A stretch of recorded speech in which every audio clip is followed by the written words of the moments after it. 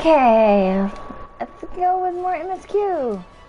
And as you can see, I got Reaper to 89 because I wanted to keep doing MSQ with y'all rather than me having to be frickin' tailgated by the red crest of death, as I'm dubbing it right now.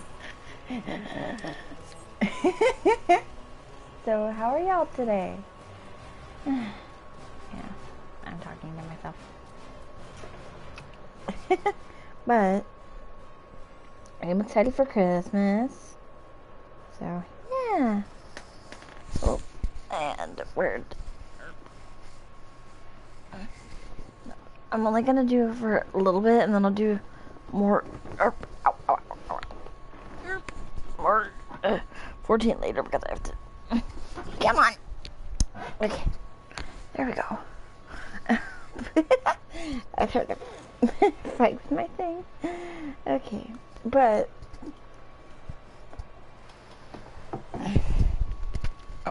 okay. Ah, damn it. No. Trying to rearrange, get myself settled first. Should have done this before starting stream, but meh. Because currently I have to use my phone as my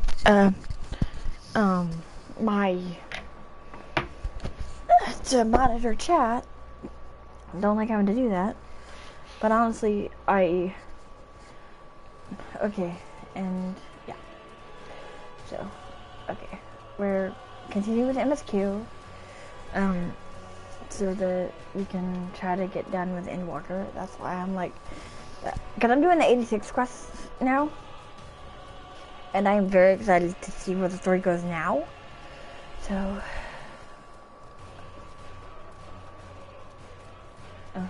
and yeah, I know I'm having to watch my own damn streams, but I'm only having to watch my own because of the fact that I can't monitor chat right now, which sucks. Okay, so yes, these creatures should suffice.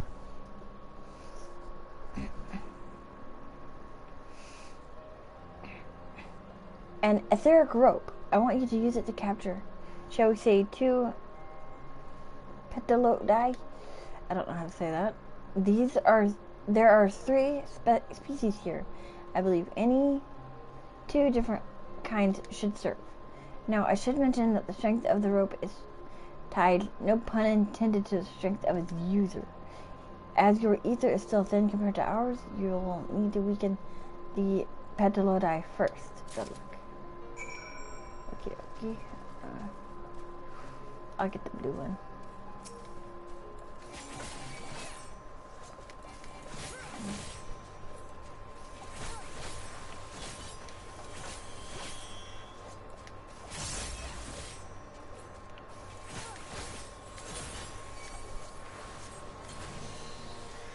That's one.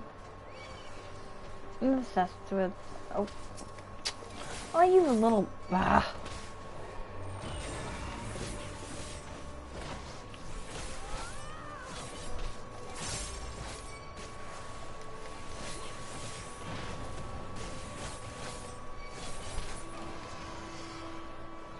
And this one is this blue or purple? Oh.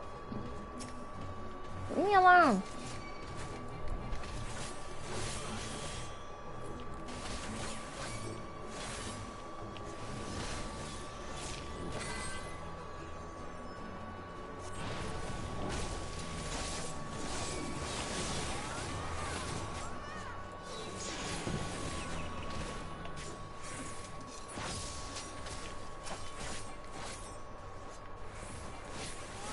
You made me kill it, damn you.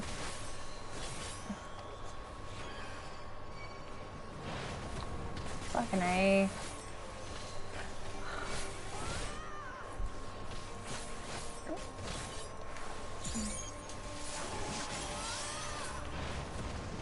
Oh shit. Oh yeah. I'm definitely starting to get a rhythm with, for Reaper.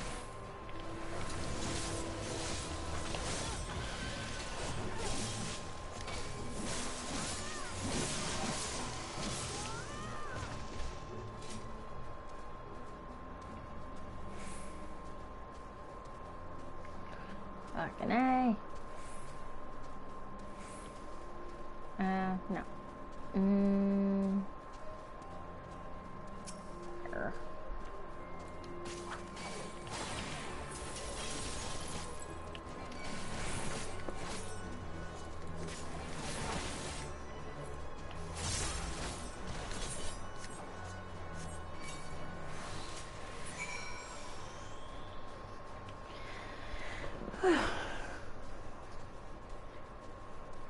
Okay.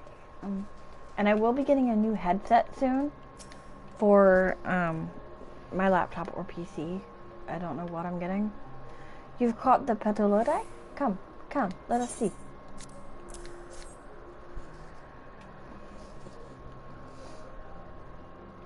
Yes, these fine fellows will do nicely. And now for a spot of revision. Oh.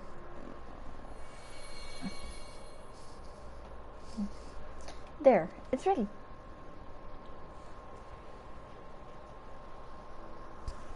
It's nothing fancy, but then we're trying not to stand out. Try it on for size. You turn living things into clothing just like that. Hello. Welcome to the stream. Well, not just like that. You need to revert them to their... Oh shoot. What the Okay, so... Okay, there... It's nothing fancy, but then we're not trying to stand out. Try it on for size. Well, not just like that. You need to revert them to their constituent ether first. Sorry, had to frickin'. Lest you wonder why I asked for two species, it is due to the difference in their etheric balance. Blending them allows us to produce garb with superior etheric stability. Well and good to disguise and educate it, but it won't fool anyone who can see worth a damn. Fair point, but at the very least, it should spare you unwanted attention from casual observers. Emmett Selk speaks true. Even just like us, your unusual nature will be plain to those who think to look. Should someone question your presence, don't make up excuses, much less try to explain what you actually are. No. Best to simply say that you're a familiar. The question is whose?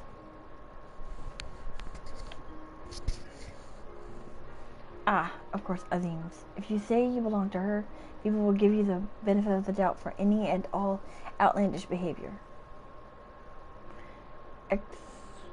Exploiting our associate's absence? For lack of her presence, absolutely. Were she here, she'd have been the first to propose the idea, and you know it.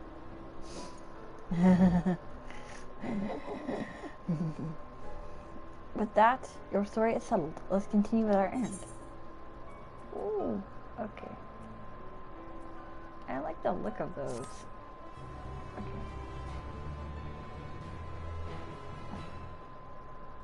This would explain where people, but like I said, okay, so I have to fucking put those on, I think. In search of Hermes. Oh. Okay, so I'm gonna put those on just to be safe. Well, yeah. Hippo Days is ready to continue on if you are. Sorry. If you are ready, let's continue along the path to Anagnorisis. The place serves as an observation hub and residence both. Someone there should be able to point us in the right direction of Hermes.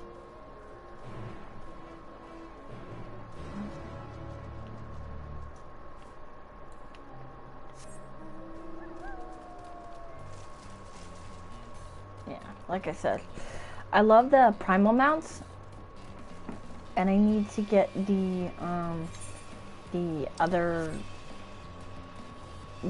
Shadowbringers ones. I need to. I might see some estimates want to help me out. there any...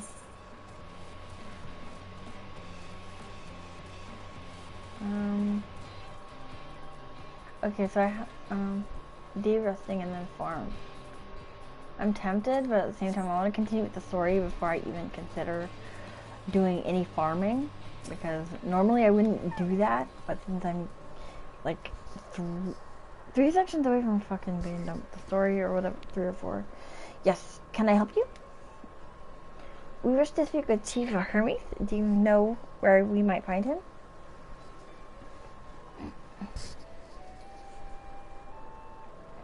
Well, not by your mask, I assume you are one of the 14. I wasn't aware there was to be a visitation. Between you and us, it's something of a surprise. Your discretion in the matter would be appreciated. I see. My lips are sealed. The chief should be out conducting observations as usual. His focus of late has been aquatic creatures, so I expect you will find him at one of the pools here. The pools, you say? Many thanks, and apologies for disrupting your work. Okay. I say Hypnodeus. While I've never met Hermes, you know him well, do you not? That being the case, couldn't you simply find him by his ether? Aye, that I could. As you know, MSQ and I can discern the color of souls. By the same token, we can also see ether quite keenly and from great distances. With this skill, I could readily locate Hermes, but I felt that it would be a waste of an opportunity. We're here to perform an assessment, after all. By searching the ordinary way, we stand to gain insight into Elpis and the man in charge of it. This is as much for your own enjoyment, like as not. But point taken. If you're going to accompany us, make yourself useful and help us look for Hermes. According to his profile, he has short, dark hair.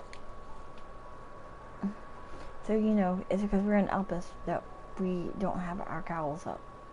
As a special exemption due to the need to be aware of dangerous creatures. Elsewhere, we do not exhibit our individuality. It's unseemly. This is all common sense. But I would not assume you possess any. It's a rare treat, indeed, to be able to search for someone by their appearance. And I thank you for humoring me. Come, let's find our man. Okay. Okay, so... And I've already attuned to both this ether up here and the one way over here. The 12 wonders is the 12th wonder and the Anagnorisis are the ones I've attuned to. The only one I have not is the Poietin Oikos. I have no frickin' idea how to say that, but I'm doing my best to pronounce things. I'm doing my best to pronounce them the way it sounds, not the way it's accurately said.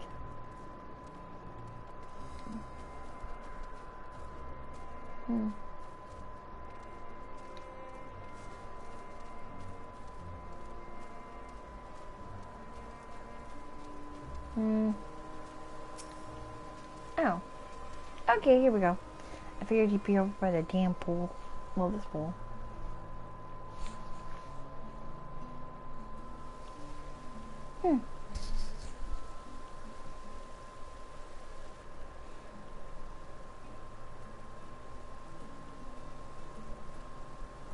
Huh. You are... Oh. Different. You're different too. You and me. We're alike. Friends. I want to be...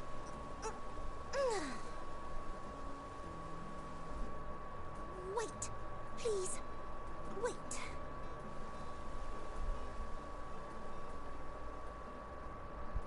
Greetings and salutations. Can you hear me? Do not be alarmed. I mean you no harm. I wish only to hear your words, share your feelings, and know your thoughts. May we please be friends?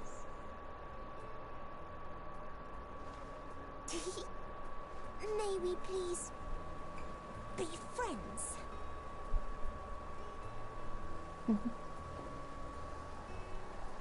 Ah, I see you found him.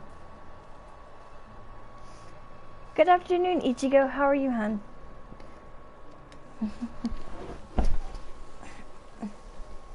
It's Ladeus. It's been a while. Too long, I think. Too long indeed for close collaborators. On this blessed occasion, I bring not only myself, but others who long to speak with you.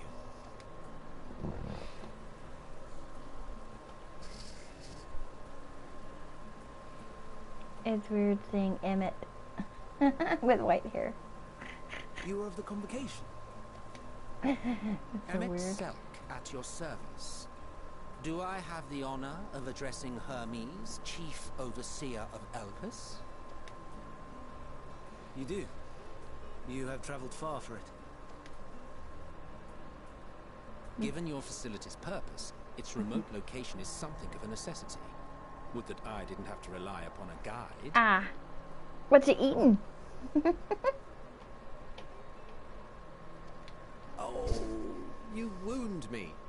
Have I not ever been an attentive and helpful friend? But moving along to more agreeable company, this one we chance to...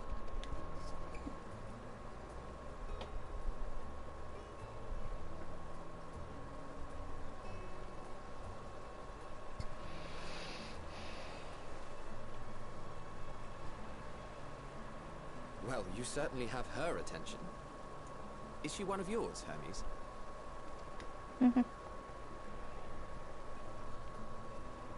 Her name is Meteor. It means shooting star.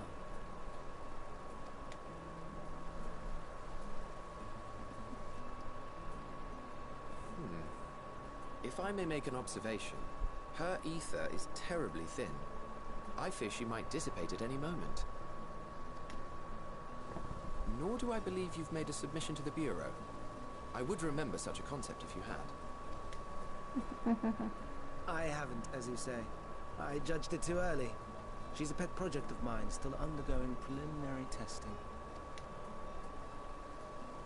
But rest assured that I will attend in person ere long.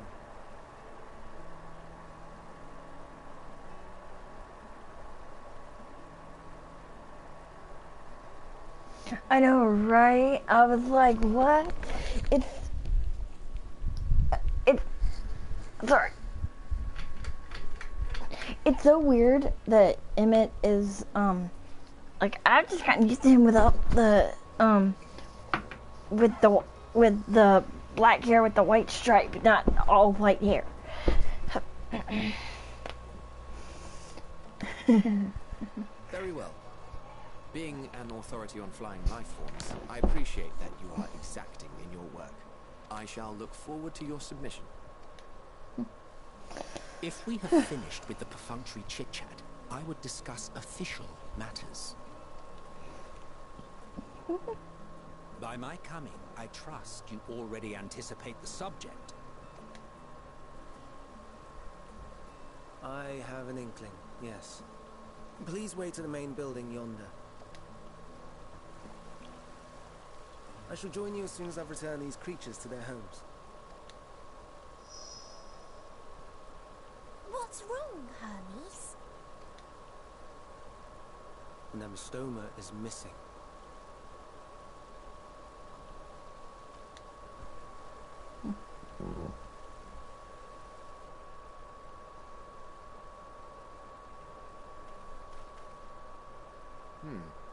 I may have found it.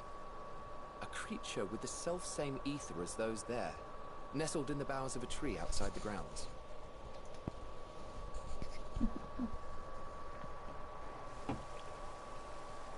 You're saying they can climb, with their sorry excuses for limbs? No. Emmett Selk isn't the one fashion that's has been to got the imbue braided aquatic hair. creatures with the power of flight, No, no. ever since the words of Metron created a sky-swimming fish. The Ambistomas too can fly, if only slightly, and they could conceivably climb a tree. Whether they can come down safely, however... Excuse me.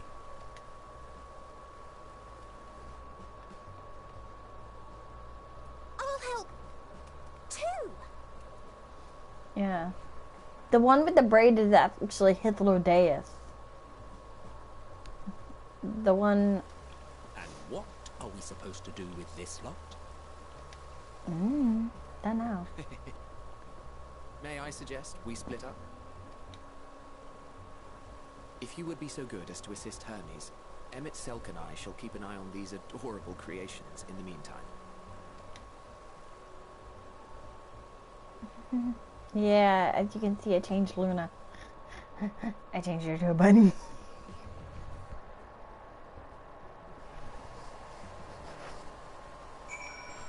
Yeah, yeah. As you can see, I changed Luna from like Aura to a Viera. But I decided to, because I figured it'd be something different rather than Hup. Oh, and where the heck? No.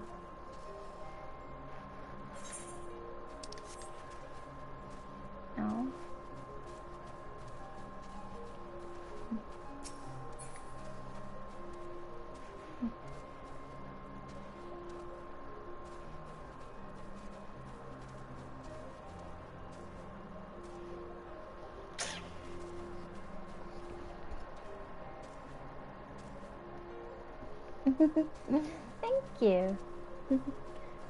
Yeah, figured I'd do it as like a nice little change. Cause I've had my main as like an aura for so long that I'm like, yeah, definitely time for a change.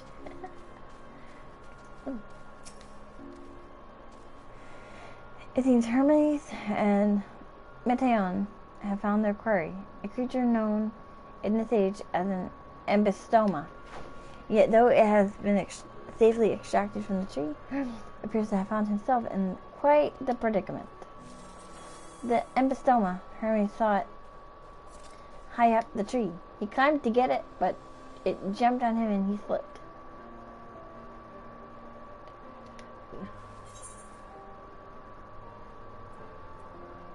Do you need a hand? No, I'm fine, if a little embarrassed. Now for your own safety, please stand back. Oh. I was gonna do kitty, but then I was like... I was gonna do kitty, but then I really thought about it, and I'm like, meh, it's been forever since I've been a Viera. Ah.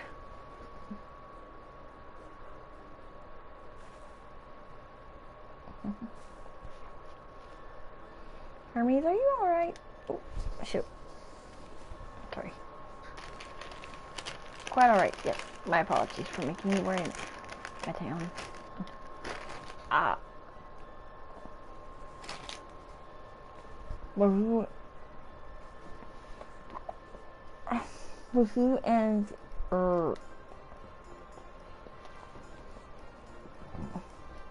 Runahime, you are called. An intriguing name, somehow reminiscent of a new creation? Yep, I agree. Thank you for coming after me.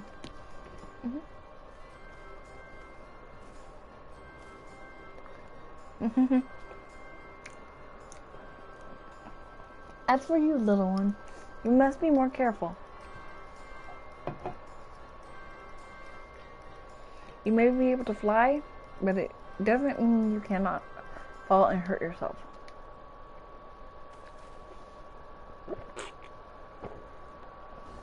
Oh no, I had forgotten all about its fellows.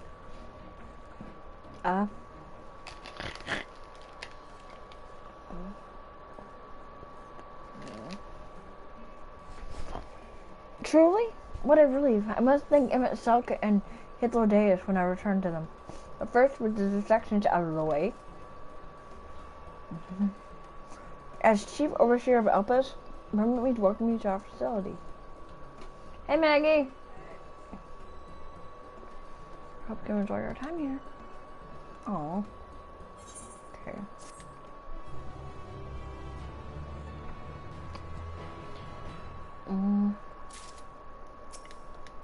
And, ooh. Having found the wayward Embystoma, Hermes is a picture of all. Oh, that's cool. Well, we mustn't keep the others waiting. Return to Anagnosis? I don't know how to say that.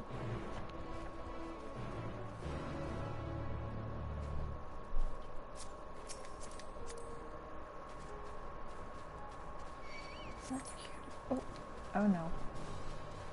No. Leave me alone. You stupid bird. Leave me alone.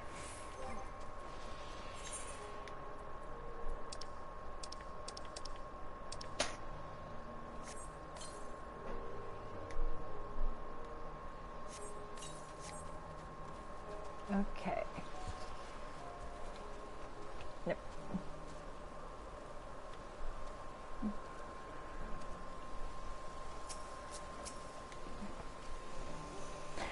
My apologies for the trouble. Owing to your assistance, all the Embystomas are safe and well. I will presently send them back to their space, and if you would go on ahead to the main building, upon entering you will see a table and chairs, a meeting area, and may speak there. Very well, take care and not let the pictures slip away again.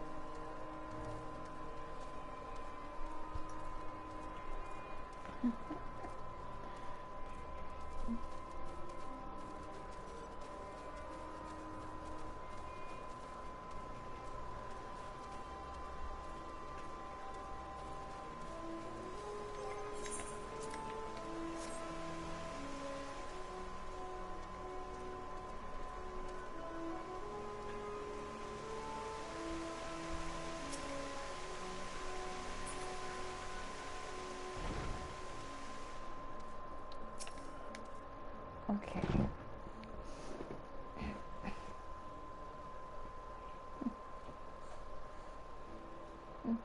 This appears to be the place. And here is where we part ways. We will be discussing highly sensitive affairs.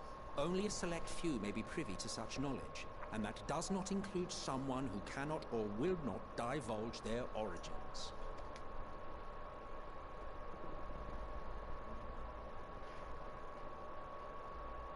What? Will I have to remove you by force? I have important things to say to him as well. Yes, I'm sure your business with Hermes is quite pressing. You may speak with him to your heart's content after ours is concluded. I do not object to her attendance. Hermes, this is highly irregular. Perhaps, but I believe she can be trusted. Meteon would not have taken to her so quickly otherwise. Moreover, the presence of a third party may help me to maintain composure.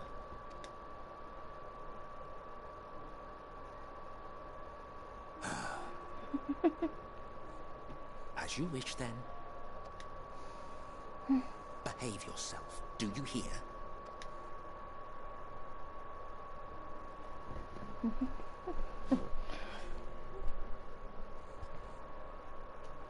Okay, so...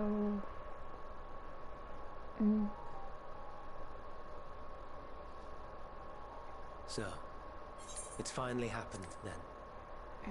Sorry. I'm gonna let this play. Aye. Van Daniels declared his intention to step down and named you as his preferred successor.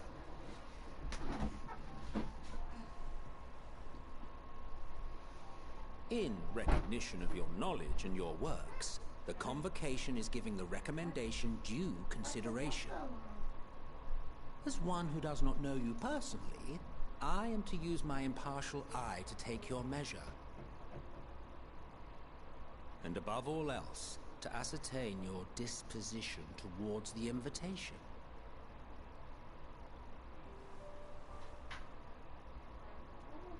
I understand that you and Van Daniel are close.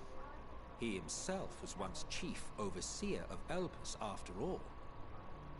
I should not be surprised if you knew before anyone else that he wished to relinquish his office. I did. He told me that when he fulfilled his purpose, he wished to pass the torch to me. A torch you seem none too pleased to accept. Are you so averse to serving on the Convocation? No, it's not that. For a humble researcher like myself to even be considered is an honor beyond words. No. What troubles me, what I struggle to come to terms with, is the very fact that Van Daniel is stepping down. Does this not mean that he will return to the Star?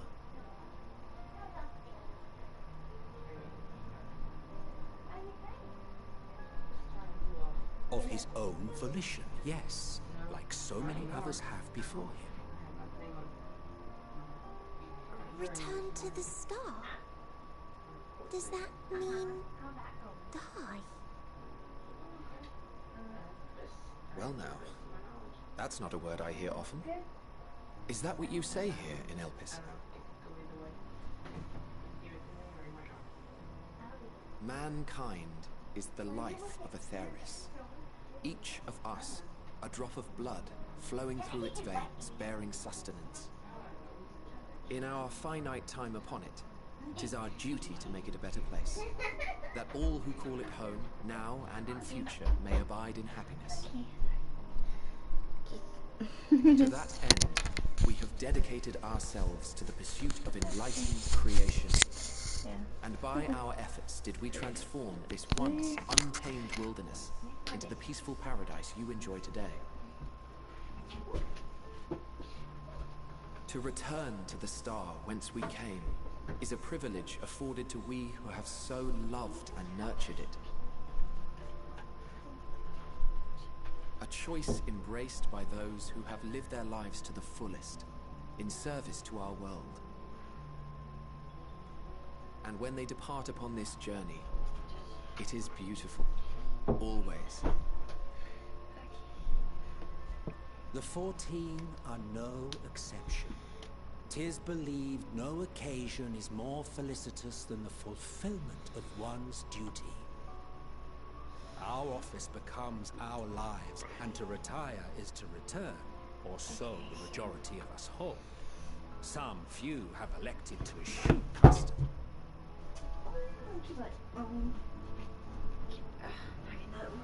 Mayhap you feel Van Daniel's deeds do not warrant his return. Yet you should know his accomplishments as well as any. During his time, he conceived of countless outstanding concepts. And channeling the wealth of experience he attained here in Elpis, he brought forth many new specimens. I know of all this. I do. It's just, I cannot fathom why someone so great and wise, who could still do so much good, would want to end it all.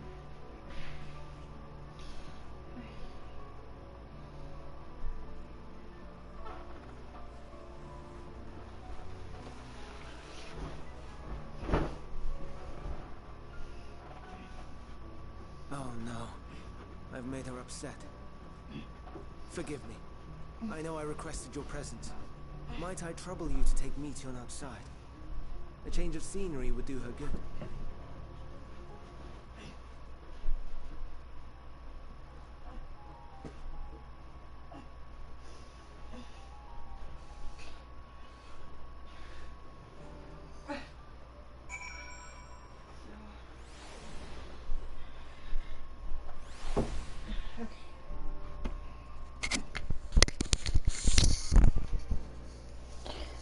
Welcome to the stream. Okay. Yeah. I was trying to move around in the background without y'all noticing. Okay. Okay, so ponder, warrant, cherish, welcome. Okay. I'm sorry, Luna. I didn't mean. Sorry. A walk. Perhaps we can go for a walk?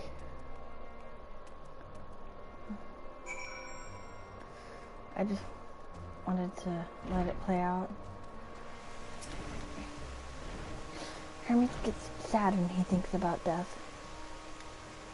When others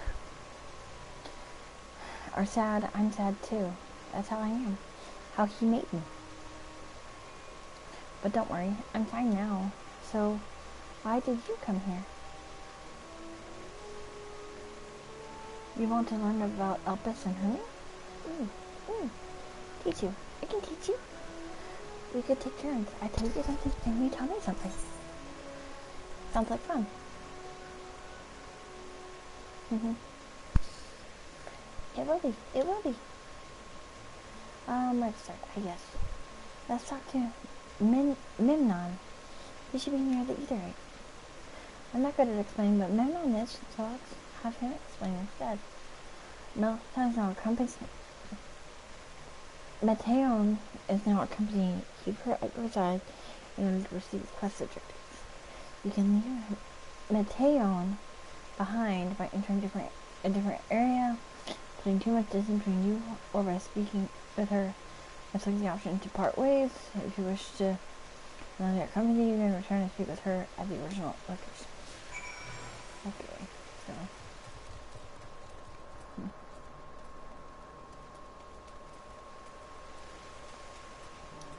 Okay.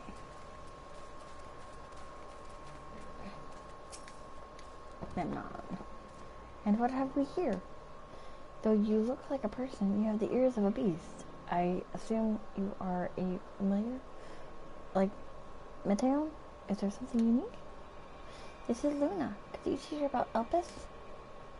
Ah, a newly arrived familiar, is she? Very well. I should be glad to introduce our fair facility to her. As you know, it is mankind's duty to make the star a better place. As part of this duty, we employ creation magics to bring forth new life. However, we cannot simply release our works to the world, or it would lead to chaos. No, Andy and all life forms must undergo extensive testing to determine their fitness to exist. Testing which is conducted here in Elpis. Every candidate is subjected to a rigorous study in which we identify their properties, surmise what habitats might be suitable, and speculate as to the effects they may have on the environment and other species. Should it be judged a beneficial addition to the star, it will be allowed to take its place in the world. The two of you, too, were created with the hope of making the star a better place. So heed your masters well, and be good. Do you hear? We will, Memnon. We will. Thanks for the lesson. You had a turn, now I get a turn. Where did you come from? From a place facing a great threat. There's such a place? I had no idea. But this place is important to you. I can feel it. Oh, my power. I haven't told you about it. A creation. Let's find a creation. One not being watched, and then I'll explain my power. Okay. So.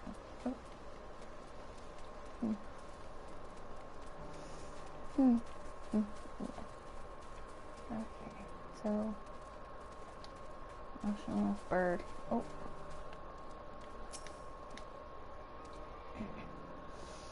Okay, so I was trying to make my bed, but I'll do it in a minute. Oh, this creation is perfect. But I don't remember seeing it before. Perhaps it's new? Oh. Anyway, I'll try reading its mind. That's my power.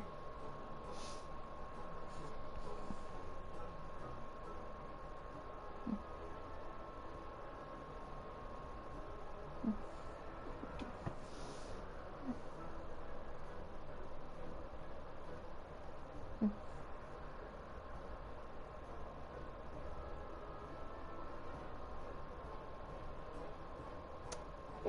can't read.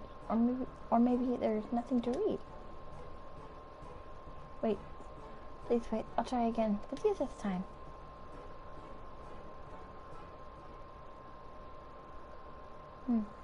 Oh.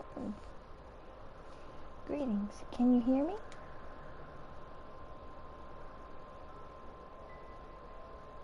This is my power. I can read the emotions of those around me and project my emotions to others in return.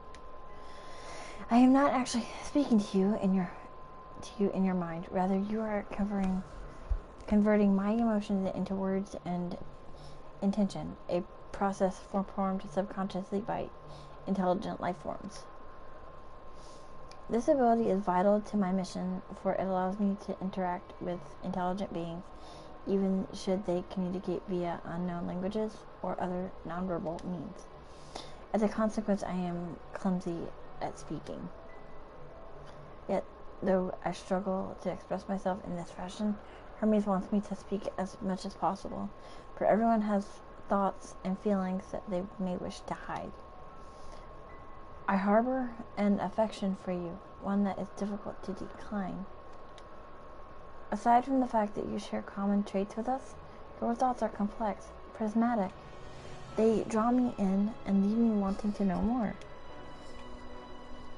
Out of respect for your privacy, I will refrain from using my power when speaking with you. Nevertheless, I want you to know that I wish to be your friend.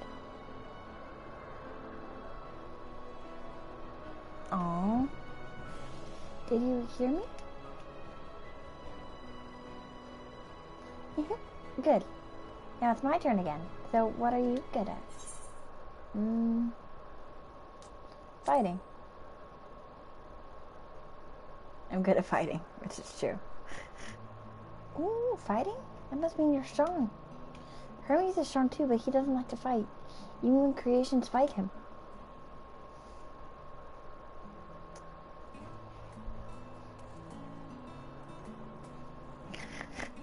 Ooh. I think we might be bothering it.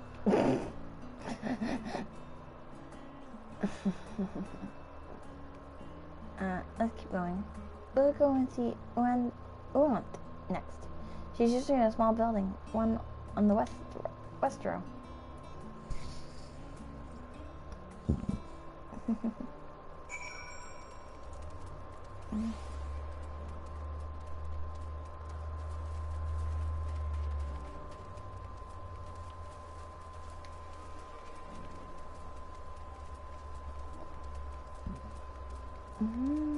Is it this one?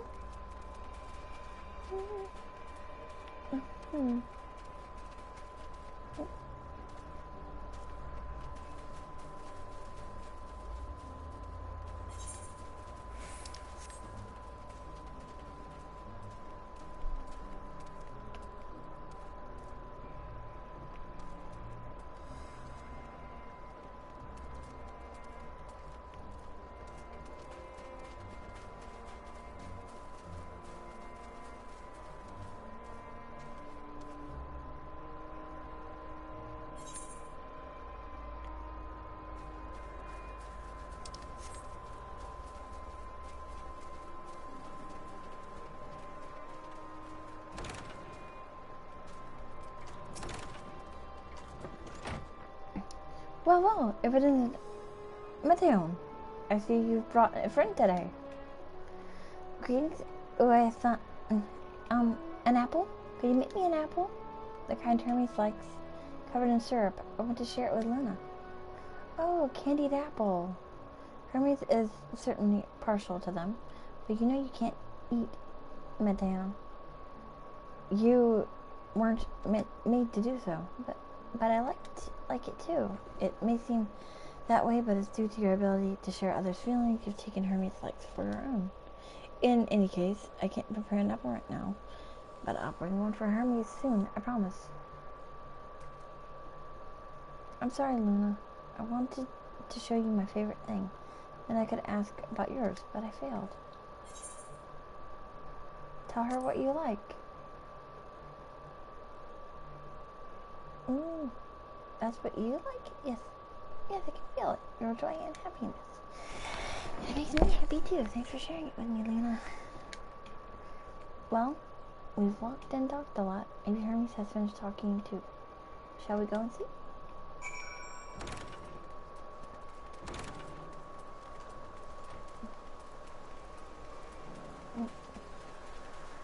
To be honest, I may stay bunny. For quite a while. For a while. I'm thinking about it anyway. Okay, so let's see.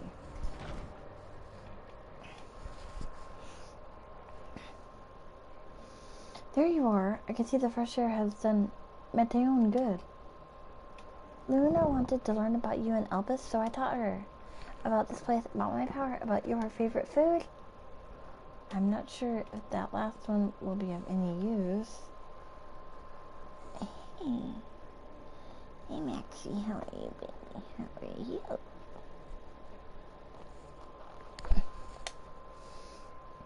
But I do appreciate your keeping Meteon company.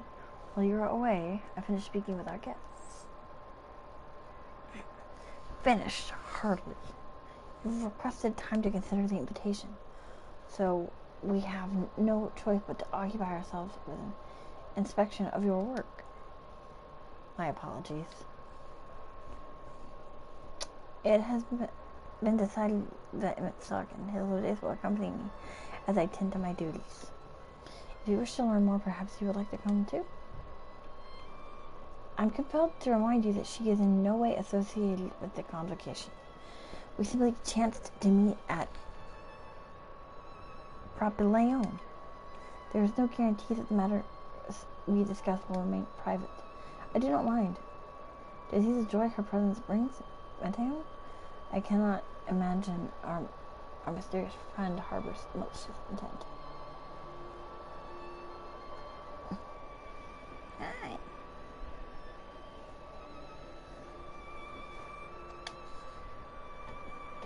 Luna is kind, really, truly. She taught me as much as I taught her. You're coming, of course, to watch Hermes. You're bound to learn lots and lots.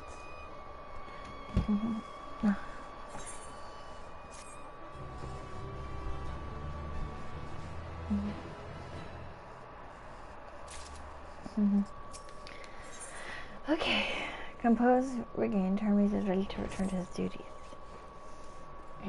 If everyone is ready, there are a few creations I need to check on. First, we shall return to the spot where we found our wayward embystoma. Have care when you step outside a hub, for there may be more unruly creatures about.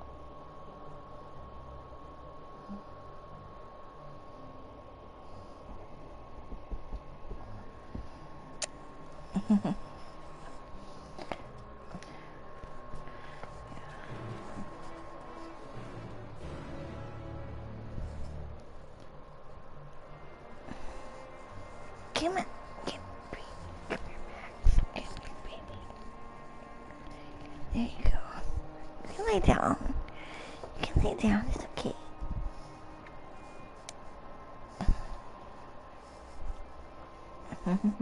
Sorry, I'm petting my cat.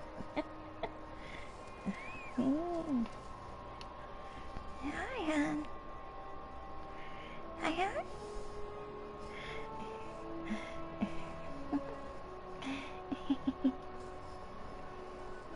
Hi.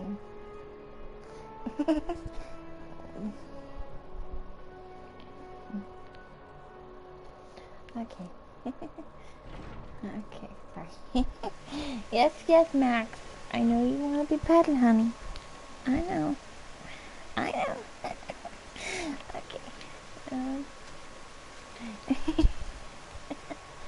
Yeah, hopefully, like, machines will be of better quality soon.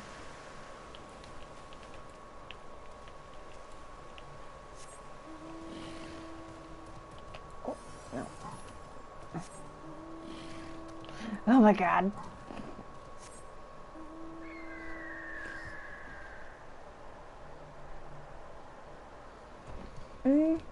Two, maybe 3 years old.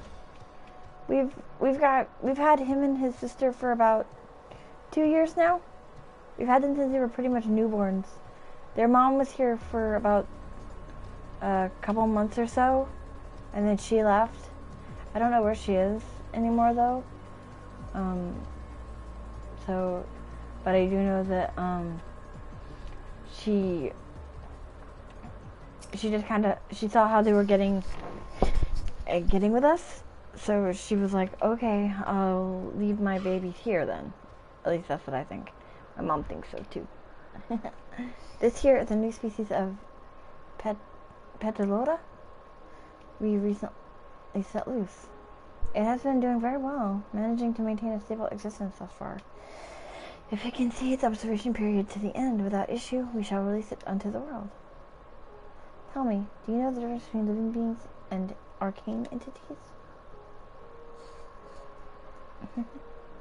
It is the preference of a soul, yet a soul isn't something you can choose to have at will. No, it manifests only in those beings whose forms adhere to the laws of creation, that can endure on their own. Beings that do not fulfill this requirement, such as those spontaneously born of magic or natural phenomenon, do not have souls.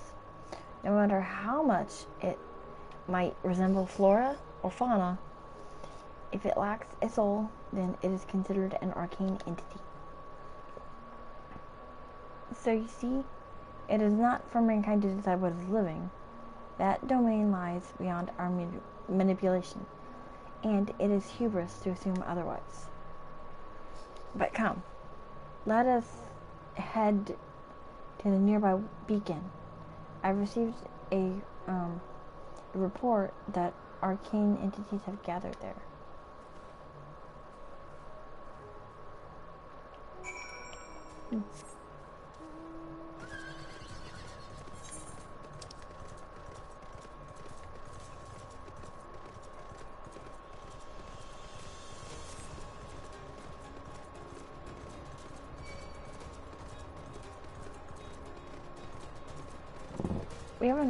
We've had them for quite a while now. So.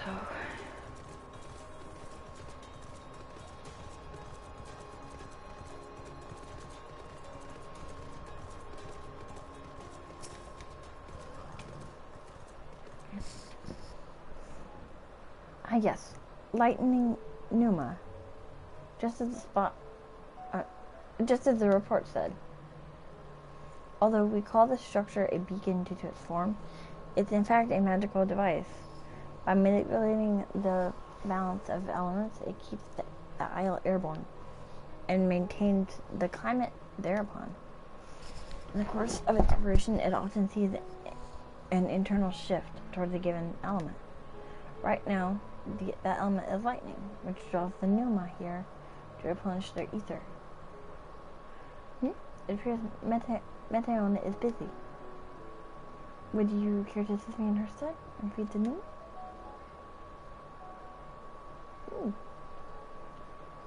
By using the lightning converter, you can harness ambient lightning and focus it into a ball, a veritable feast for our dazzling friends. Go on, give it a try.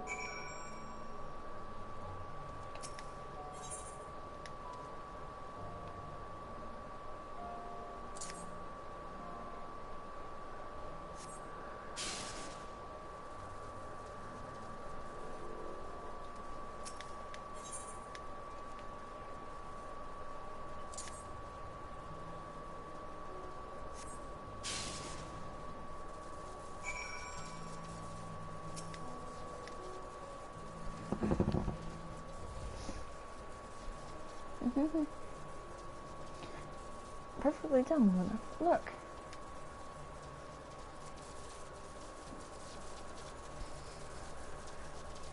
See how they gather to feed, and how they express themselves through their actions despite their lack of words?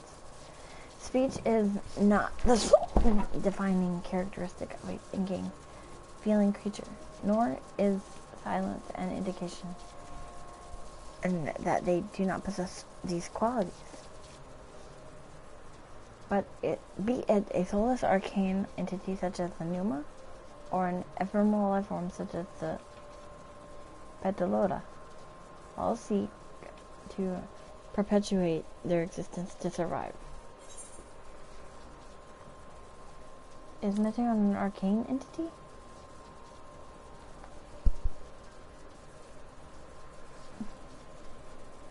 A good question. I can answer it from a theoretical standpoint, but it ultimately falls to the Bureau of Architect to pass judgment.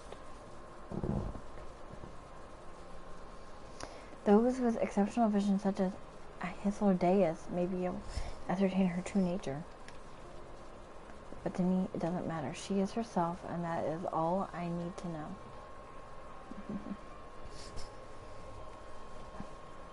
Oh, finished already? I'm sorry, I was in the way. Not to worry, my dear. They missed nothing of note. We will have plenty of work for them to observe. Next, we will head head east to the Morning Dew. I need to speak with some observers there.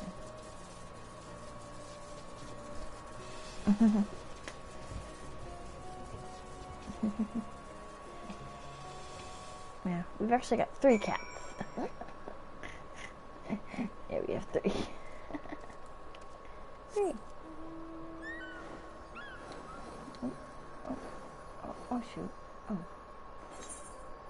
Okay.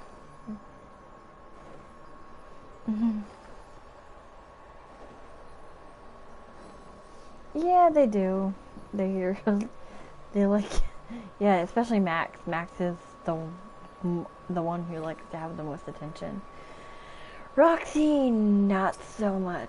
Roxy likes to be left to her own devices. Max, on the other hand, nope. He likes the attention. He likes to be petty and all that. Amazing, is it not? The Ampelos, one of our newest subjects.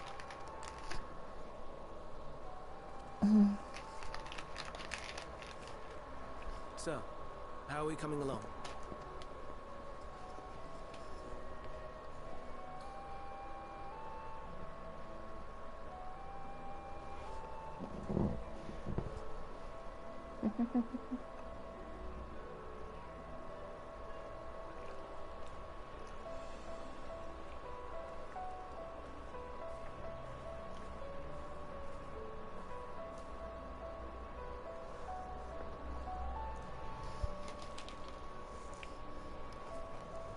This place is Elpis. Those flowers. Elpis. Entelekis. Like me.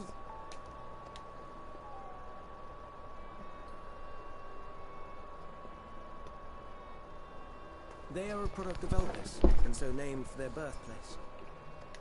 A happy accident, born of the hands of a former researcher who loved beautiful blossoms. Unique for how they change color, to reflect the emotional state of those nearby. Though be it here or elsewhere, they are seldom seen in any hue save purest white. Reflect the emotional state, you say? By what means do they achieve this? In creation, there exists an energy wholly apart from ether, one driven by emotions. In like manner to how we manipulate ether, this flower is subject to the influence of said energy. While it has no will of its own, it is sensitive to the prevailing emotion in the vicinity, and reacts by altering its color and vibrancy.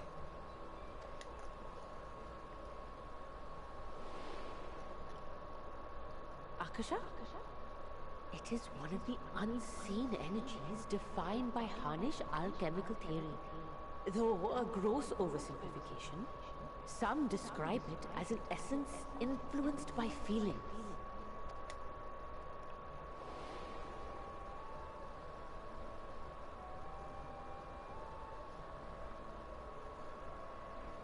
Akasha.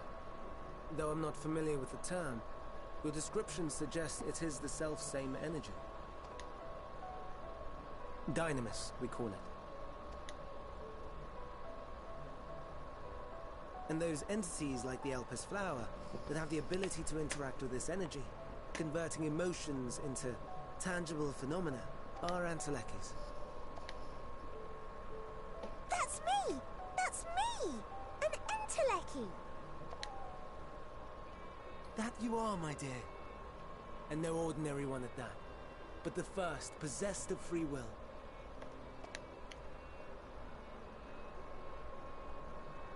Wait.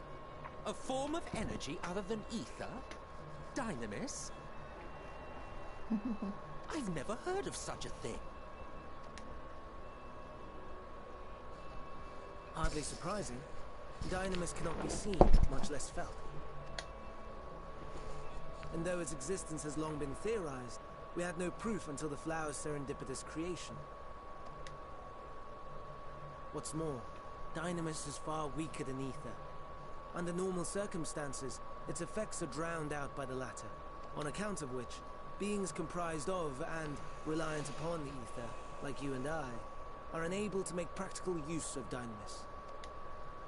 'Tis a truly esoteric thing, known to but a select few scholars. Intriguing. Then, given the limitations you described, why create Meteor?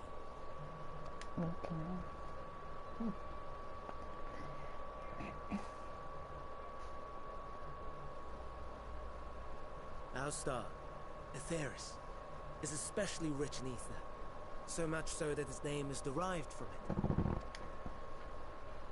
However, when we consider all energy in existence here and in the vast space beyond, Dynamis may account for as much as 68.3%, the more abundant form by far. We're able to control it. We can open the door to limitless possibilities. You gotta do your bed and you gotta get all this stuff picked up off the floor. Now. No. I'm very tired. Cereal.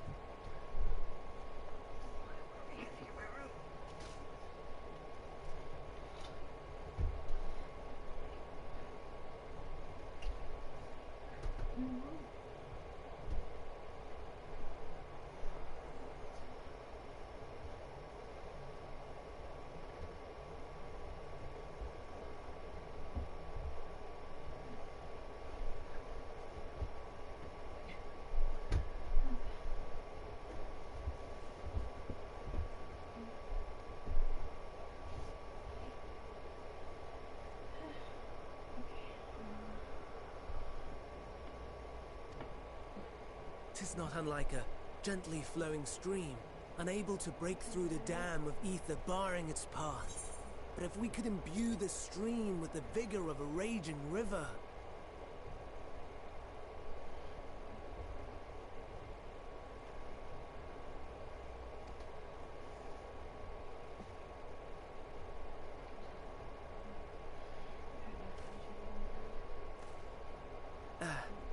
Not that I have such grand ambitions. Nay. I merely wish to create a being that could traverse the great expanse.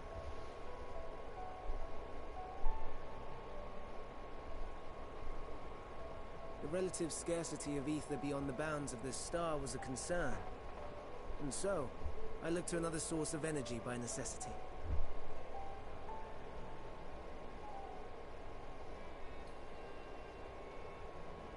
That being Dynamis. No wonder her ether is so thin. Precisely. Yours is thin too. Like an Enteleki. Like me. So... are we the same? intellects.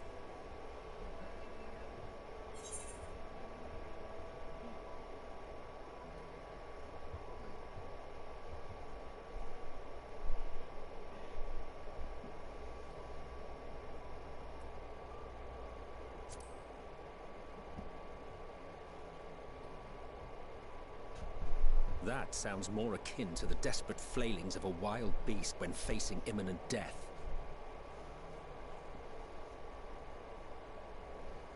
A deficit of ether alone does not an Enteleki make. It would, however, make it easier for you to interact with Dynamis. And limited though its influence may be, this quality could prove the difference between victory and defeat. You do well not to underestimate it.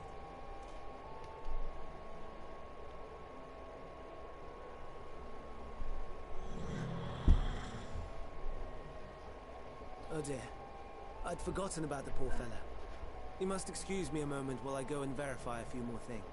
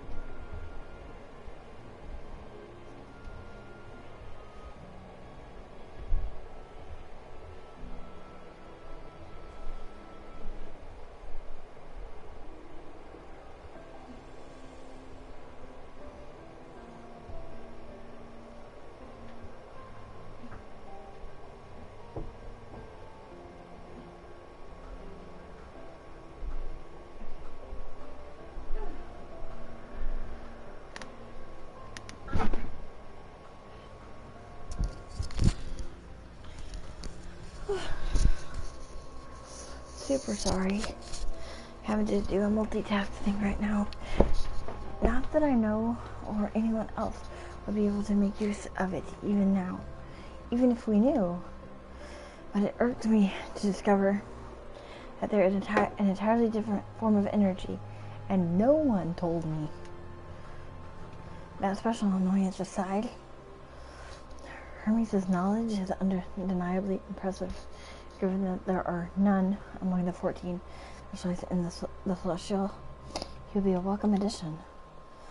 Assuming he can be persuaded to join, that is. I still can't understand his hesitation. What did you specialize in? Oh, you wish to know why Emmett Silk was chosen? I should be glad to share the tale. It began when... Not another word. Lest you've forgotten where to learn about Hermes, not me.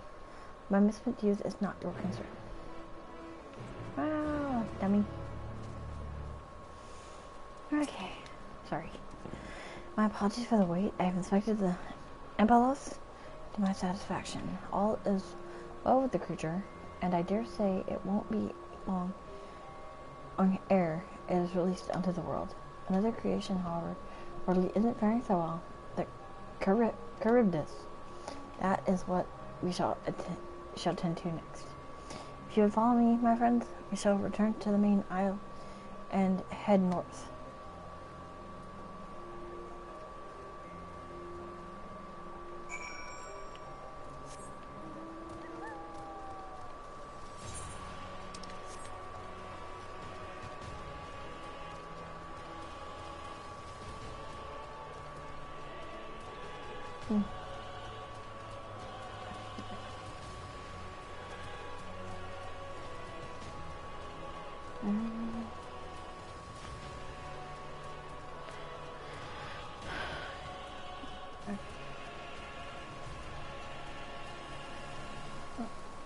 Oh, that looks like the one from the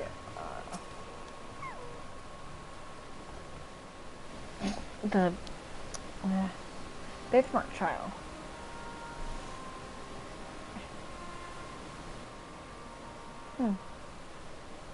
I understand there was a problem with one of the Charybdis? Yes, that's right. As you know, the Charybdis is based on a sea creature. Owing to adjustments to enhance its affinity to wind, it is capable of flight. Oh. This third generation creature was born with an etheric balance, leaning strongly towards water, its aquatic origin reasserting itself, it would seem. The result being its affinity to wind is diminished and it cannot fly. No matter what we try, we can't get it to rise the slightest bit. For such change to manifest in so few generations, I fear they are too unstable, flawed. With your permission, I will revert the creatures and recommend to the Bureau that the concept be revised. With its etheric balancing towards water, the Charybdis would indeed struggle to manipulate wind. Yet it is too early to conclude that it cannot fly. When failed at first, it may simply have developed a fear. I shall transform and fly with it, helping it to manipulate wind until it finds its wings. What? You needn't go to such lengths.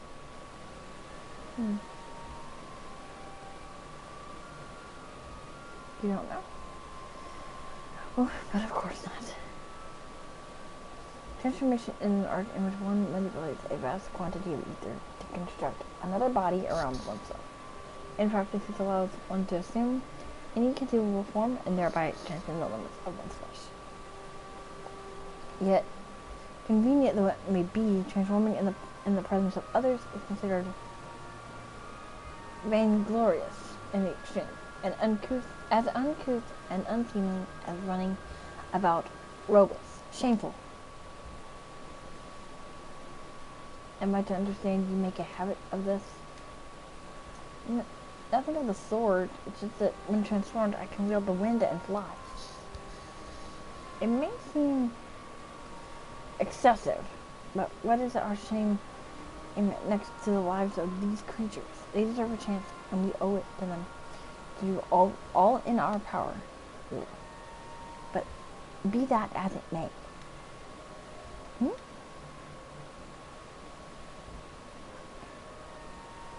Yes, I believe I have a solution. In itself, may I trouble you to move that Charybdis away from its fellows, somewhere out of sight?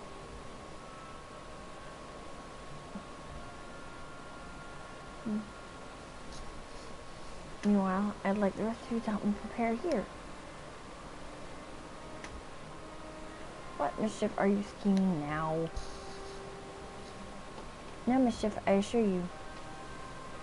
I would, but spare you the need to report to your colleagues that Hermes committed an indiscretion. So have a little faith and run along.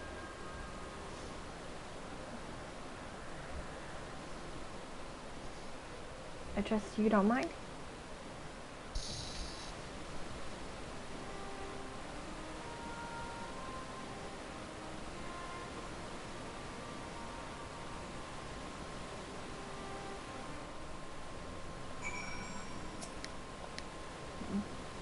Looks like it's out of sight. Good. Let's figure the plan. It's a stroke of genius, really. We have it in itself to train the Charybdis.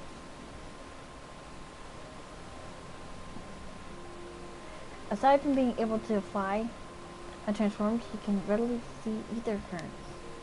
And with his adept spellcraft, he can also employ suitable wind magics to guide the creature along. While he is indeed capable of all you described, it is not his duty. I am loath to trouble him with it.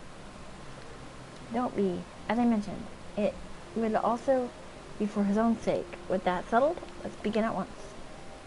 Luna, I want you to go to Emmett Selk. I believe I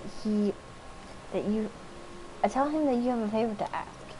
He will be disinclined to cooperate at first, but you mustn't be discouraged. That, friend, trick is to be unflagging and persistent. Off you go now, and good luck. With the chat mode in Say, use your keyboard or software keyboard to enter any phrase containing the words "I have a favor to ask" to indicate to Emmett Selk that you have a request. It's been a while since I've had to do something like that, so. Wait, no, that's not what I want to do. Gosh darn it. Yes. I got a giant Carby. Sorry, I love carbuncles. I love me some carbuncles. I can't wait to be able to fly in this area. Holy hell. I find, because I like doing maps, so I'd rather be able to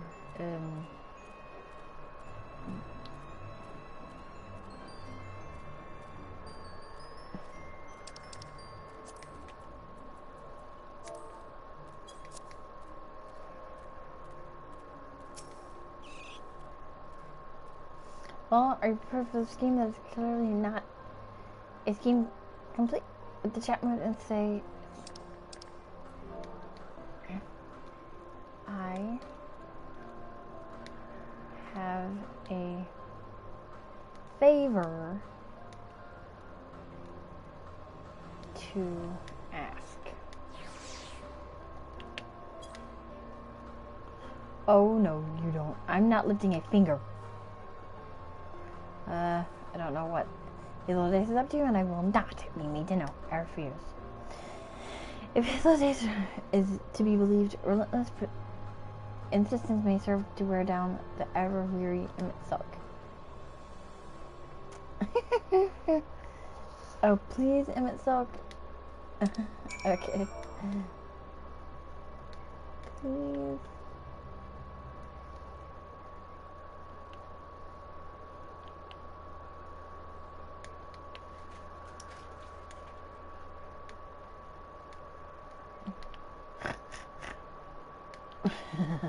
Okay. This is funny as all get out.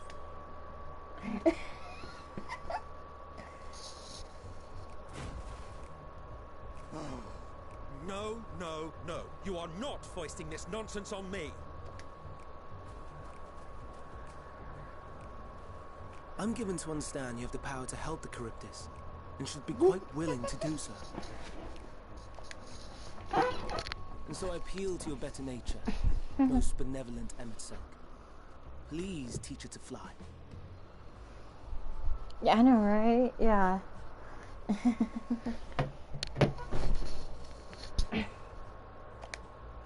Or else Hermes will transform. Right now. I know, right? Now, there's no need to go quite that far. Altruism is its own reward, as I'm sure he would agree. Oh, would he now? And who contrived to put me in this position, pray tell? Nothing so devious. I merely suggested a possible course of action. Sorry. Okay.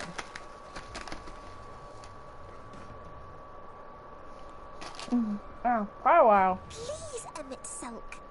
Please.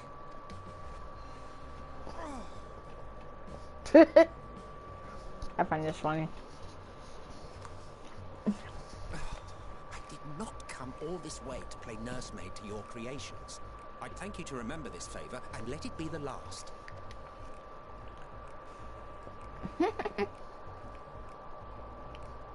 Yeah.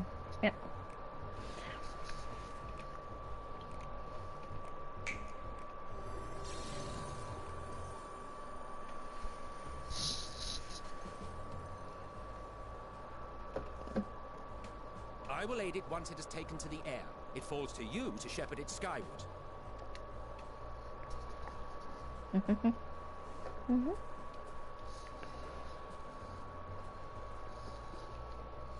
Well, let's relax and enjoy the spectacle, shall we?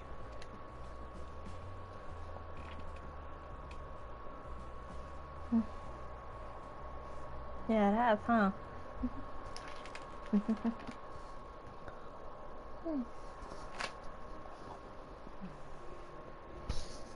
You were wondering why Emmett Selk joined the convocation. Truth be told, he wasn't the first choice for the office. I was, on the strength of my ability to see ether. But I declined the offer. For though my vision is exceptional, I am pedestrian in all other aspects. Worse even, quite abysmal when it comes to manipulating ether, for example. Couldn't transform even if I had a mind to do so.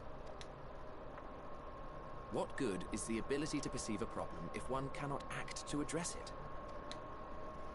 Emmett Selk has no such shortcomings. He excels in vision and manipulation both, the latter to an extraordinary degree. If there is a mage more powerful, I do not know of them. Thank you, though. Thus did I recommend him for the office in my stead.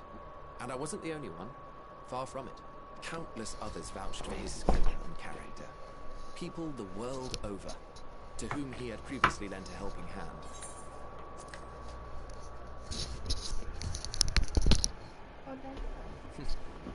Oh, how surprised he was. Claimed he hadn't done anything remarkable for anyone. Modest to a fault. He deserved every bit of acclaim he received. Yet he may well have gone unappreciated were it not for a mutual friend. A singular soul who can't help but involve herself in the business of others. Where she walks, excitement is certain to follow. Her antics irritate Emmett Selk to no end. But much of his grumbling stems from genuine concern. When our friend calls, he never fails to answer and lend his talents.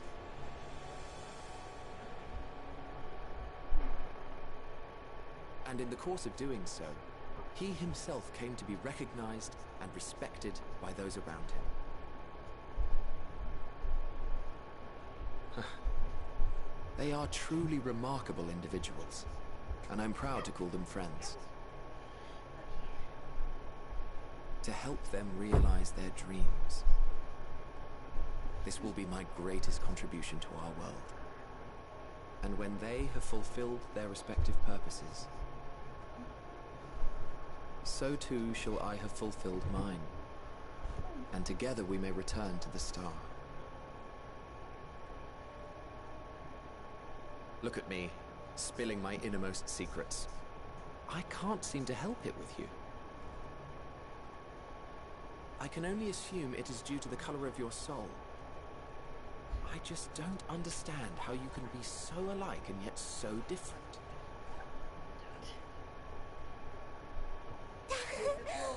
Well done, my pet.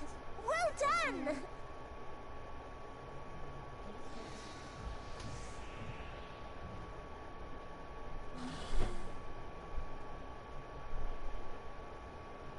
Ah, yes. I dare say the Charybdis will be fine here on.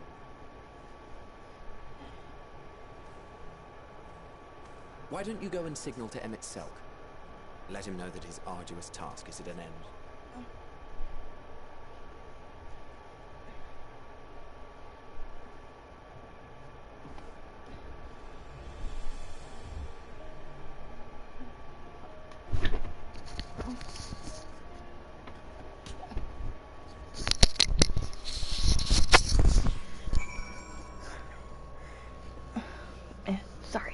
Sorry. Had to... I had to do something. I was trying to be quiet. quiet while doing it. Okay.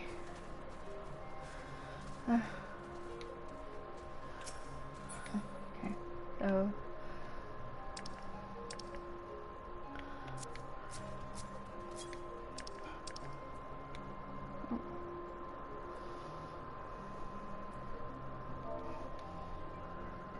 Wave. Okay. Oh. Emerging from his reverie, and that Salg noticed you to descend from the Charybdis. Okay. Okay.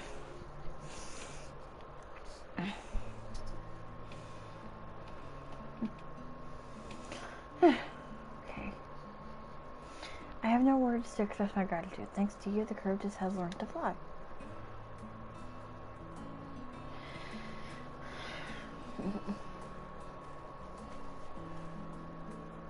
And Luna and I could relax and have a pleasant chat.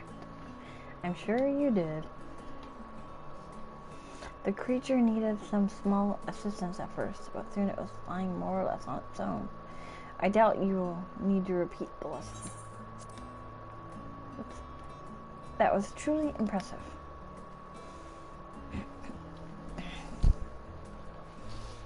I witnessed it all from afar. The Charybdis flies. Indeed. With this, we've proven that even a creature with skewed etheric balance is capable of flight. Though we helped it to achieve this, the Charybdis is a herd animal. They may well aid their struggling kin in like fashion, if and when the need arises. Keeping this in mind, I bid you continue researching them, if that is what you want. But, if I may say so, rather than hoping an idealistic possibility come to pass, would it not be simpler to have the concept adjusted? That way we could guarantee that anomalies such as the specimen were born in the first place? These creatures are already here. We will spare no effort in giving them a chance to survive. As you wish, Chief. As you wish. You got the floor cleaned up? Yeah. Both sides of the bed? Huh? Both sides of your bed? Yes, ma'am. Got your bed made up and a pillowcase on your one pillow? Yes, ma'am.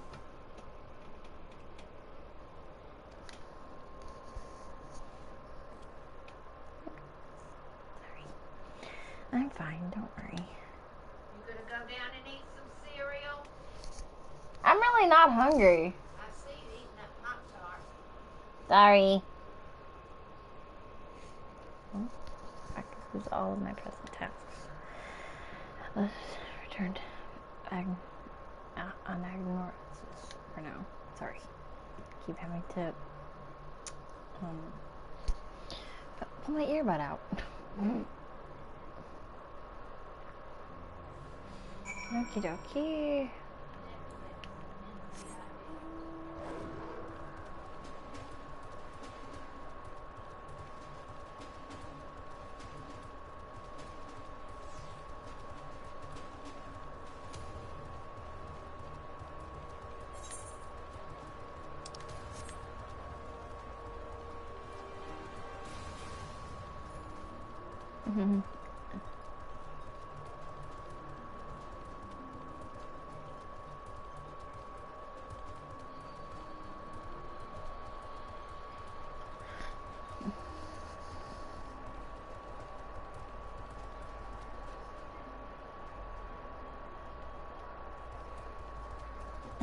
True.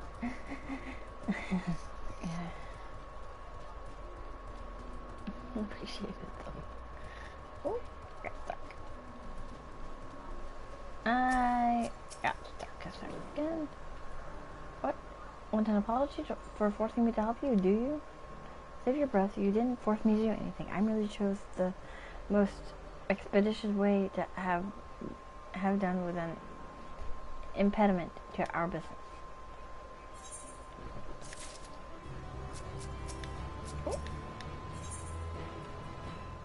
Ironwood footgear coffer. Something seems to be weighing on Hermes' mind.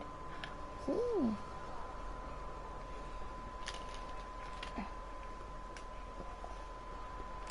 Tell me, Luna, in the course of watching me, have you learned aught of value?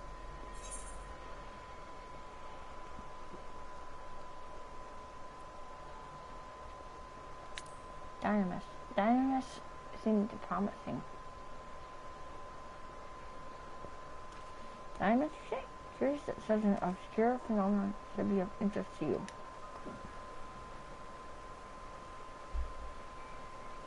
Chief Hermes, what good fortune to find you here. Is something the matter?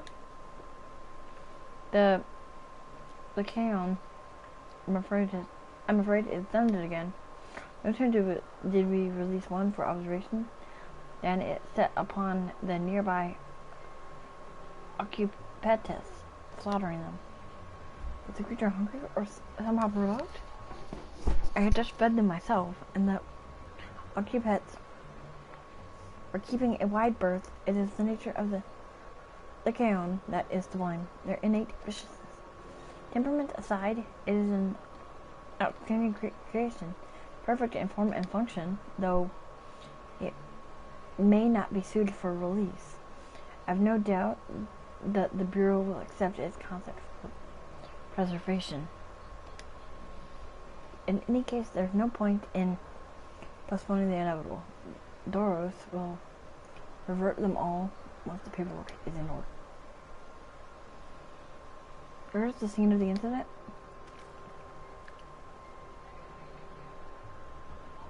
Just off the path to the 12 Wonders. As you make your way, you should see it on the left. I don't know if Doris is still there, however. Hermes, wait. Oh.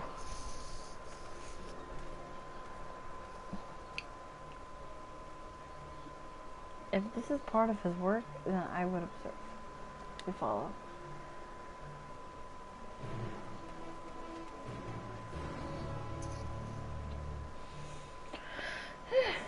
Okay.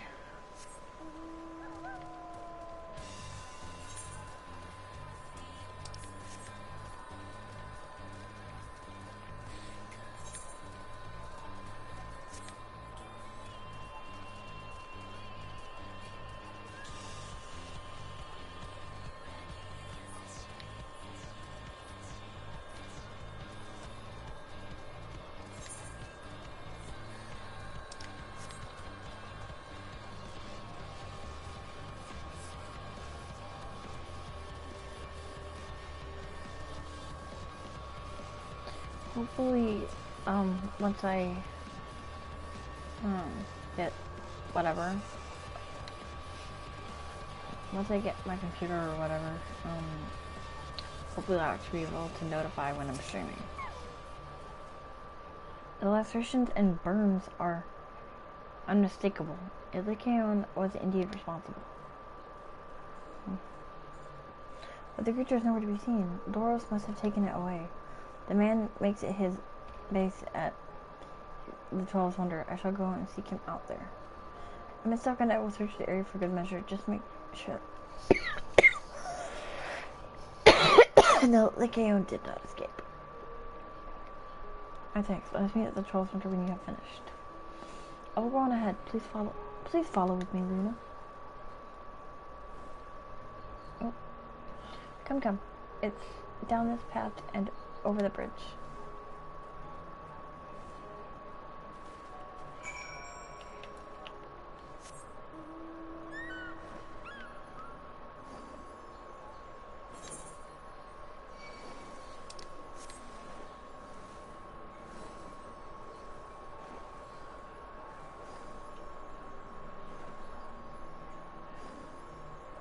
Ether to ether.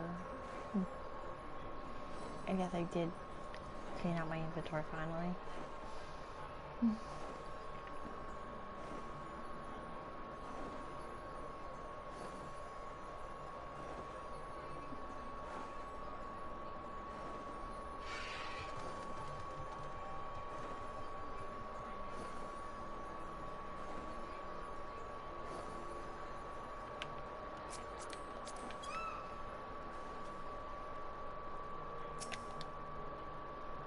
There it is. It's always wonder. Hermes is looking for Doros.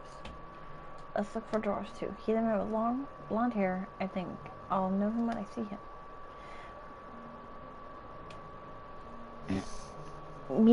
Meteon is not a company you keep your side in order to receive a quest objectives. Okay, I've already read that.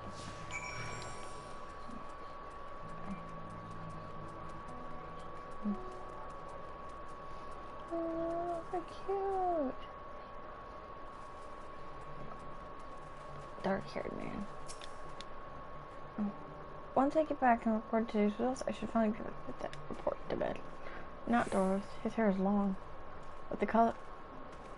Not Doros. His hair is long. But the color is wrong.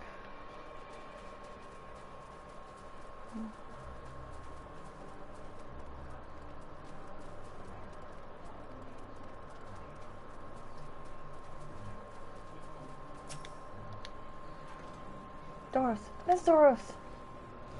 Well, no, if it isn't Mateo, what brings you here? Ooh. Ah, I thought I heard familiar voices. I didn't realize you two had decided to help me search for Doros. Thank you. You're in charge of the Lycaones, I believe. Where are they now? Out in the fields in restraints. Frenzied as they were, I couldn't well return them to Ketasis. Sorry. Once I've submitted my report, I'll see them reverted without delay.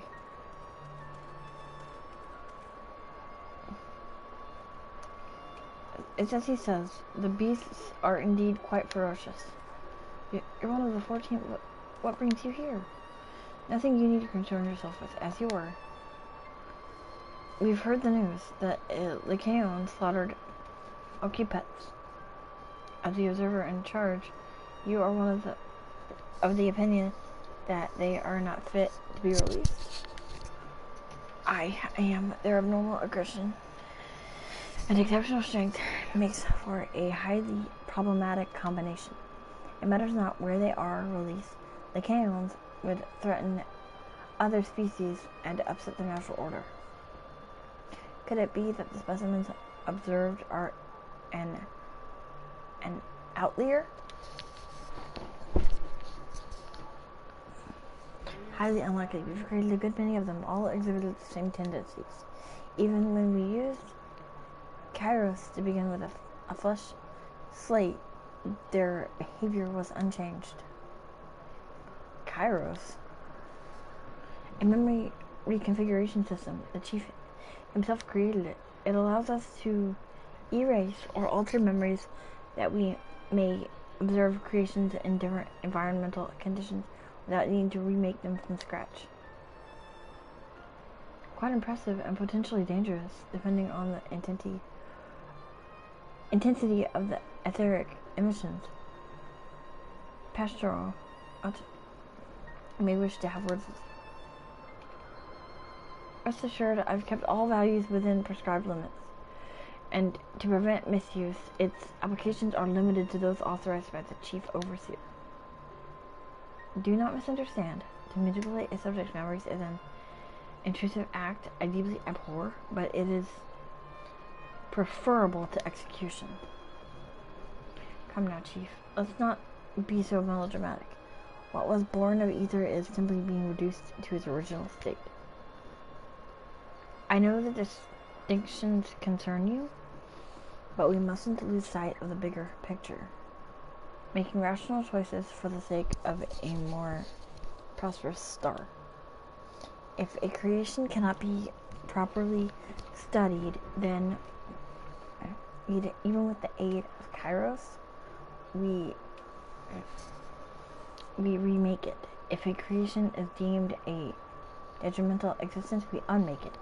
'Tis all for the greater good, and none question the necessity of such routine procedures.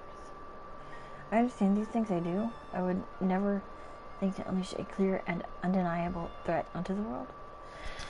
Yet, insignificant though their individual lives may be, next to all creation, it is all the Lycaons have.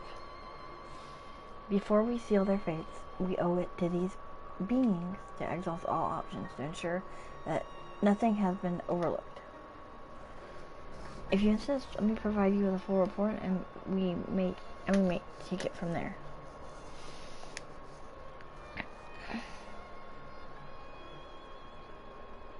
Would it be possible for us to attend the discussion that MSQ may better carry out his duties?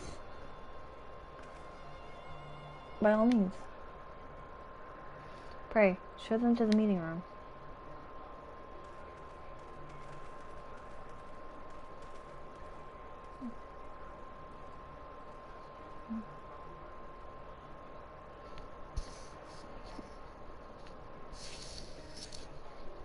Sorry, I'm going to crack my stupid neck. Okay. To man, other beings are just things to be used and controlled like magic. That's what Hermes told me once. You need to be and it's lucky to feel the weight on Hermes. I fear this discussion may take a while, during which time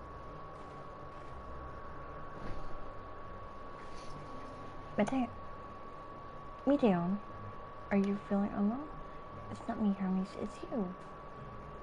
I won't go to the meeting. I'll stay with Luna.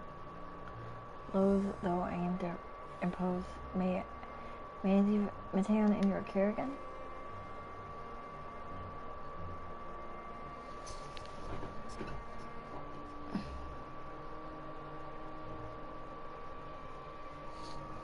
I'm in your debt, if you'll excuse me.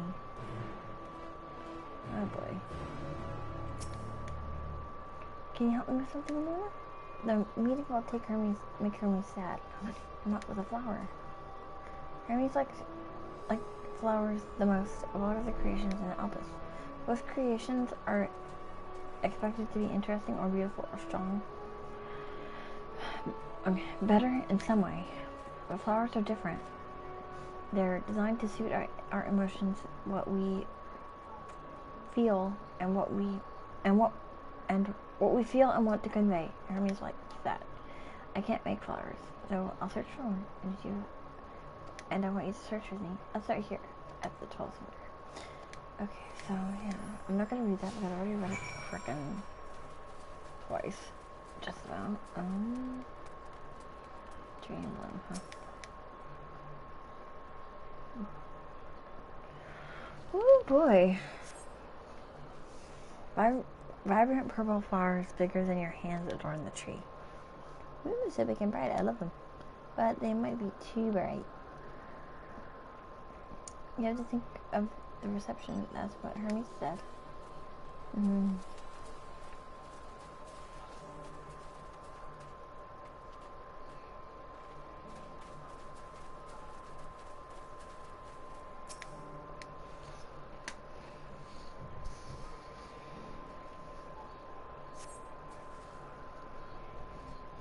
A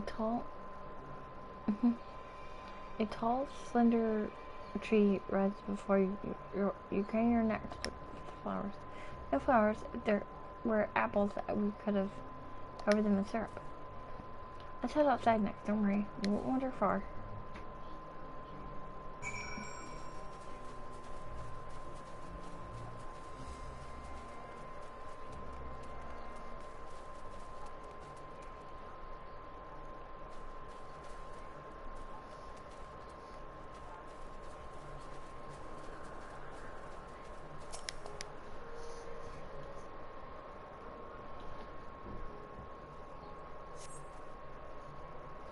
An array of beautiful flowers grow in the bed, their mix of colors forming a pattern.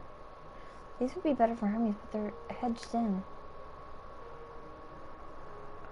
That means we shouldn't touch them. They're either under observation or poisonous. Any other place should be fine though. Let's keep looking.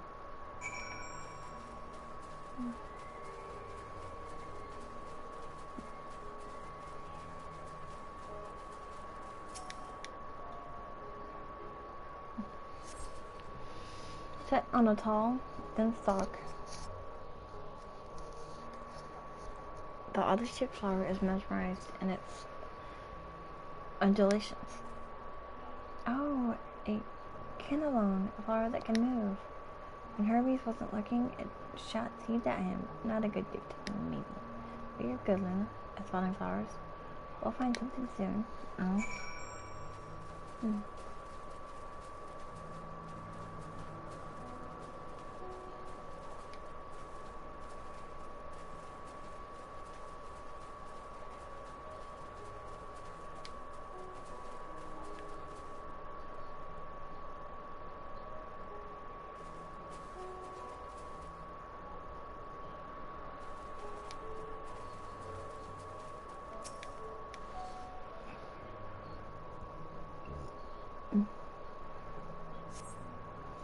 You find nothing promising nearby. At best, common grasses with some few tiny flowers.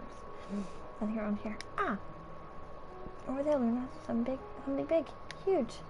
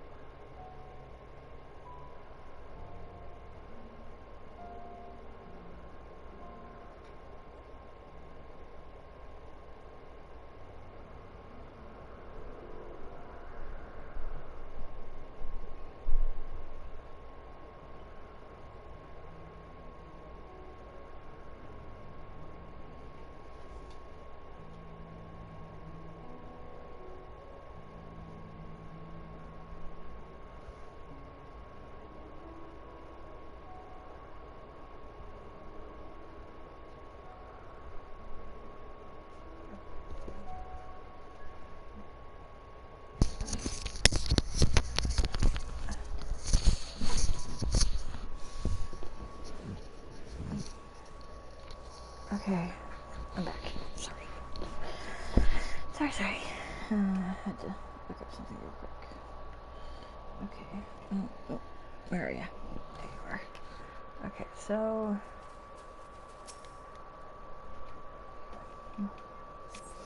Okay, a terrible stench reminiscent of sodden and old boots pervades the air. Without a doubt, the culprit is the mortal creature before you.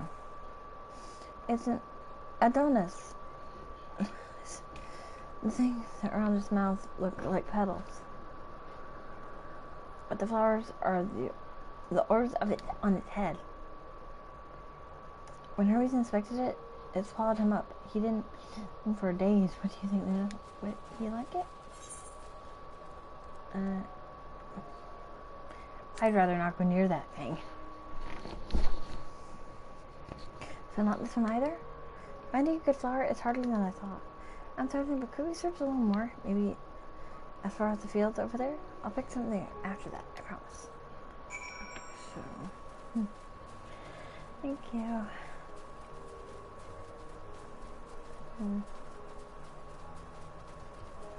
Fields.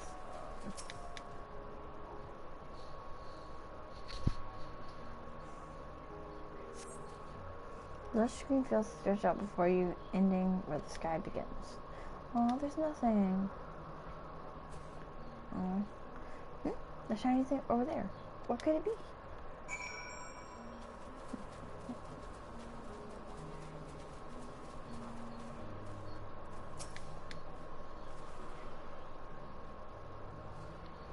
Ooh.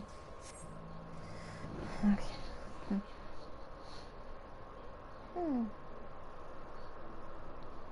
Ooh, Elpis flowers are here too. Hermes likes and dislikes them all at the same time. Like me, they're intellecties. Like me, they feel his pain and turn dark. This is only for Hermes though. For others, they're always white and bright.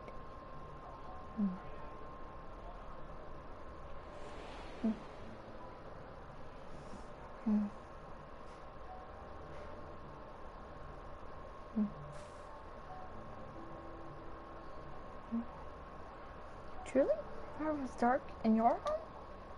Then do you have it too? A dark emotion?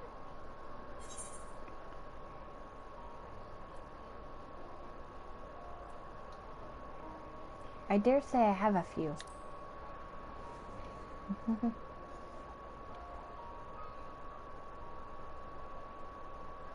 You don't have to say it.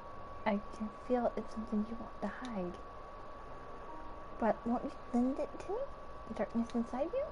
I want you to make the flower dark in front of Hermes.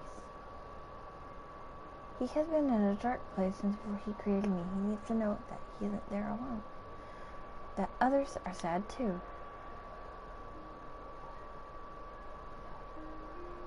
Truly? You'll do it?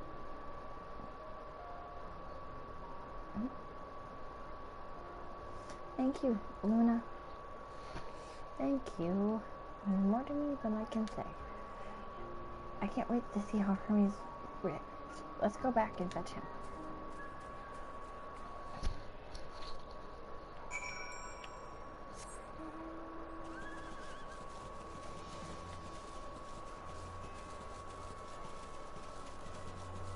I like how the size adjusts to the mirror because they're so big.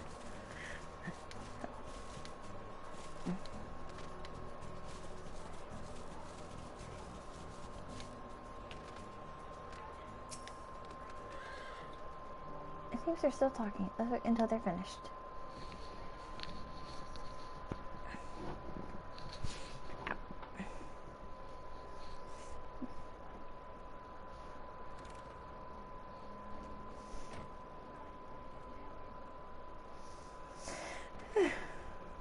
Hermes!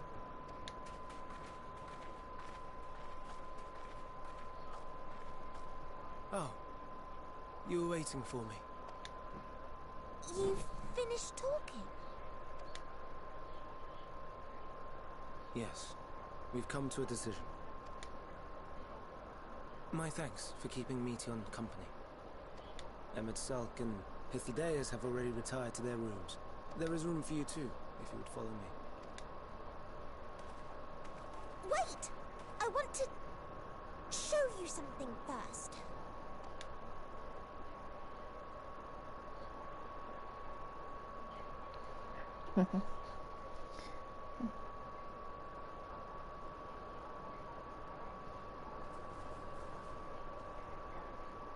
Elpis flowers?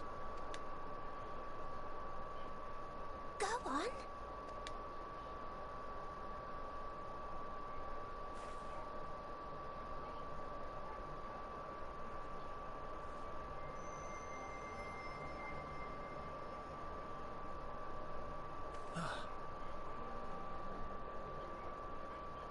You're not the only one, Hermes. Others feel sad too. You're not alone. I see Meteon has shared much with you.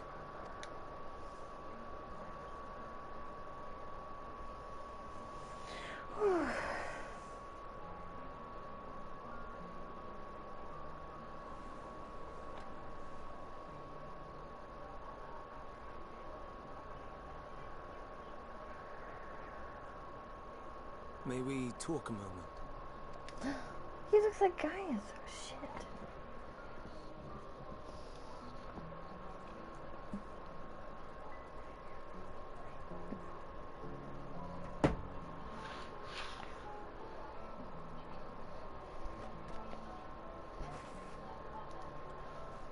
I do not think it wrong that we live for the star, that we strive to make it a better place. And yet, in carrying out my duties here, there are times when I am plagued by doubt.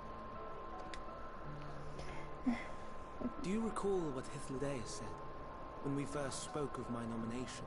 Death is the privilege of those who have fulfilled their purpose, a choice they embrace of their own free will. And when they depart, it is always beautiful. Perhaps it is, but only for man.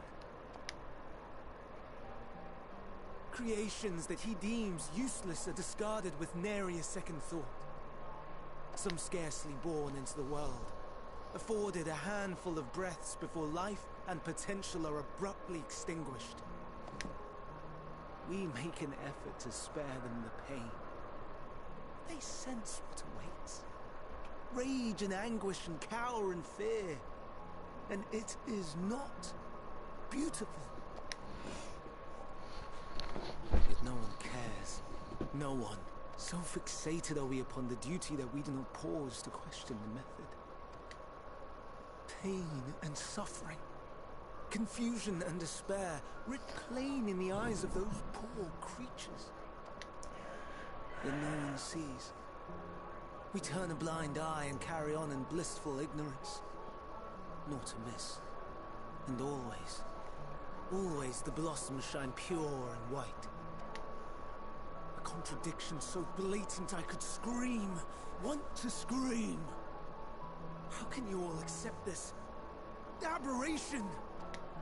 And I wonder, am I the aberration for thinking thus?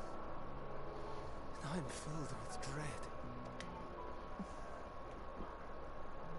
But now I know I'm not alone. Not the only one for whom the flowers weep. I won't ask what you thought as you kneeled beside the Alpes, or if you only did it at Meteon's insistence. Nevertheless, I thank you. To know that you too have experienced suffering is a comfort.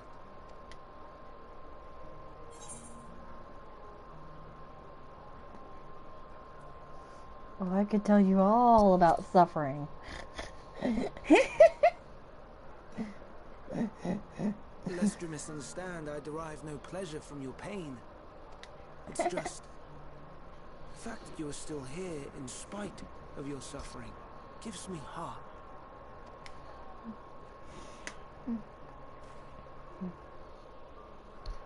The stars in the heavens, know you what they are? Though it is too far to tell, each glittering light could be a world not unlike Aetheris. A world filled with life. So many stars, so many lives. For us, there may be no higher purpose than to live for our world. But what of the other living beings out there? What is it that gives their lives meaning? That drives them day after day after day? To pose that question to our undiscovered cousins, I created beings of dynamis, who can traverse the vast emptiness between the stars. Meteon and her sisters. Aye, sisters. She has a great many of them, and they have already departed on their journey, traveling to one star and then the next in search of life, as one might expect. Exploration on such a grand scale is rife with difficulties, and thus far I've naught to show for it. But I have faith that we will make some manner of discovery ere long. And when we do, I should be glad to share our findings with you, in gratitude for your kindness. It's getting rather late. We had best find our beds. It would not do for both of us to be sleep-deprived on the morrow. Come, Meteon. Let us head back.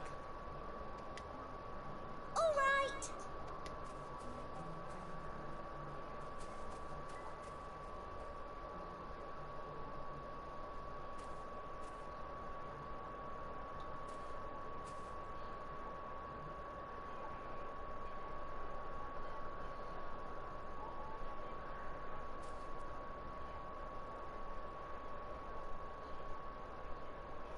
Oh, why'd she look up like that?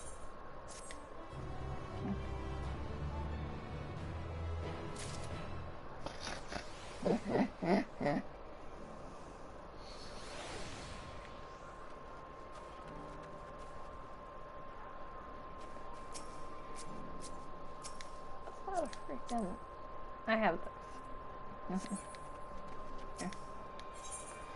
Okay, ironwood hand coffer. Hang on. Okay, so I'm gonna do this. Body.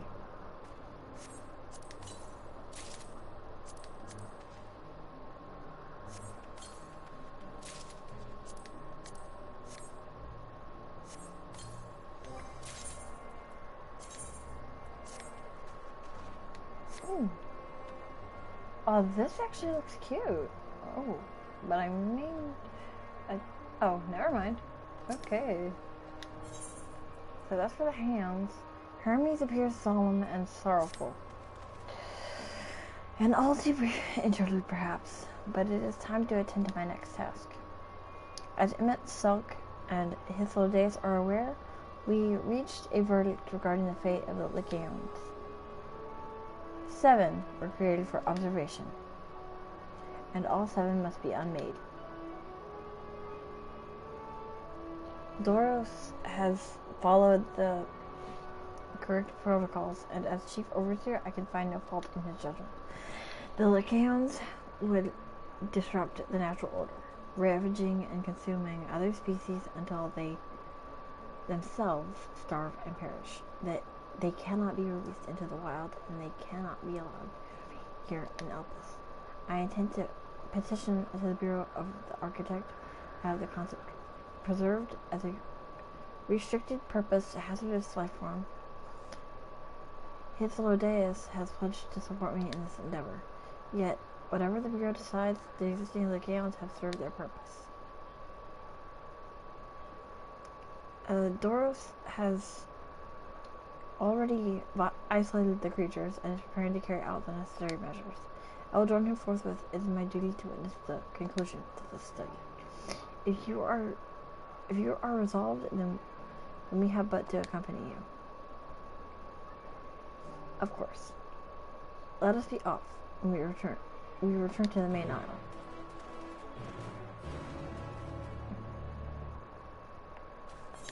Okay, so.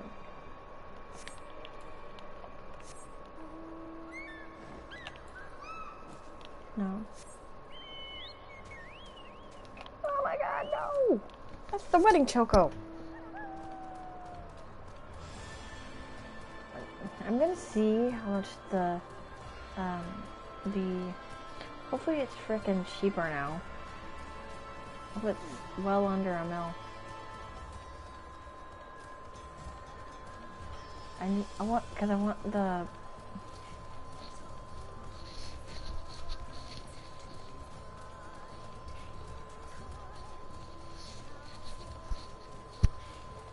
next.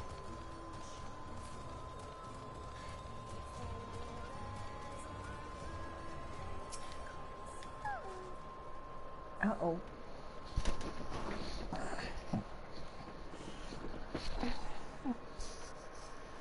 Doros, are you hurt? What happened here? They caught me off guard. I had them bound with ethereal shackles, but they became frenzied, even more so than usual, and broke free. I was able to stop 4. The other 3 escaped. I see them. 2 have taken to the area above the 12 wonders.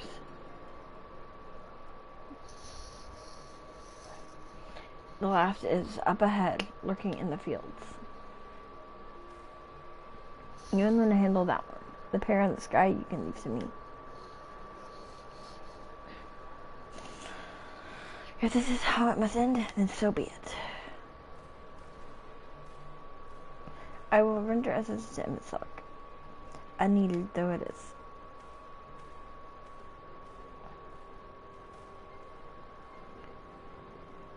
Medium, you are to stay here with Doros.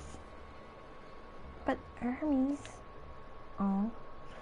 The Lycaon must be reverted. I would spare you their pain, and mine. This is my burden, not yours, but if you are intent on helping, then please follow my lead. Okay. Oh. Poor thing.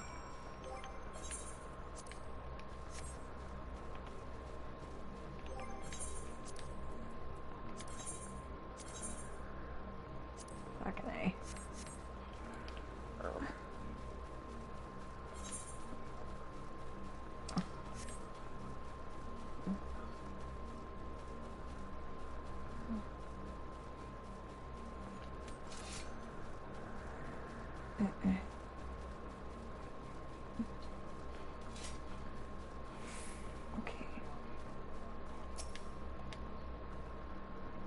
I appreciate your help and lament that it is necessary. There it is, our quarry. Within striking distance at present, but it feels threatened. It may well flee beyond our reach. Here is my plan. You will approach slowly in full view, draw the Chaos attention. Now I warn you, its abilities are as fiery as its temperament. Once it spots you, it will unleash orbs of flame. But fear not, by my measure, you are more than equal to the task. I'll die for a few brief moments, and that will give me time to catch it unawares. Ready? Then let's begin.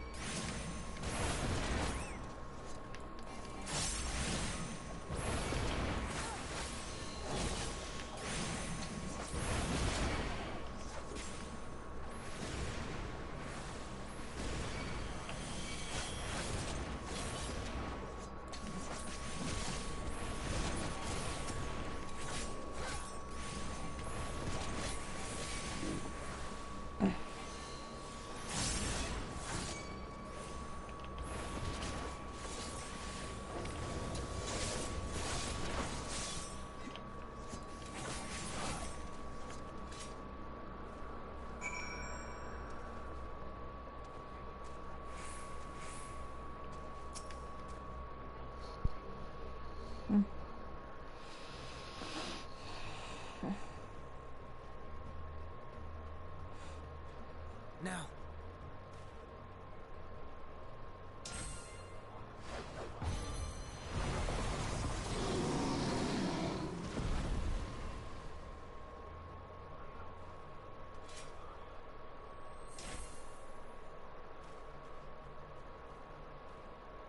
Oh.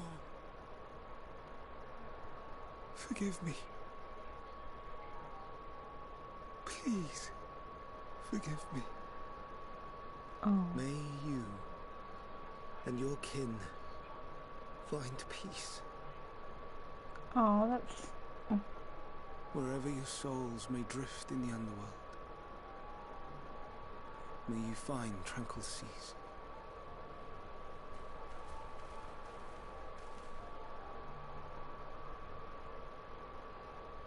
Be not forgotten, in concept endure, to reclaim form and one day live again. Serve not the star, or any purpose save your own. Live again, if that be your desire.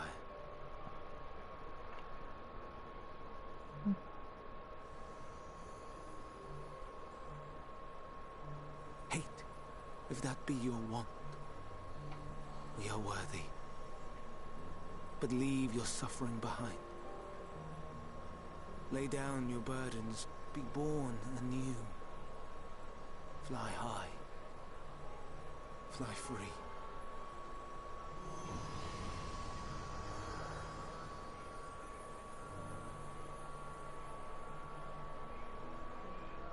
Oh.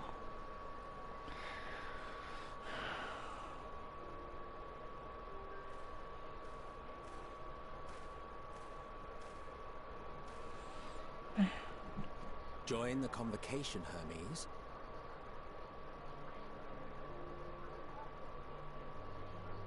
You do not belong here. Leave to replace another. To be replaced. It changes nothing. Tell me, do you think it right that we sacrifice all these lives for the sake of the star. And when the star has reached perfection, what then? If all who are satisfied choose to die, shall we all die in satisfaction? That's a point. I do not know. Were I to take up the seat of Van Daniel, it would be tantamount to approving my predecessor's death. I do not know if it is right. And to be torn by such thoughts. I do not know if I am fit to represent mankind. Hermes! Please, don't be angry. It hurts so.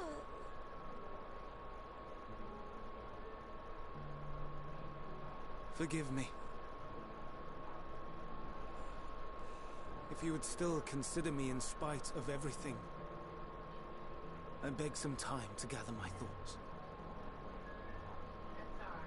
Meanwhile, Hythlodaeus, I fear I must trouble you to attend to the others. "'Tis no trouble at all. Take as long as you require.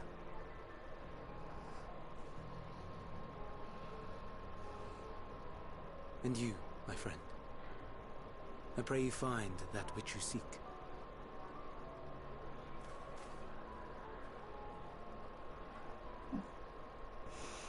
I expect we have some few matters to discuss. Shall we return to the 12 Wonders for a time? Aye.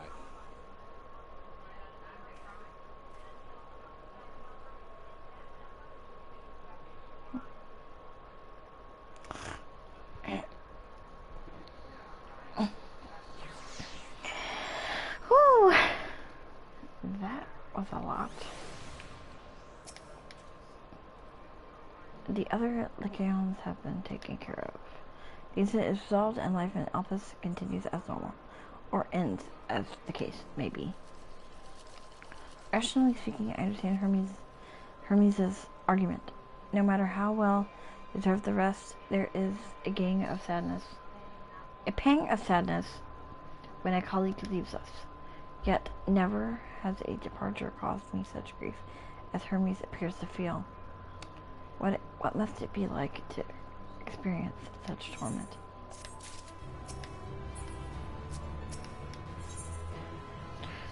Travelers at the crossroads.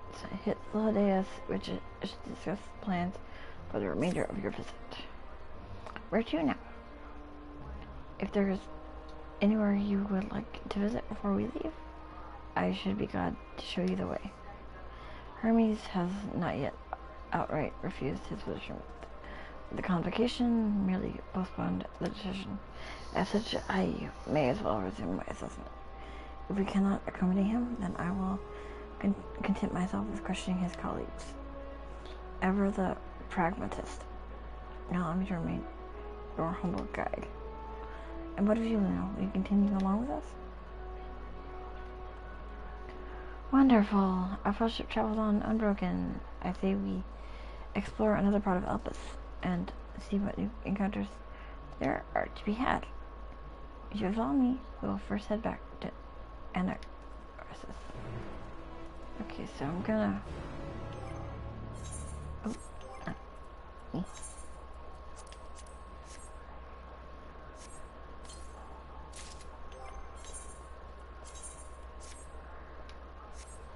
Okay. Okay, so...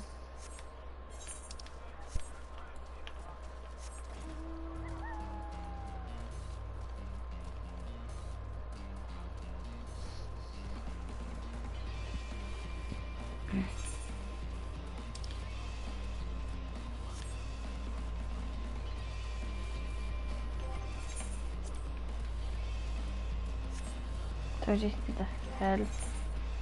So I have the weapon. I just need the head.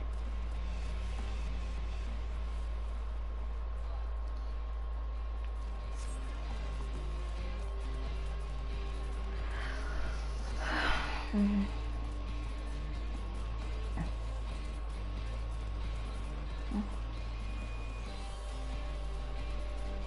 Mm. Mm.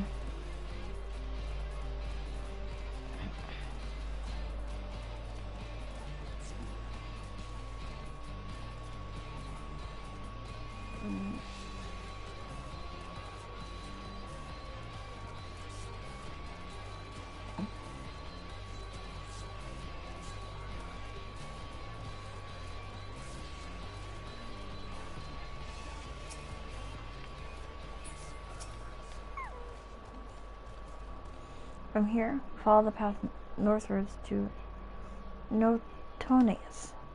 There, we will find one of the teleporters which facilitate a travel between Elpis.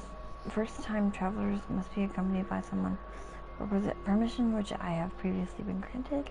We only need use as the teleporter together once, but we'll have leave to use it freely. Shall we?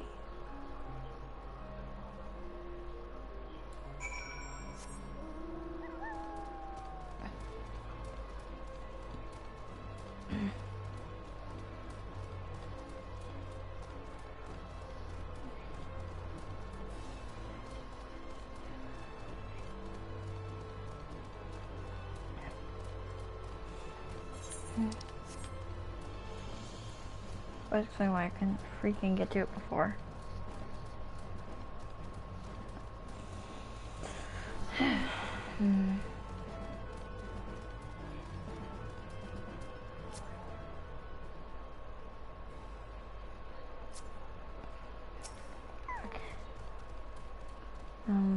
Here we are, Otonius.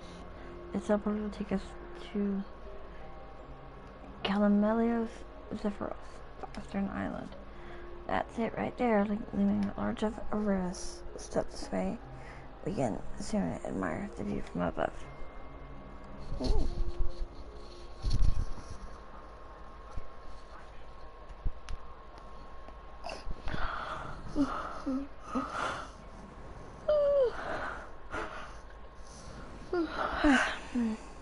Finally, soon it'll be something other than story. Hopefully. I present to you Calamelios Zephyros. Here you will find a number of testing facilities, as well as the observation hub of Poiton Oikos.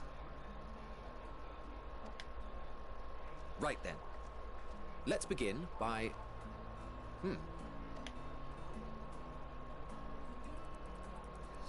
Well, an Arrhaeus. How delightful.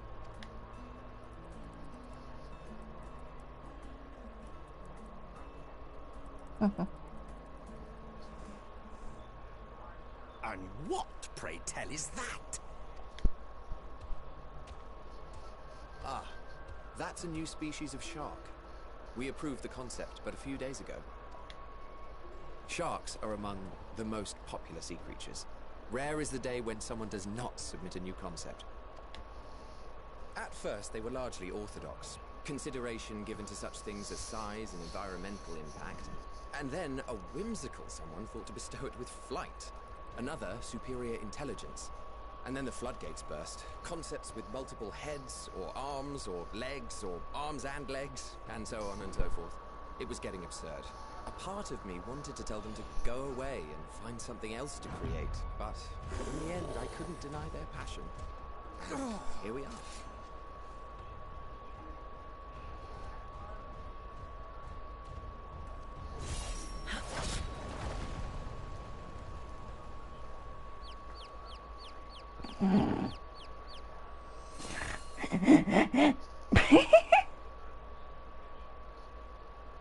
That was too close. Are you unharmed? Well now, if it isn't a pair of familiar faces. Banar, that we should meet you here.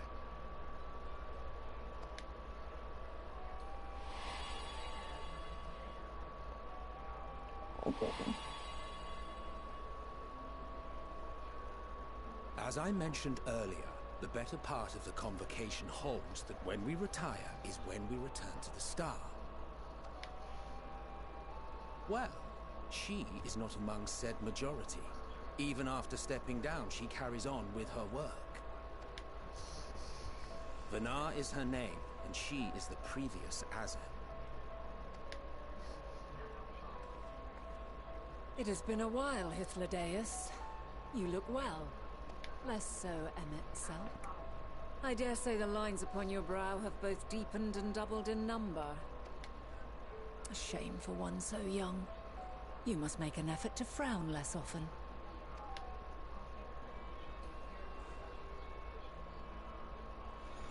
Easier said than done, thanks to your unruly successor.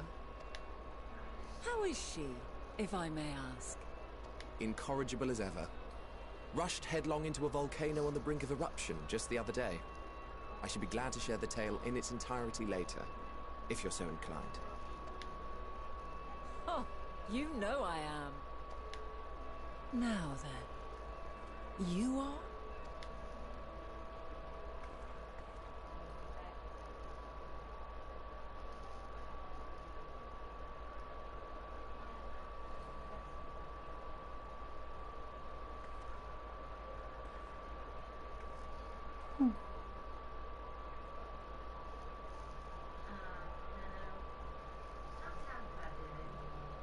I say, have you perchance come from the future?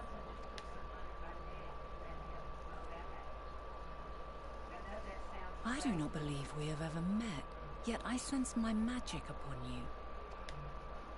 Therefore, if I wove the enchantment, I could only have done so at a later point in time. What manner of magic is this, if I may ask? A traveler's ward, of course. It prevents the corruption of one's ether.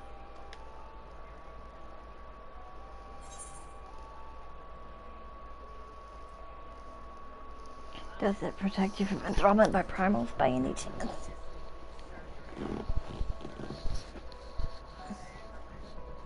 Primals, you say? Well, I'm not familiar with such beings. But if they enthrall by warping the balance of ether, then yes, the magic would afford you a measure of protection. I gather from your question that you are not ignorant to its presence. Hold on. From the future? That's absurd. Oh. I'll be listening to this in the background. I have homework even What when is I'm it? traveling because they Are you unable to are speak of the still matter? grading it. Aw, that has to suck.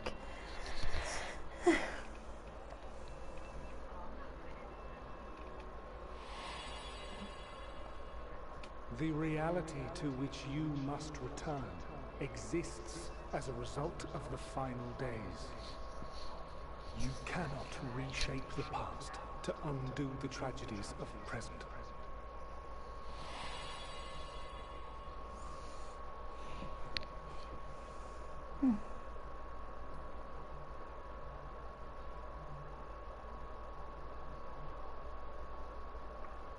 So, your actions here will not change your history, but they may yet affect the course of ours. How very exciting! I'm quite fond of delving into the unknown, and there's naught more unknown than the future. Until a moment finally arrives, we cannot know for certain what will come to pass, regardless of our supposed foreknowledge. So you needn't worry for us. More importantly, that you should go to such great lengths as to travel unto the past bespeaks the gravity of your quest. Will you not reveal it to us? Mayhap we can be of aid to your cause.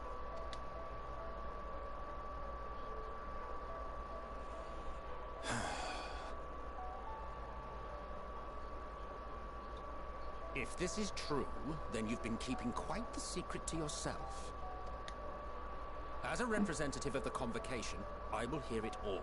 Your identity, purpose, everything.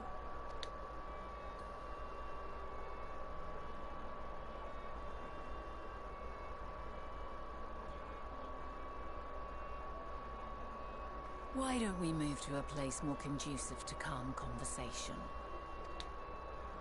I've been working here for some days now at an old friend's behest. If it is agreeable, we may make use of my accommodation at Poiton Oikos.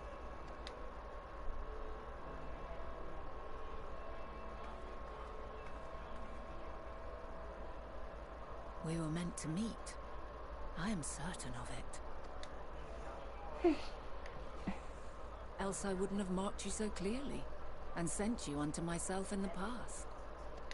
It's precisely the sort of mischief I would get up to. And quite inspired, if I do say so myself.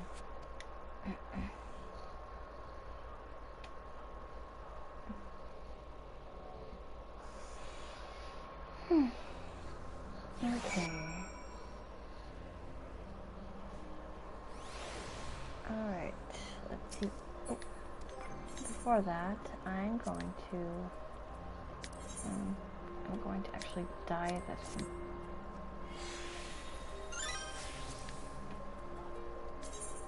I'm weird. I like black. Yeah, like I said, I'm a weirdo. I love anything and everything black.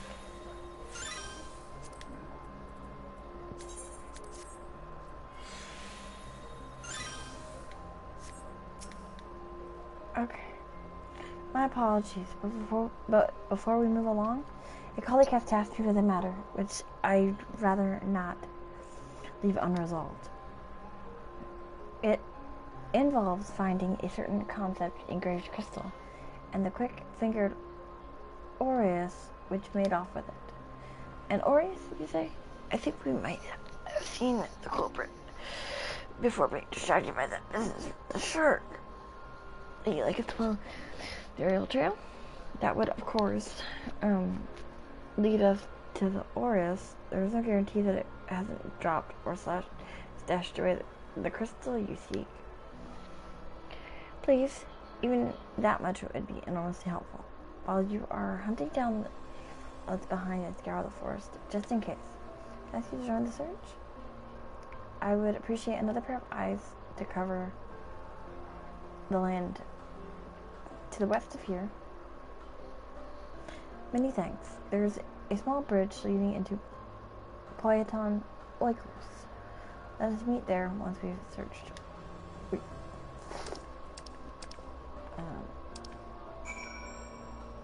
Let's meet there once we've exhausted our efforts. Okay.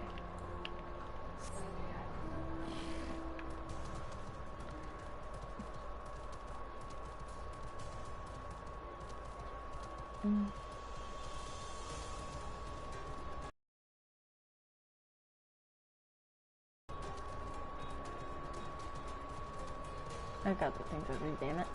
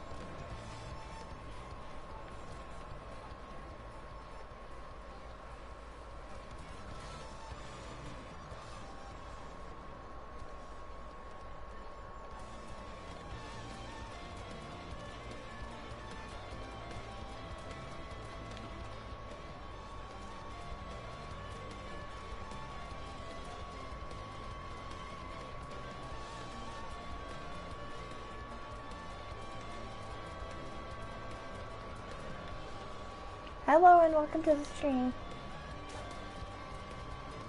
Okay, so where is it? Where is it? Aha! Ooh. Concept crystal. Woohoo! Okay.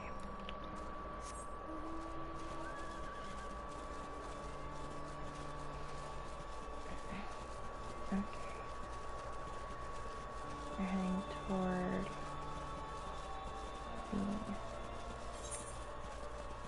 over here. Ow.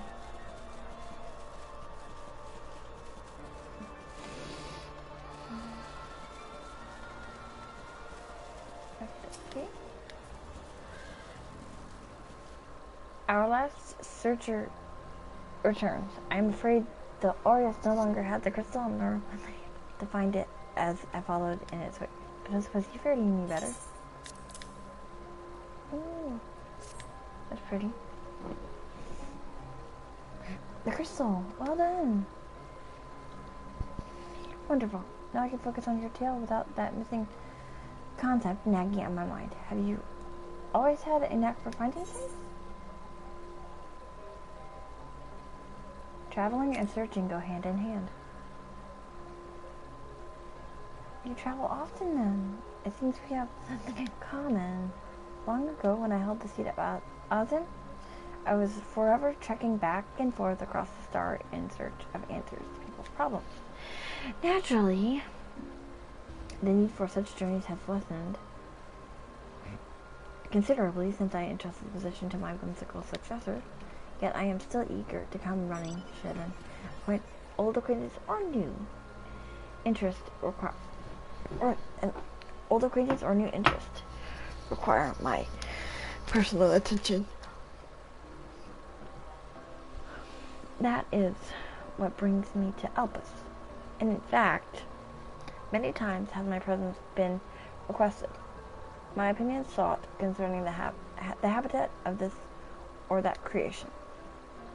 Agreeing to help locate that missing crystal was a minor distraction which now promises to become a major revelation. How strange and wonderful it is. The way one thing leads to another, wouldn't you agree? A past not yet come to pass. Ooh. Oh, oopsies. Oh, dang it. Oh. Okay, so I have to talk to Venat again. Venat is in a cheerful mood. Thank you again for your timely help. Now then, 'tis time I return this stolen property. If you would go on ahead to my accommodation, I will join you as soon as I have attended to that task. Follow the path straight ahead to the building at the top of the slope. I have the entire place to myself, so we can speak without fear of being disturbed or overheard. Ooh. Okay.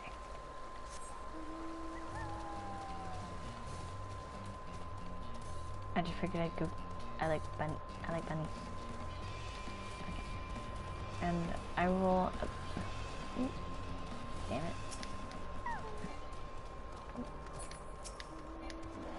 Oh no. Oh shoot.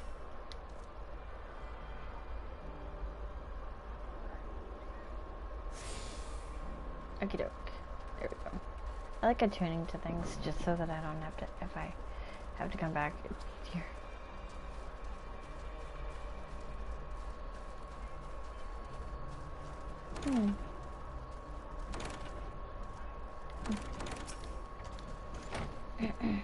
Welcome to my temporary abode. Please make yourself at home while I put on some tea. Ooh, this is gonna be interesting.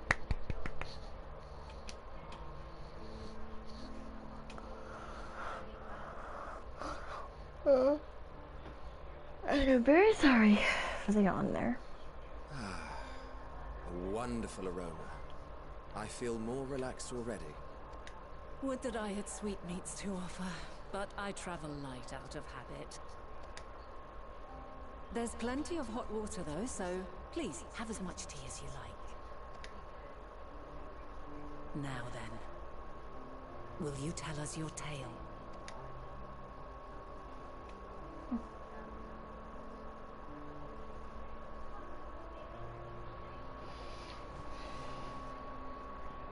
Ooh.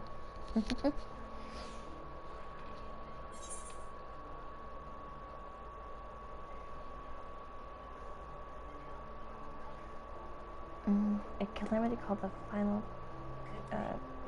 Which one should I pick? A calamity called the final days of the fall in the world. The world has been sundered, broken into shards. Mankind is being forced to flee the star. The world has been sundered, broken into shards. Yeah, I'll start with that.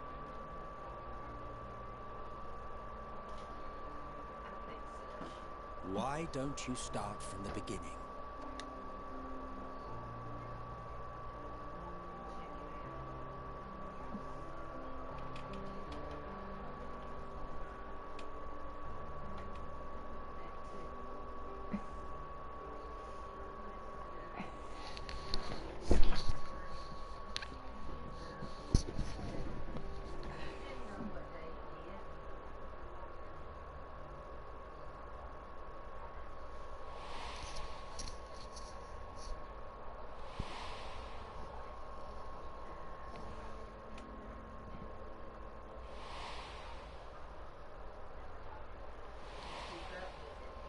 I know these are like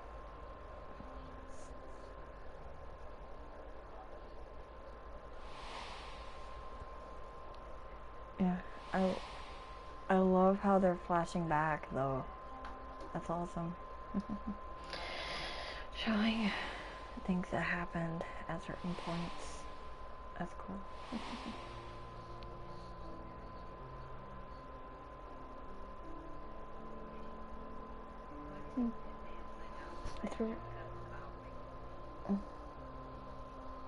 It's a long ass story. Preposterous. Utterly preposterous. While not the words I would have chosen, I too have my doubts. Much of it borders on the incredulous. What of you, Vanar?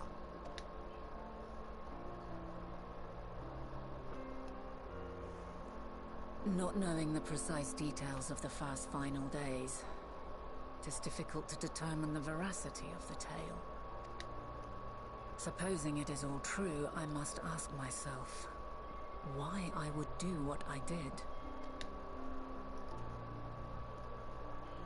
Why would I feel I had no recourse but to oppose the 14 and create this Hydaelyn? Circumstances change, of course, but it would not have been an easy decision regardless. No, there must have been a reason. One compelling enough to force me to take such drastic measures. Then there is the Elpis flower, which I said would serve as a guide. That it's of import to your mission is plain, but your presence here leads me to believe that this place also holds significance. But what could it be? What are we meant to accomplish? Might it not be simply thus? In the future, whence she came, the final days could not be averted. Mankind has no choice but to flee the star. By alerting us to that eventuality, perhaps you wish to pave the way for other futures.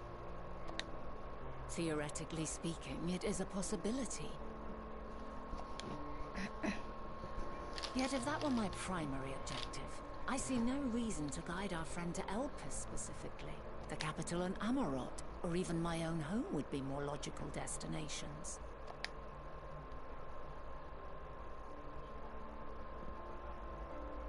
True, true. I note also that Hydaelyn did not specify a point in time to which she must return. By this, it may be inferred that it was not critical that we should meet. Alternately, she had reason to believe that our paths would converge, coincidental though it may seem. This is quite a puzzle, and we do not have all the pieces. Hardly any, but we do have one immutable fact. If the final days are indeed as described, they will bring death to all that I hold dear. Yet despite being afforded long years of preparation, The only provisions I could make were for flight. Nay, my first and foremost endeavor would be to find a way to forestall the coming doom. Given that even the 14 failed, mayhap you deemed it impossible.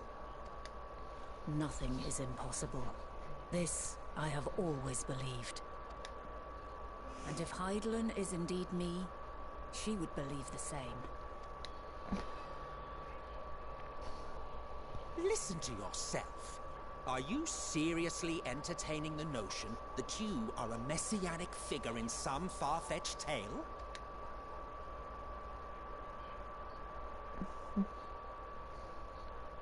Well, I will not. I refuse to accept that our world could be undone by some unforeseen calamity. I also take offense to my portrayal as a megalomaniacal madman. To sacrifice oneself for the star is a noble act, and I would hold those who gave themselves to this zodiac in the highest esteem. Yet, you claim I recreated Amarot and populated it with phantoms of our people? A bizarre indulgence that would be insulting to their memory. Worse still, I even invited you there. Literally invited my own downfall. Why would I do something so idiotic and inexplicable? Yeah, it is. Sorry. Yeah, that's my PS4, my poor baby. Well, I've had it a long time, so it's only natural for it to race like that. Yeah, sorry. Yeah, I've been apologizing off and on through the stream. I need a new one, but at the same time, like, I've had it a few years now. And I need a new one. Like, I want a PS5, but like I said, that is a pretty penny. So, yeah. So, I may turn it off. But if I stop streaming and hop off, I it'll... will allow that the hypothetical task of restoring our world would be daunting in the extreme. The thought of having to bear such a burden for 1,000 lives horrifies me. Yeah, like, hopefully once I get whatever I get for Christmas, I don't know. Like, I can finally start actually doing proper streams with a proper headset and everything. So, but not a proper headset, but like a better one that I'm using now because I'm using earbuds. Yeah, but I never thought I'd have to use it for like content creation. So, yeah. So, yeah. But I would never forsake my duty. I would never forsake my brethren. Well, you're gonna, stupid.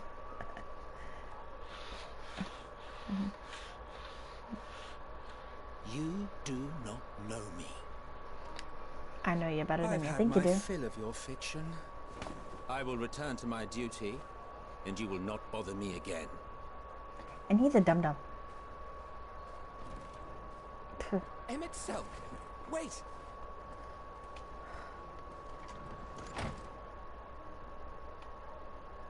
Oh. You've seen much of Elpis already. If you have any observations to share, I should like to hear them. Yeah, I turned off my fan too. Dynamis is key to all this. Hermes and Melitzion are somehow involved. I'm still trying to make sense of it all. Yeah. They seem somehow involved. Yeah, like, hopefully I'll be able to actually... Hermes and his creation Meteon, you say? If Dynamis is the self-same energy as Akasha, as it likely seems, then those two may well be at the center of the calamity to come. This warrants further investigation. With that settled, it is time for action. The missing pieces of the puzzle are here, I'm certain of it. And when you find them, the picture my future self has painted will be complete, and you will have your answer. And suffice it to say, I will aid you in your quest.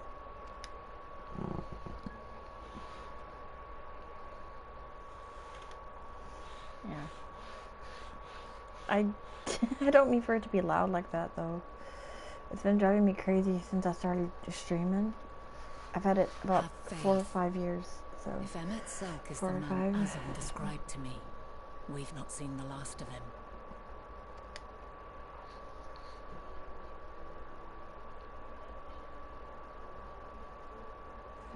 Yeah. It kind of sucks that it's being loud. Okay. Shall we begin our investigation then? I am acquainted with Hermes, of course, but only as a visitor received by the chief overseer of Albus. Of the man himself, I know only that which is common knowledge. Thus, I suggest we fall back on the tried and true method of conversing with the locals. The observers who live here can surely tell us more of Hermes and Meteon, and I have a good idea of where we might begin. Yeah, so, but like I said, I've had my PS4 for about 4, maybe 5 years, and I only started doing this recently, so I've had it since like 2016. So, okay. See you the woman standing in front of yonder building? Her name is Ismene. She is the one who made arrangements for my stay in Albus. And from what I recall, she has held her position here for quite some time. Chances are she can provide us with some insights. Go and ask her questions. I will help with drawing out answers if need be, but I leave the choice of topic up to you. Okay, so... Okay. Questions for me? Well, I suppose I have no other pressing duties at the moment. The following duty cannot be skipped. You may wish to cancel any pending duty finder registration. Begin asking questions. Okay, so... Yeah. Honestly, I really need to clean this stupid thing. Greetings, Ismene, my friend. My friend here is desperately curious about Chief Hermes, and I was wondering if you might indulge her? Certainly, Mrs. Vanette. Anything to be of service. What do you wish to know? What kind of person is Hermes? Well, I can only answer from my own experience, but I would describe him as a quiet man, reserved, you might say, and occasionally somewhat poor with his choice of words. His reticent nature, however, does not prevent him from carrying out his duties as chief overseer. The man is a walking when it comes to life forms. He can discuss any species in incredible detail and is the leading authority on concepts with the power of flight. I hope that answers your question. Was there anything else? How long has Meteon been here? I cannot rightly say. As the chief's personal creation, Meteon has not been subjected to observation and study like other concepts. So one day she was simply there? And what do you make of her abilities? I understand that she is a highly unusual familiar, able to read... Oh, frick me. Able to read emotions and communicate directly with one's mind. Exactly how she was created with that talent, however, is a mystery to me. My apologies. I wish I could explain her nature in more depth, but I've not had occasion to discuss it with Chief Hermes. Do you wish you knew him better? The chief may not be the most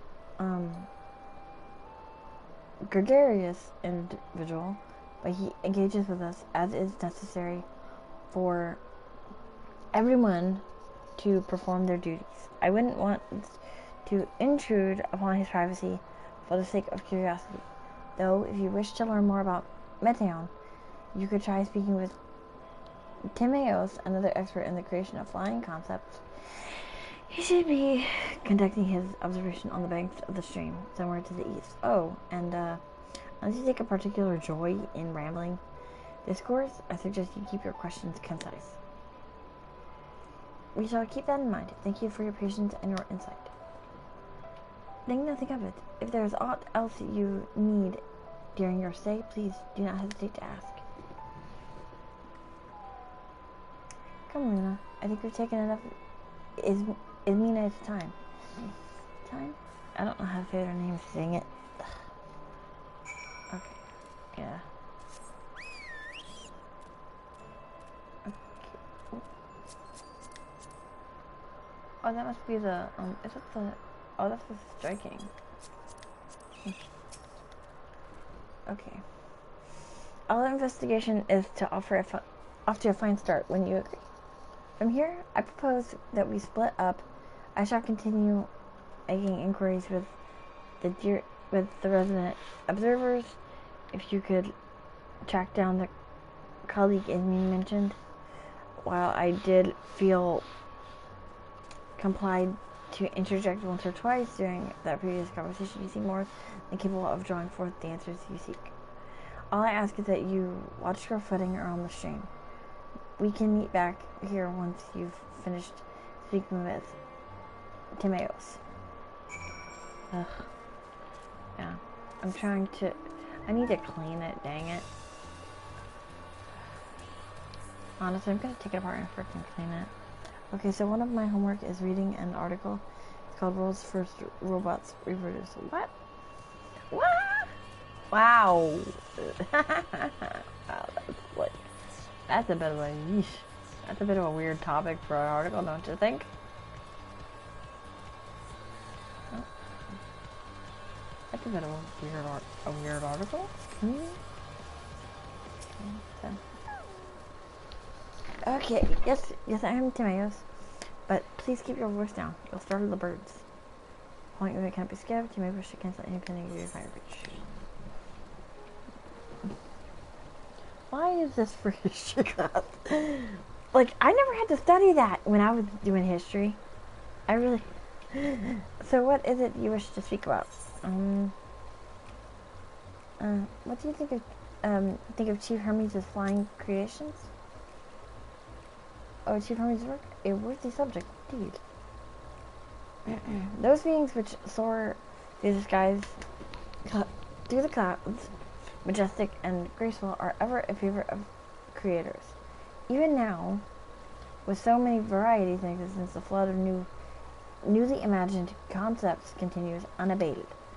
What sets the creations apart, however, is how they benefit his boundless knowledge of the celestial realm. Birds that climb so high that they disappear from view, others which traverse the boundless sky in moments, and all without riding the currents. I know of none save he who can conceive on such marvels. Even we who prize elegance of form from all else are dumbfounded by his genius.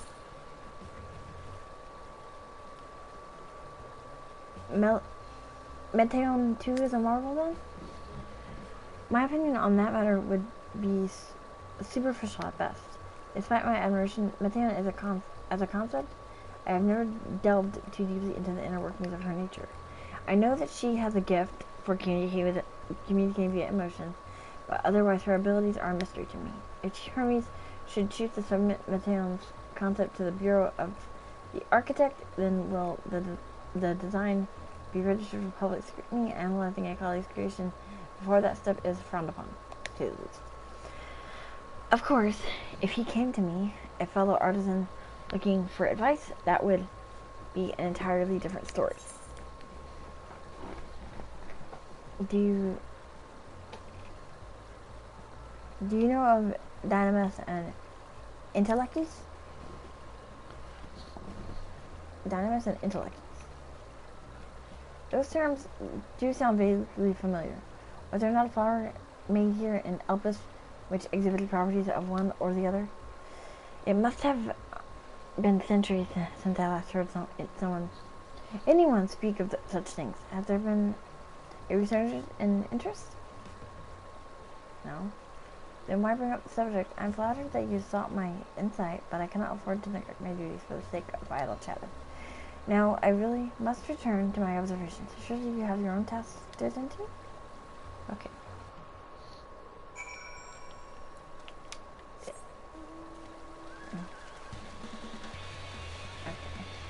Yeah, so hopefully... Yeah, like, that's not one of the topics I had to learn about in history class. One of the topics I had to learn about was... I think it was what was it? The Civil War or the American Revolution, or well, both of those really. So yeah, sorry my PS4 being a butthead. Back already? That was quick. You were obviously clever enough to head off any of that rambling, is mentioned. Any new findings to share? I see. Even an expert in the field had little understanding of Mateon's capabilities, let alone an awareness of Dynamis. My questions resulted in much the same answers. Hermes' colleagues view Mateon as his personal project and could provide no details beyond those which you just told me. Which leads me to believe that the only person with any significant knowledge of Dynamis is Hermes himself. Yes, we've made some progress here, but more information is needed if we are to reach any definitive conclusions.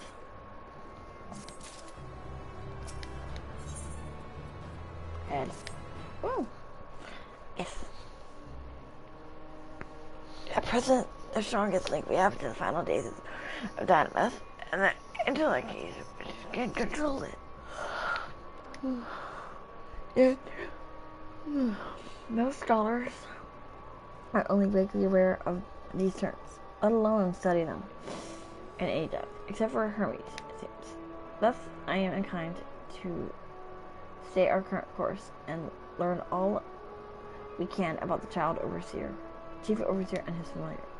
And on that subject, was there not aught else to note you can tell me about Mateon, aside from her unorthodox method of communication?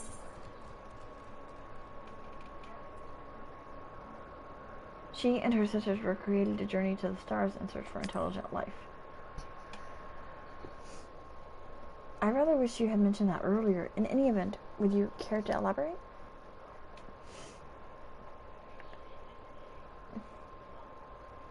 So these siblings of hers now travel the great expanse in search of deeper meaning.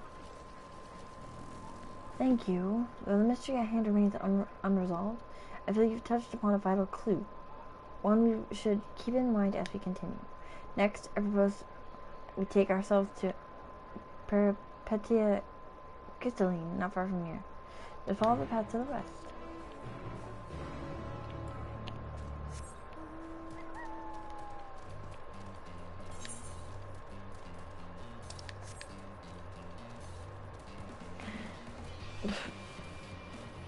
I'm shocked that's for history class, to be honest with you. I'm very surprised it's for freaking history class. So, but yeah, like I said. One of the things I learned when I was in school was the American Revolution. So, well, yeah. So, and I know I said that already. Sorry, but I just don't understand why the heck you need to learn about robots reproducing for history class.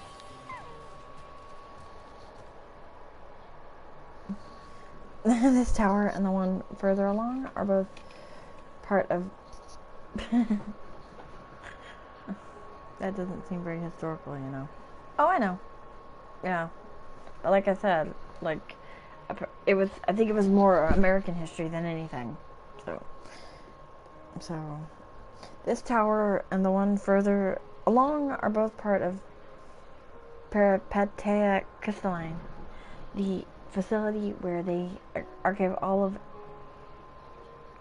Elpis's observational and testing records. Despite how they appear on the outside, the interior is actually a vast area of magical, interconnected spaces, which, while fascinating, is not the reason we are here, is it? I shall cut my architectural lesson short and see what those two archivists have to share. If you could find someone to speak with over at the other tower, I shall join you there anon.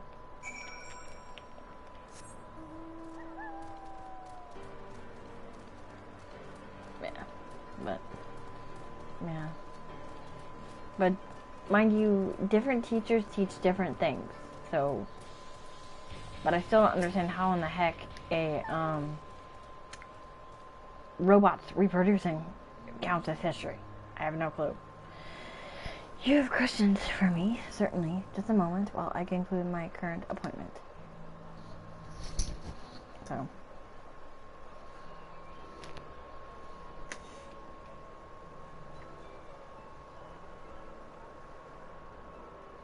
Indeed. So, if you could provide a comprehensive log of those behaviors, we should then have sufficient data for our official records.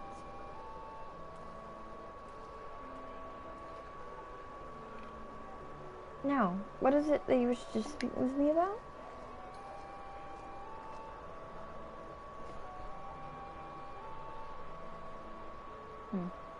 The Chief Overseer's personal research project, and by that I assume you mean... What do you? Such undocumented studies are difficult to track, after all. Hardly a day goes past without seeing a researcher trailed by one creation or another. Well, I'm in 8th grade, so it's still called social studies, but I'm kinda in the habit of calling it history. Well, that's understandable, calling it history. But like I said, I really, like, it's been a long time since I've been in school, so, but I'm almost 30, so, yeah. But, like I said, it's been over a decade since I've been in school, so, yeah. But, but like I said, it's hard to judge what other teachers teach, because when I was in high school, they, I guess, like you, they taught social studies when I was in middle, and then history when I got to high school, but they're pretty much the same thing. You just learn about slightly different things. So,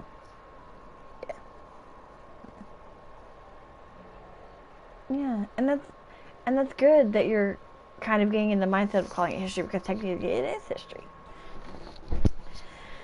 Such undocumented studies are difficult to track. After all, hardly a day goes past without seeing a researcher trailed by one creation or another. I'm afraid I cannot tell you exactly why Melitone appeared, only that she now spends much of her time at Chief Hermes' side. Although, I do recall an interesting tale my dearest Galine shared with me.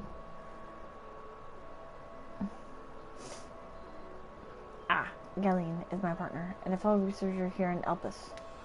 She was returning late one night when she caught sight of Chief Hermes sending Meteion heavenward. A host of them. For several days, she would speak of that scene with wonder, describing it as one of the most beautiful spectacles she had ever witnessed. Teachers are crazy, you know. My social studies teacher carries around a fake musket gun and then acts sometimes around a middle school. Wow. My teachers never did that. My teachers just kind of carried like their textbooks and their notes. Okay. But that does sound kind of scary, though. That sounds like a story I should like to hear.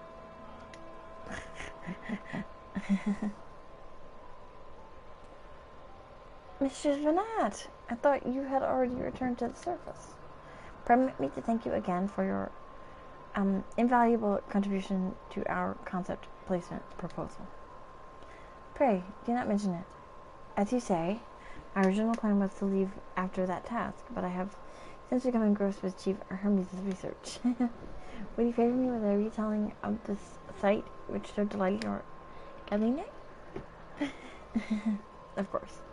Or you could hear it from her if you prefer. At present, she should be observing a subject in Metabasios, Thalassol.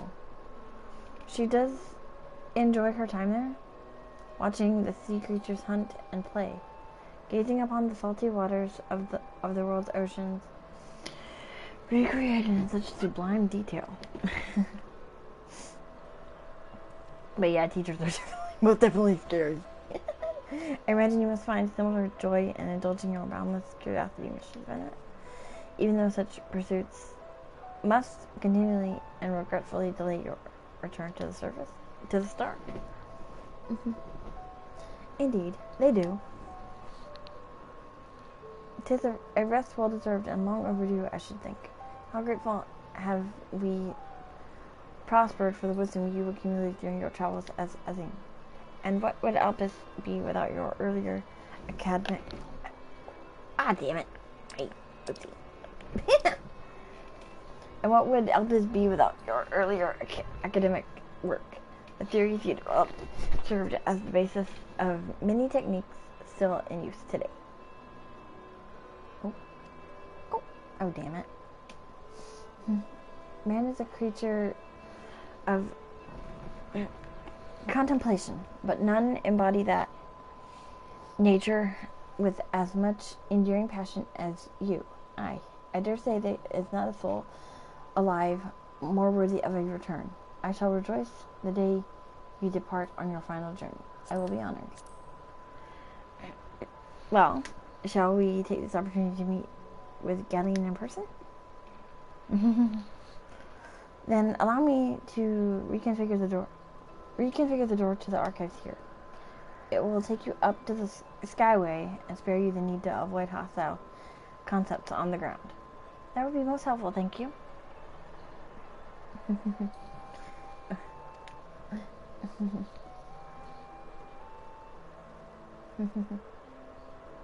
Okay. Yeah. Okay. I have opened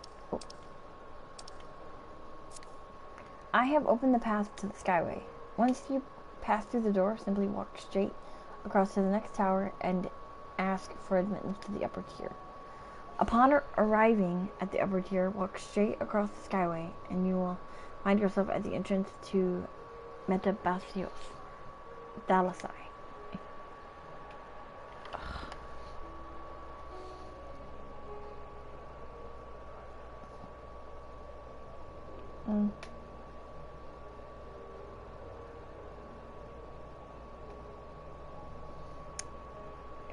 Okay.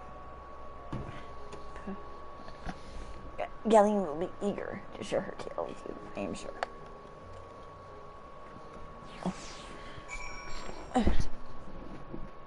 Because I don't like... Okay, so... I have a lot of mounts. Like, I'm not about to put up with a troller. Oh, hell no. Nope. Not gonna freaking do a troller. Nope. Mistress Vanette, just passing through? Then allow me to prepare the path. If you need further assistance, there is always an observer or two out on the upper skyway. I hate trollers. A friend of mine, my friend Ash, he's been dealing with the trollers too lately. And the trollers are getting annoying. Because, like, I said hi and everything, and they were like, nope, sorry. Oh my god, trollers are a pain.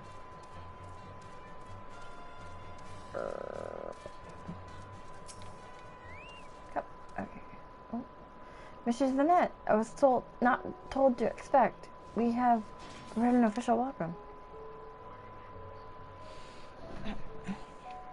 Please, there is no need for fanfare. I only wish to speak with Galeen, if that might be arranged. Yes, Galeen, of course. I will inform her immediately. But she may be engaged in the testing phase. You could be in for something or of a wait. Should I let her know your business is urgent? That won't be necessary. This lovely view will keep us occupied until she is ready to receive us.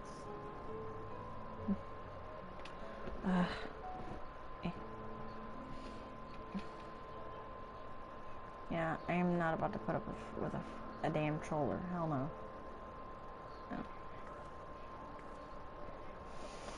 No. A delightful breeze and a breathtaking view. I'm not about to put up with trollers. Hell no. Ooh. No. What is it like in the future? Is the world still a beautiful place?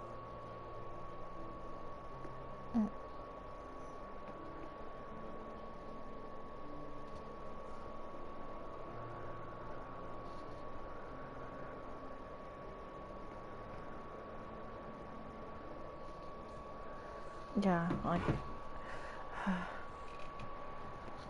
Yep. Yeah. Sorry, I'm... as beautiful as ever.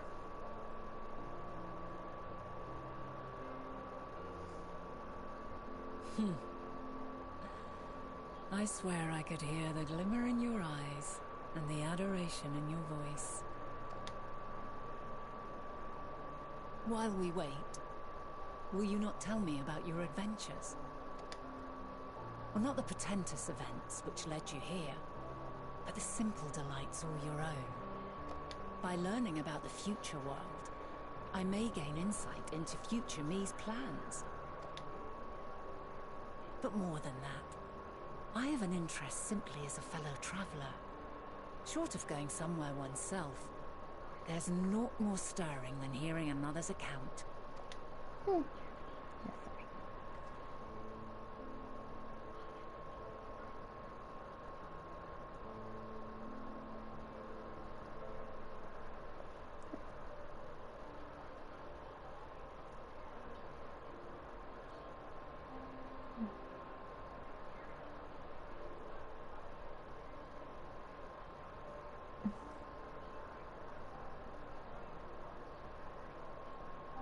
I love this stuff.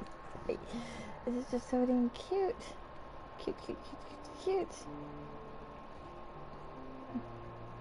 cute. Incredible. Would that I could have been there to see it.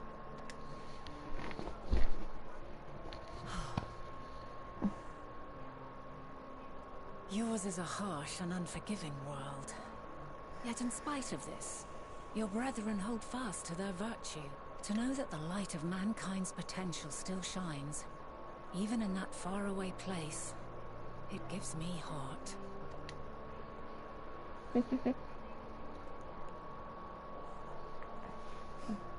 Thank you for regaling me with your tales. I will treasure every word. As you know, I was once a scholar. And among other things, I sought to understand the workings of the world. Oh, awesome! Happy for you. What exactly is ether? How formed the laws I bet of you're nature? happy. Whence sprung mankind? Riddles and mysteries beyond counting. Over the years, I have managed to find answers to some few of them. Yet rather than attain a sense of mastery, the more I understood, the more I came to hold the world and its miracles in awe. We too are miracles, each and every one of us, born of the warm breath of life that traverses the heavens, swirling through eternity. When I fully grasped the improbability of our existence, nothing felt impossible anymore. If it could be imagined, it could be done. How do you How do you like what you've seen of 14 so far?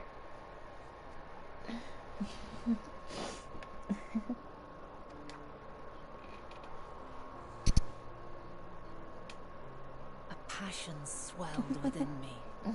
An epiphany dispelling all preconceptions of what was natural and true. And a presence without. Immense, yet intimate.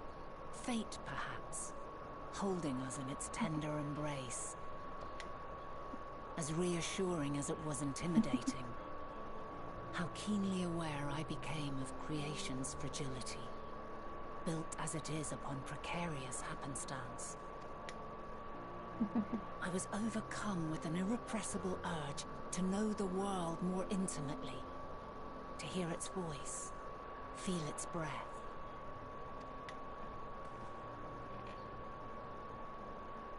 I ventured forth on a journey that very day.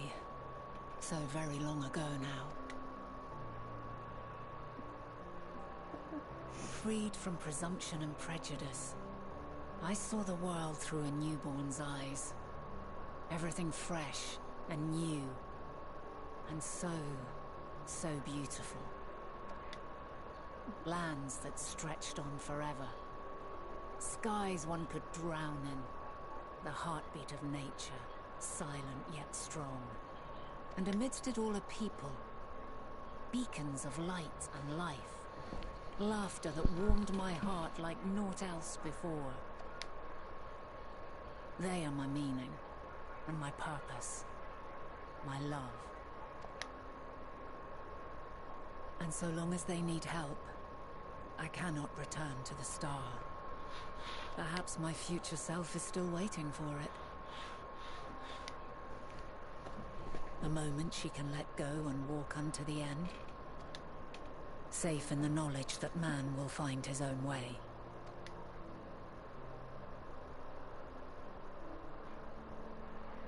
You, who are our future, tell me this, and tell me true. Has your journey been good? Has it been worthwhile?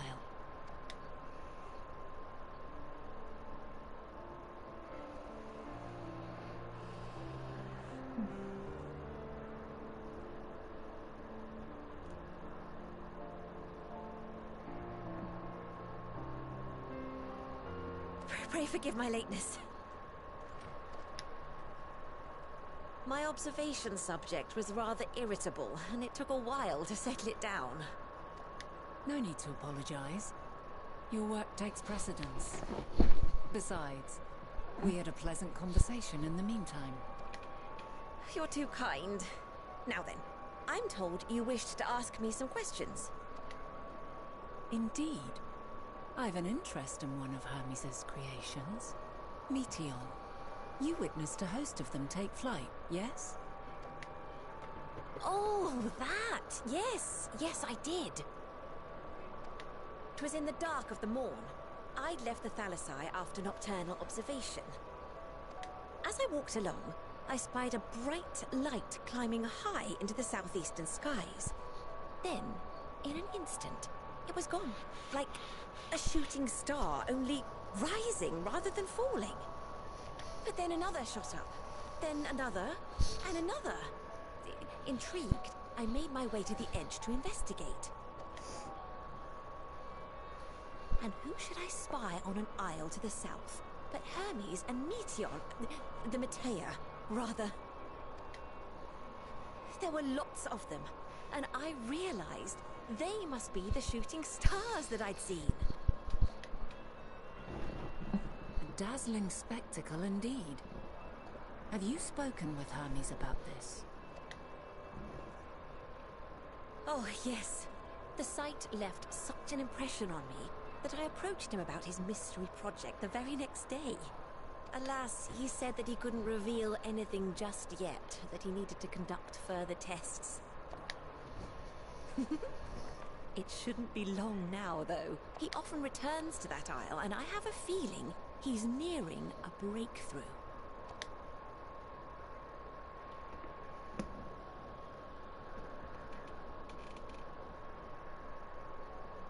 Splendid. We are likewise eager for the details. Well, that is all we wish to ask. Thank you for taking the time to indulge our curiosity. You're very welcome. It's always a pleasure to speak with other inquisitive souls. Oh, and will you be descending now? If so, I shall link the doors for you. Please.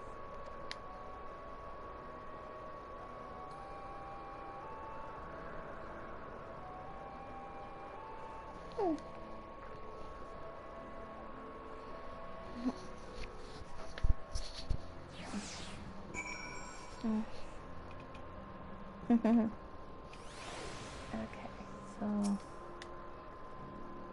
so another piece of the puzzle falls into place. From what we've learned thus far, I think we can safely conclude that Hermes hasn't been revealing the details of his research to others, which suggests that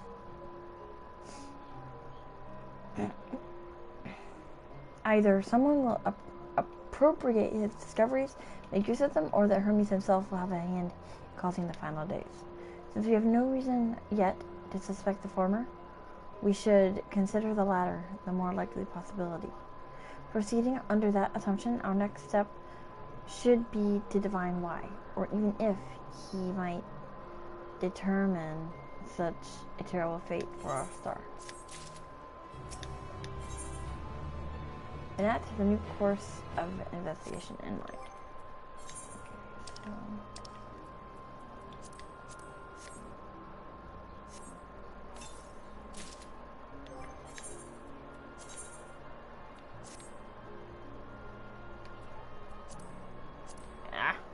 Okay,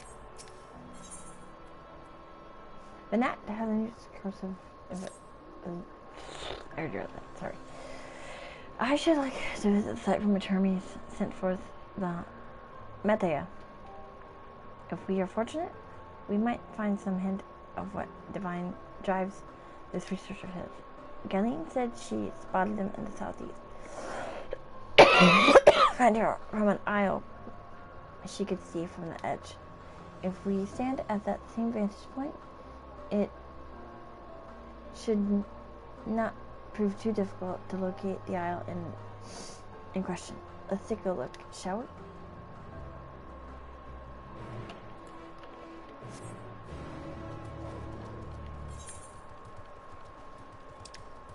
Pretty much straight ahead.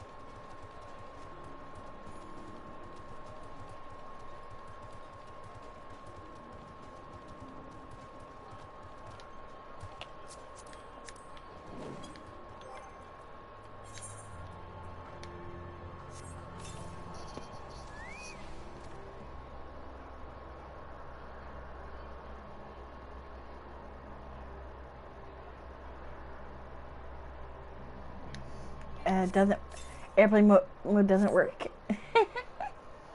Oh, turned on. Ah. Yeah, I hate airplane mode. I legit hate it. But I don't have an iPhone because I don't like iPhones. No offense to people who like iPhones, I just don't like them.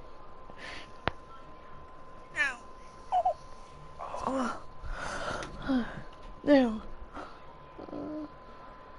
If I were conducting some research, some mystery research, where would I go?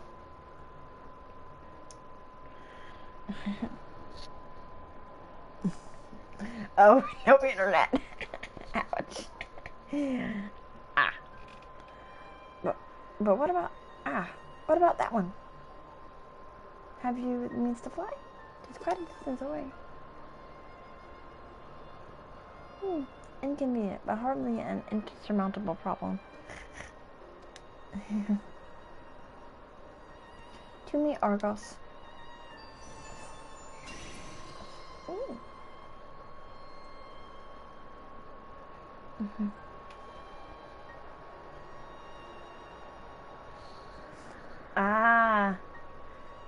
I love Android better than iPhone. My friend, would you mind creating a double to carry Luna here over to that island? Oh. Stubborn creature, there is no place on this great star we have not together traveled, and still he remains obstinate in the presence of strangers. Argos has rather exacting standards, I'm afraid.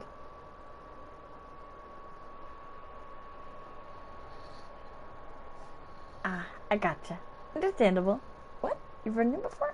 Your before, meaning my after. Not at all confusing that. Interesting. It is certainly not unthinkable. But speaking of the here and now, the quick solution is for us to face off in a sparring match.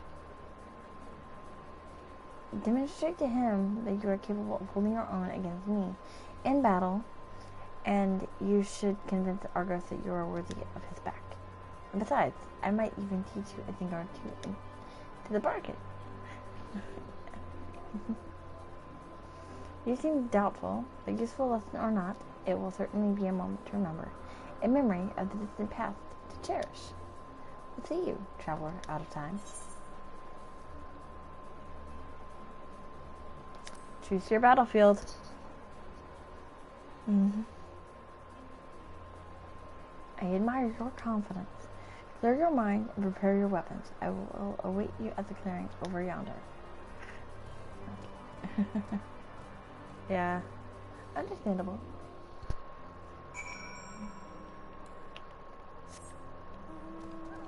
Yeah.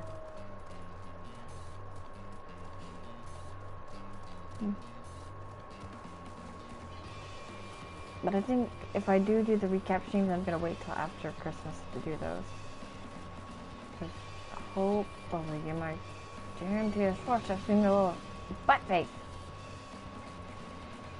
Yeah, understandable to change up. Yeah, don't blame you. Have to go. Yeah. This is gonna be fun. Shall we begin? Be warned, I'll not go easy on you. If you are above the maximum allowed level, it will be synced as follows. Okay, proceed. Yeah. Okay. Prove your strength to Vanat. Okay. Okie dokie. Oh. Let neither side hold back.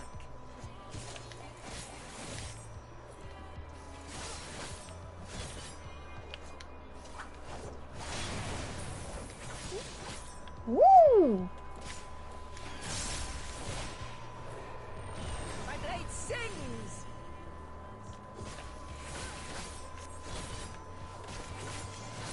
Woo!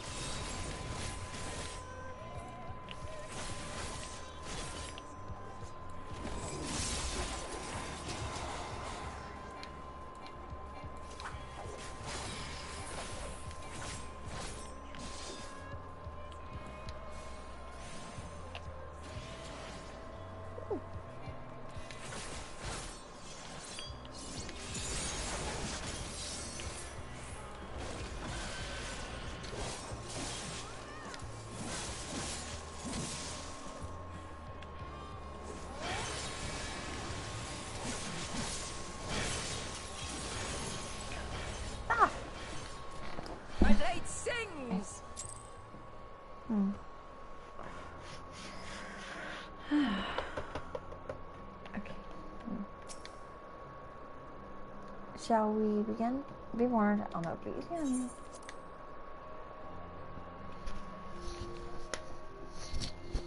Yeah, please.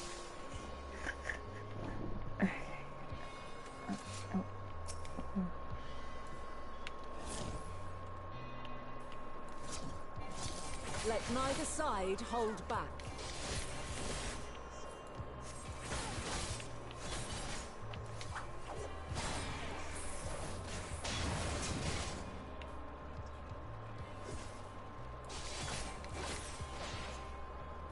My blade sings!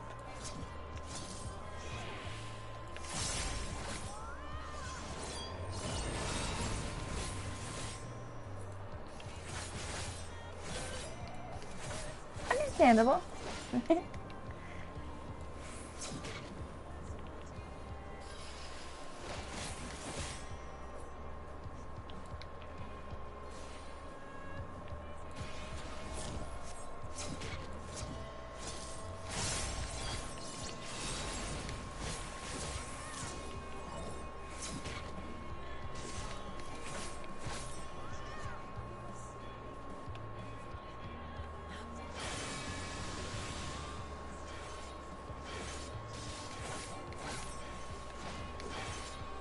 My blade sings!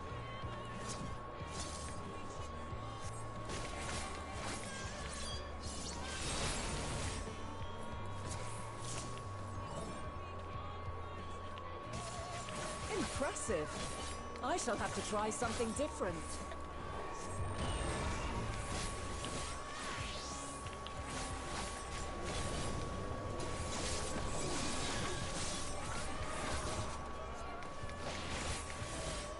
No quarter.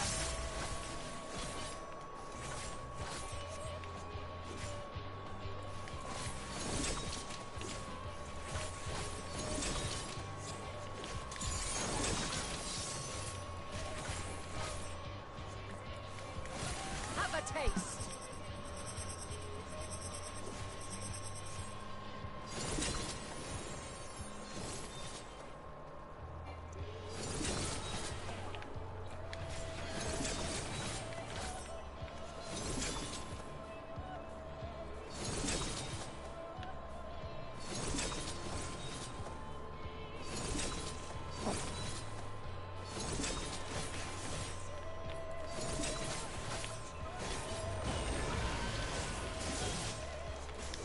I see you won't be easily overcome, but neither will I.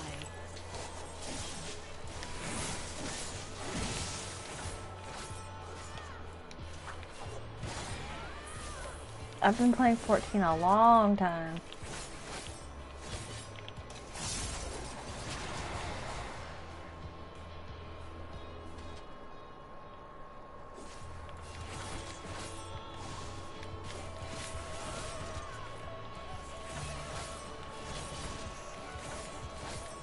Prepare yourself.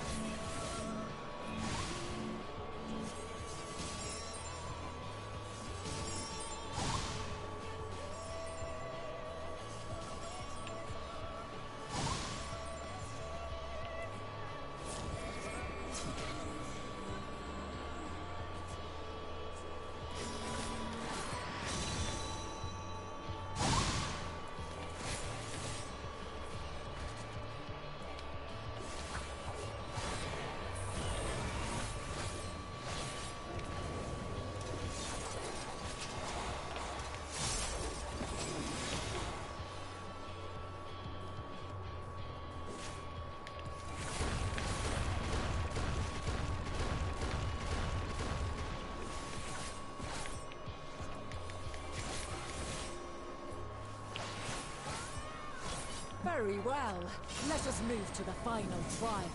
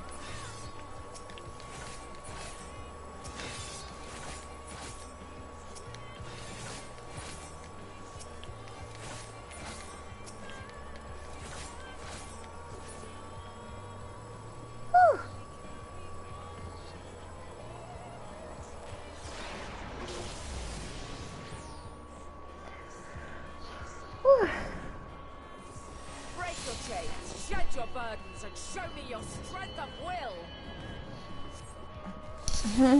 Oh.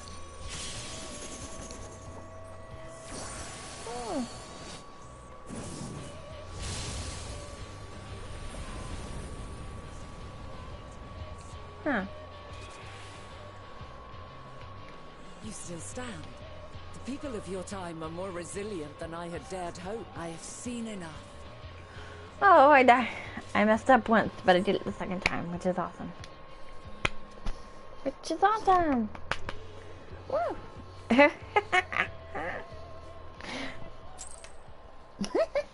Yeah. Yes, you cannot. Seriously, not very nice, huh? 'Twas my intent to finish it, but clearly I underestimated you.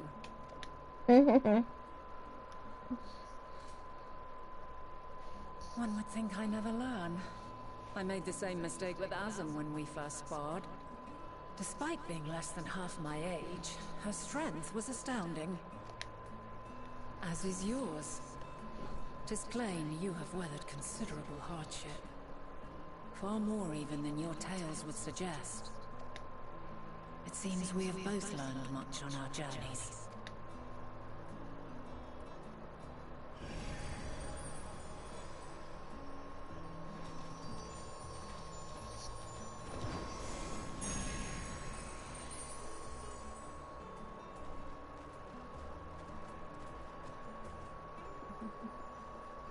Well now, I dare say he is warmed to you. A boon to be sure. He never forgets his favorites, and is ever eager to come to their aid.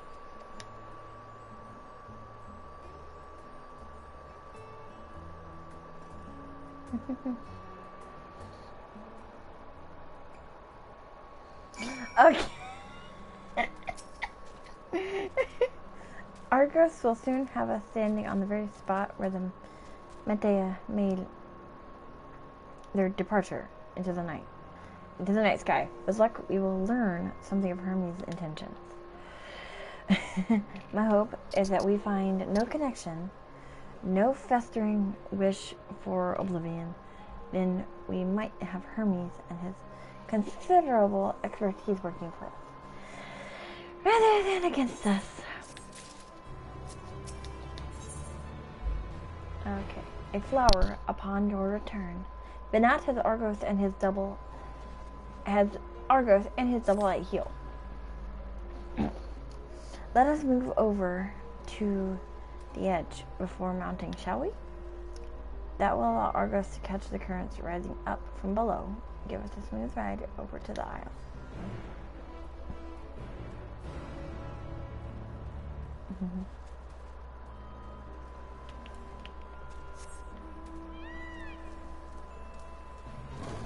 And yes, I have a peacock mount. Yes, I do. Yes, I do. Woo! What did I eat the current? I gotta find these. Gotta find them. But I've got a map saved on my phone, so that I can go back at a later point if I want to, and do the Okay. Argos motions to his back with his muzzle. You've been given the go-ahead to hop on. Yes. Ooh.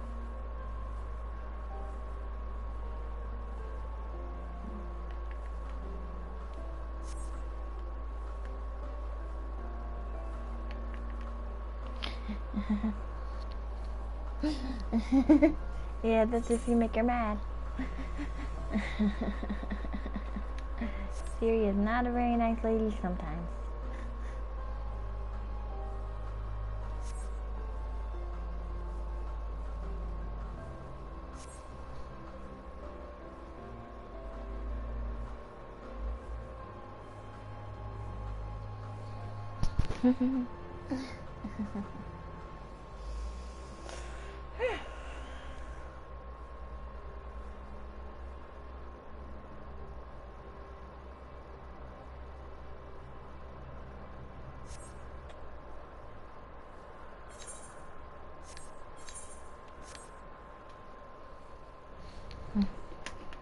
Okay.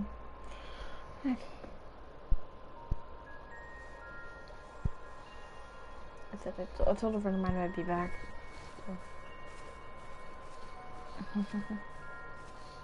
Quite a small place, lacking even the most basic equipment.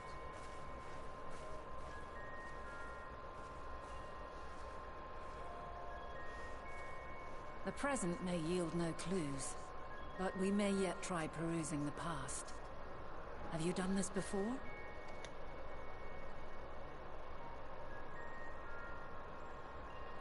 So you cannot control the power freely. Worry not. I shall assist you. Come and stand before me.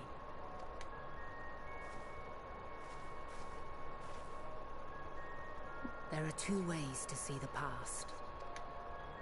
The first entails peering through the walls of the soul in the moment a subject is recalling a memory.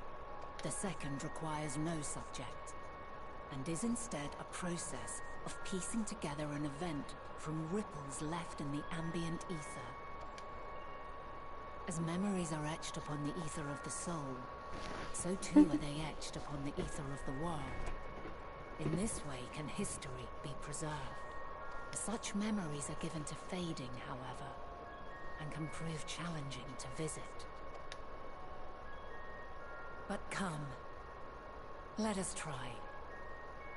Close your eyes. Oh God.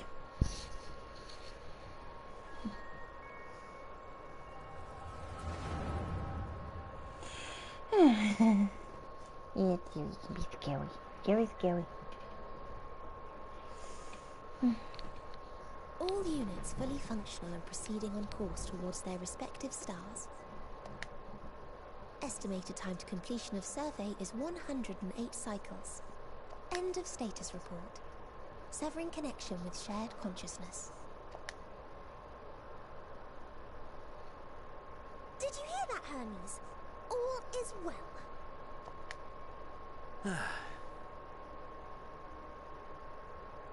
Yes. Good tidings at long last. Every step of the way, I've been reminded how little we understand creation. How the universe defies imagination.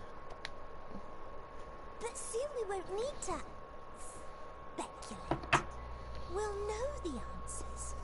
What others live for. Sorry. Indeed.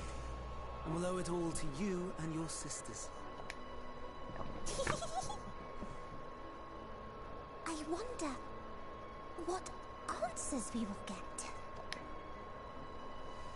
Whatever intelligent beings that exist out there are bound to be vastly different from us. Diverse in form and culture. Possessed of unique ways of thinking. Their conception of life and its purpose will be no exception. Completely and utterly unlike ours. Utterly unlike... how? I have no idea. Yet whatever answers we receive, I will not dismiss them out of hand. No. I will think earnestly on them all, and I will share them with our people, that together we may contemplate our own existence. Perhaps then our star will become a better place. Not only for man, but for all life. Meteor, though I gave you wings to soar the heavens, I did not teach you how to walk the earth. So loath was I to bind another living being. In the course of your long journey, you will learn from those you meet. Learn to walk and run and so much more. And when you return, older and wiser, we will have a celebration to mark your homecoming and coming of age both. Will there be apples? Covered in syrup? And how are you supposed to eat them? Rather than food, perhaps a flower. Yes. Upon your return, I will gift you a beautiful flower.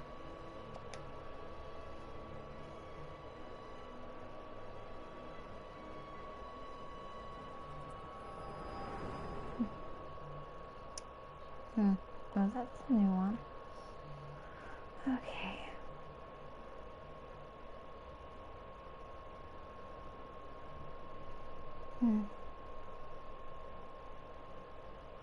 So, what is your opinion?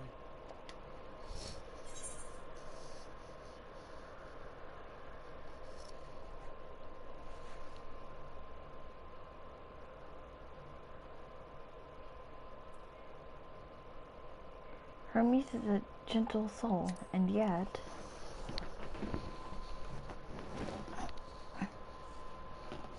I understand. He is a gentle soul, and well-intentioned. Yet it does not take ill intent to beget ill. We must consider the possibility that something may have gone awry. Perhaps it was oversight, or simply an accident.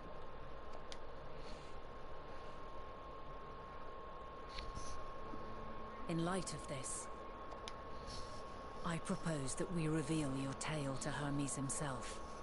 If he does not wish for the final days, as we believe, he may well join us in pursuing a solution.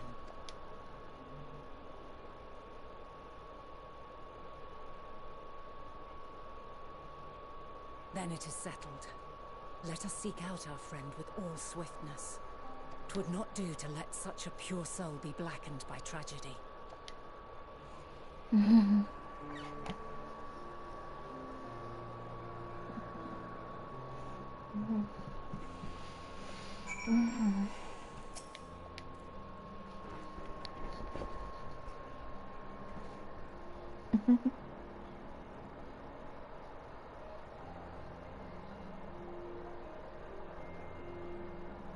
Oh, oh, you're kind of like a neat freak then, from the sounds of it. Hey, lambs, how are you, hun? There are any number of places where Hermes might be in Elpis, but we could do worse than to look in Ctissus Hyborea, the largest facility. It stands in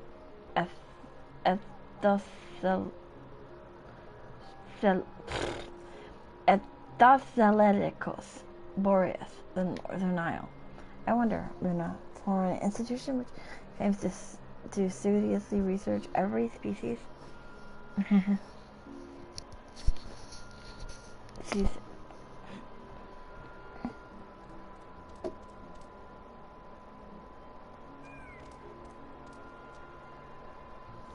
I'm alright. A bit worn out. I wonder, Luna, for an institution which claims to studiously research every species destined for release into the world, did you not question how they find room for them all on so few islands? The answer lies with Ctissus itself. I touched upon the practice before back at the archives, where a vast area is stitched together out of multiple conceptual spaces. The same holds true for the interior of this facility and its magically constructed environs. 'Tis there, within those sprawling habitats, that the chief overseer and most of Elpis observers construct the bulk of their work. Come, the simplest route is via the teleporter north of Oikos. Oh boy. More teleporting. Yay.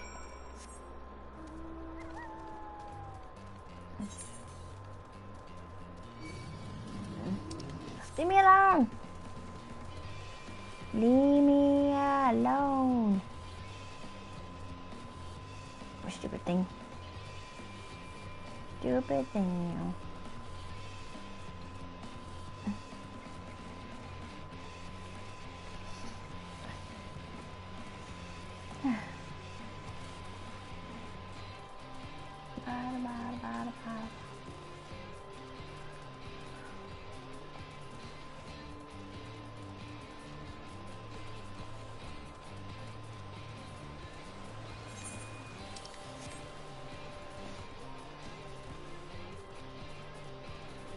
once I unlock the dungeon, I'm going to call the stream.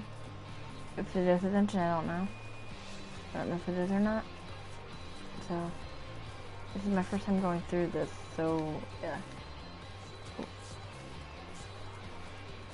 So, but like I said,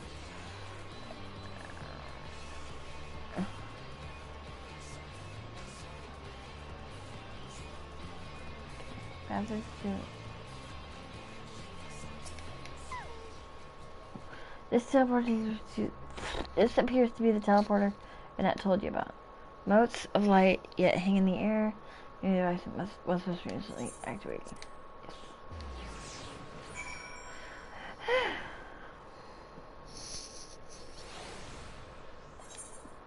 Oh. Ah, good. The teleporter acknowledged you as my guest. You should now have the authority to use it as you wish. Okay. As for the way to get to this rewarded, we follow this path, then turn left at the crossroads. Oh.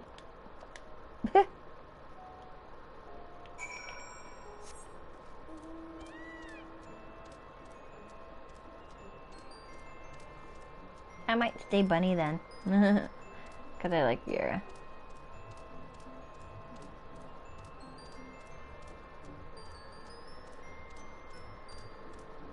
Okay, so this may be the dungeon then. This is like, I don't know. I'll see. I'll see. Okay.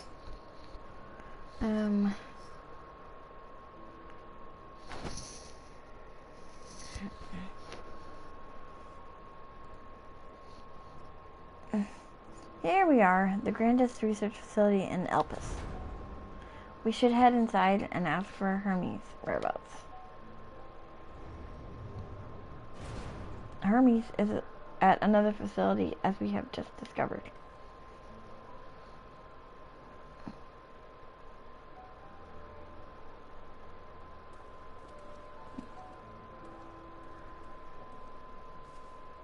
Furthermore, we've confirmed that his studies into Dynamis, as well as his creation of Meteon, were entirely private pursuits.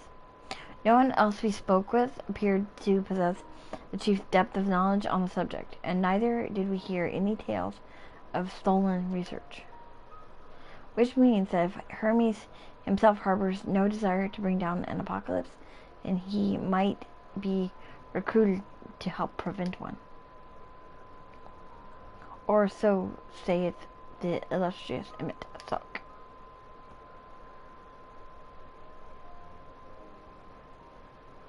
According to your story, the 14 divined the connection between the celestial currents and the final days, but were never able to pinpoint the root cause of the calamity. With our people's greatest minds, not to mention Hythlodaeus' sharp eyes committed to the pursuit of a solution, such an outcome seems inconceivable. The only possible explanation is if the nature of the catalyst was so inexplicable that even we failed to perceive it. And what better fits that description than the invisible, intangible dynamis?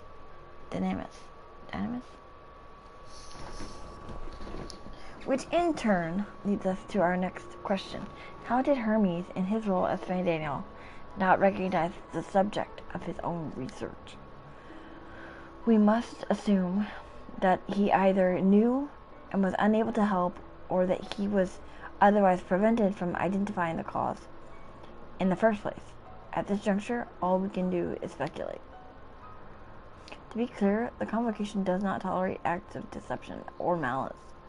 We are practiced at perceiving truth, and would have known had Fane Daniel lied to us. Hermes has no conscious wish for the world to end. Of that, I am certain. It seems there is more to the tale after all.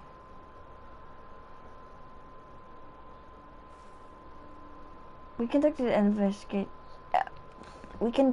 investigation of our own, you see.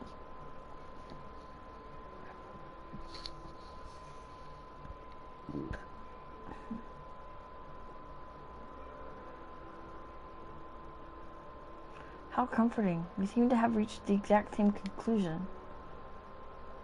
I see no reason to delay further. It's time we brought Hermes into the fold, as it were.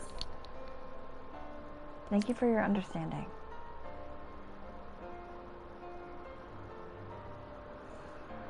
Save your thanks. I did not say I believed your ridiculous story, but as Emmett Selk, I have a duty to examine any potential threat to our existence, no matter how ludicrous or personally offensive I may find it.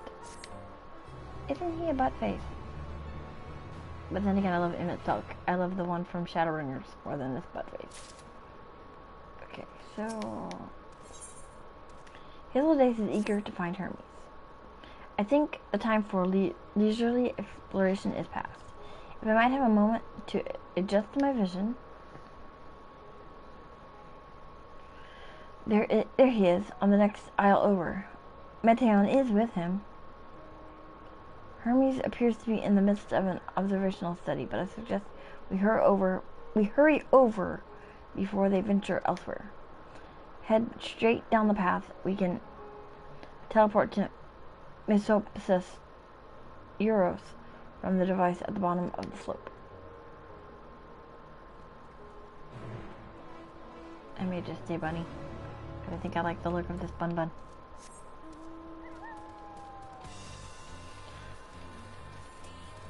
Open the garden. Hunger in the garden, sorry. I hope I said the wrong word, whoops. Okay, so, well, at least I'm slowly unveiling the other parts of the map, holy.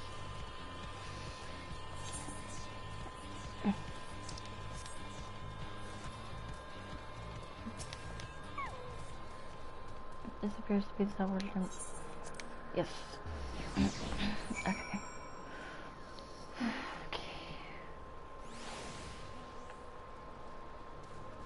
I have no damn idea where the dungeon is.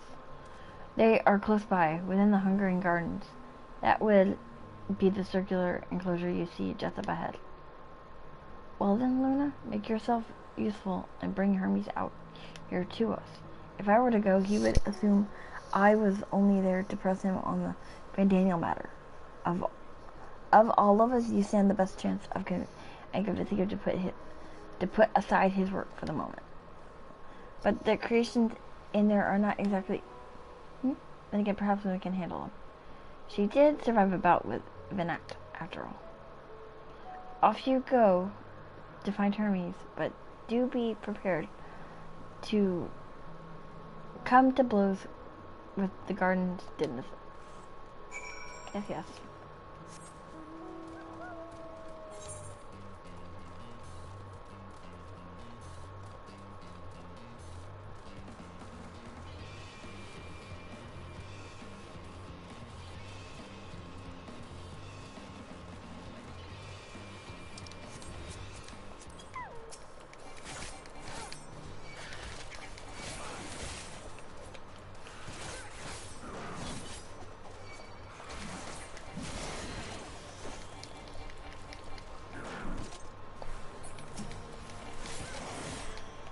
Oh my god. Nope.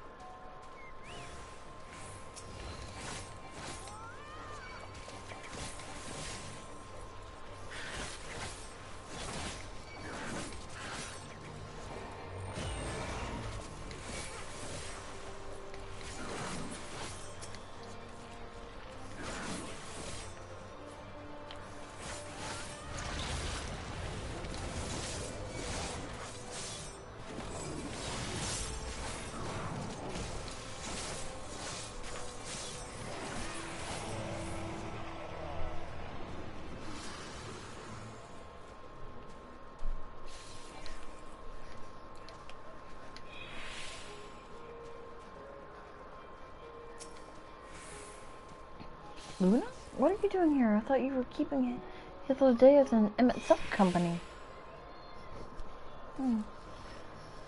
An important matter and unrelated to my decision on Van Daniel, you say. Then yes, I will come. As soon as my work here is finished. It will not be long, I promise, but you should usually wait outside the garden with the others.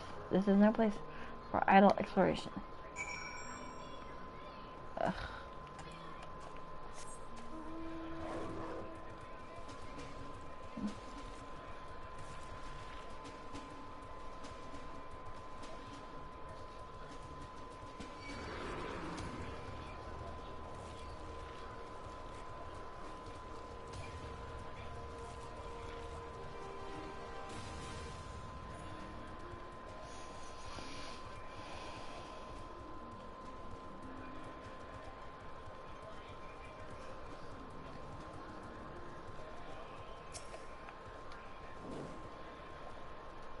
You spoke with Hermes then?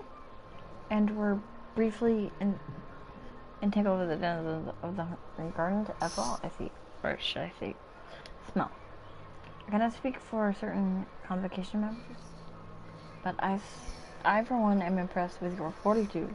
Well done indeed.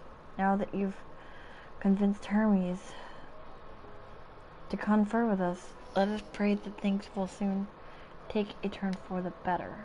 For as fascinating as it would be to meet the MSQ who would have recreate Emerald in the depths of the ocean, I think it best for all concerned if such tragic events never came to pass. Be it in our future or your past, assuming yours is not truly written in stone, naive hope that is.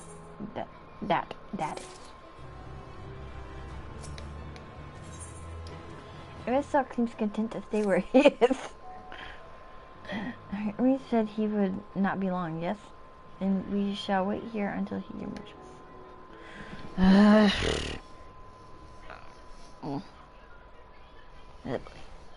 And I could definitely see there's a lot more voice acting than there was, which is awesome.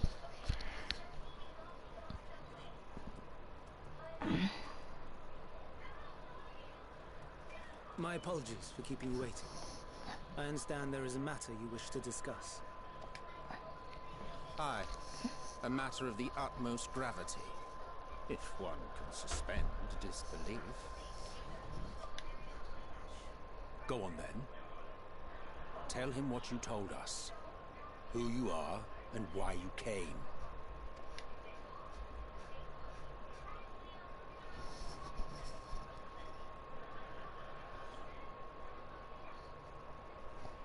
The final days.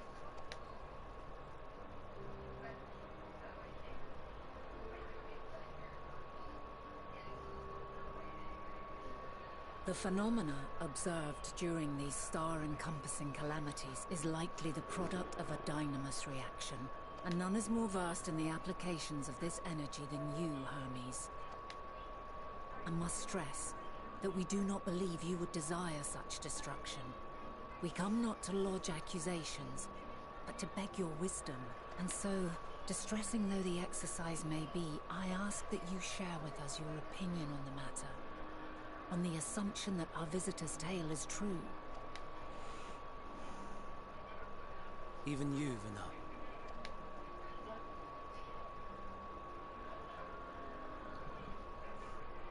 As you say, the phenomena observed in the two calamities may both be attributed to dynamis.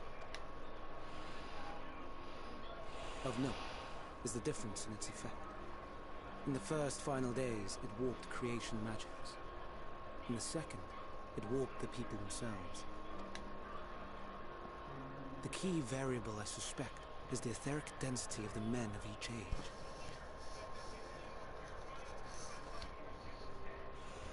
Okay. As you know, ether, in essence, negates dynamis. Harboring high concentrations of ether, we ancients cannot readily manipulate dynamis, nor be manipulated by it. Therefore, Rather than ourselves, the calamity affected our magics. In contrast, having been sundered, the people of the future are composed of but a fraction of our ether. Thus are they susceptible to the influence of Dynamis and its transformative potential. But that would explain only the mechanism, not the cause. Though perhaps... What is it? Even should it be a hypothesis, we would hear it. Dynamis is an energy put in motion by feelings. Feelings for which there must first exist a source. A source to which the victims must be attuned. One that harbors the selfsame negative emotions. Elsewise it could not be the agent of such extreme change. So it wasn't the stagnation of the celestial currents. Someone, or something, is instigating the star's demise. So, we've a villain on our hands after all. Any idea who or what it could be? The celestial currents comprise the outermost layer of the star's ether, encasing it like a protective sphere. According to your tale, it was where the currents were weakest that the phenomena first manifested. If the inciting factor came from without Aetheris, then its effects would first be seen in those locations.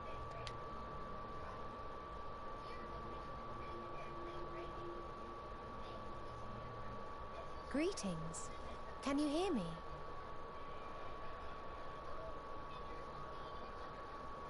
Do not be alarmed. I mean you no harm. I wish only to hear your words, share your feelings, know your thoughts. May we please be friends? Meteor. What is it? Executing scheduled task, suspending individual self and connecting to shared consciousness. Connection established. Commencing status report.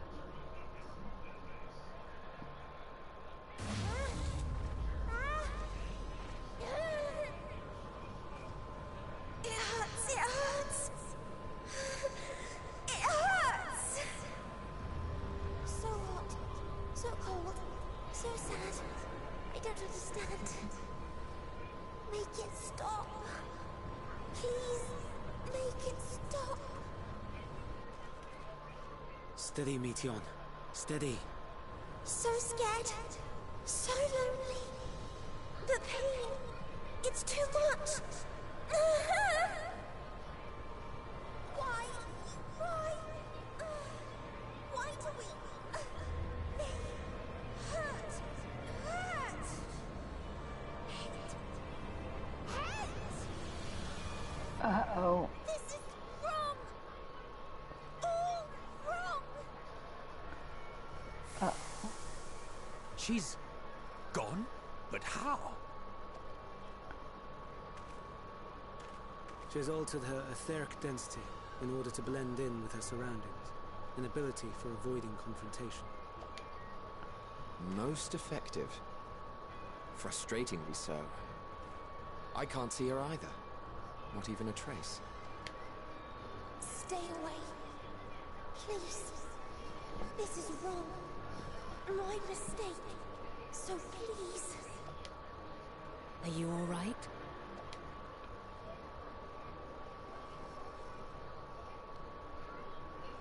In your mind? No. We only heard her speak the instant before she vanished. Of course. When communicating without words, Meteon also employs Dynamis. That would explain why you were able to hear her when we could not. Then you are our best chance of finding her. Follow her voice and try to track her down. Hindered though we may be, let us split up and search as well.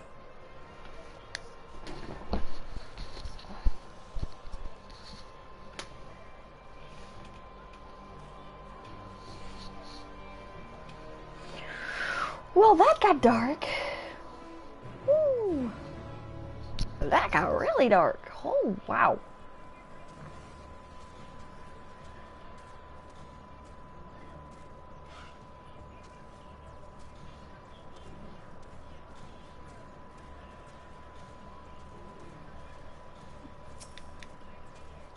You calm your mind, your senses questing for any hint of Meteon's presence.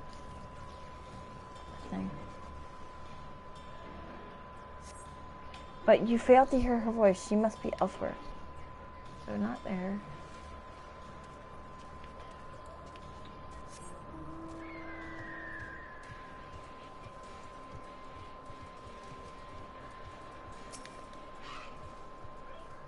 You calm your mind about your senses. Oh, alright. Okay, so I heard that. Yeah. Well, this is definitely different. It seeps into my mind. Our voices reporting. No, Hermes mustn't hear them. I have to run, to hide. Meteon's anguished voice grows distant as the source seems to flee down the slope.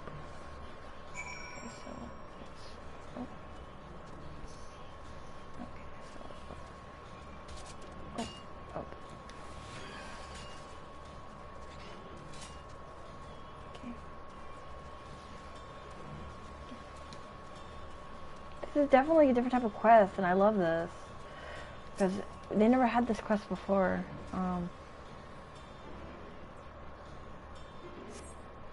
You strain to catch even the faintest whisper, but fail to hear Meteon's voice. You must be elsewhere. So not there. I'm checking everywhere I can. But wow. And this is going to be a longer stream than normal, and I'm sorry about that. I just haven't learned how to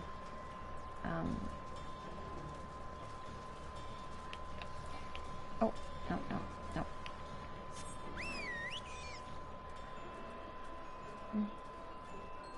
Suspicious disturbance. Okay, let's see. Listing. Okay. Have I found her?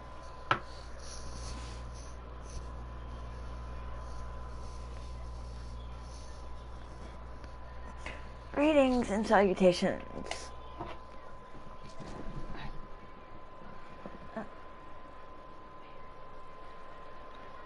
Commencing report.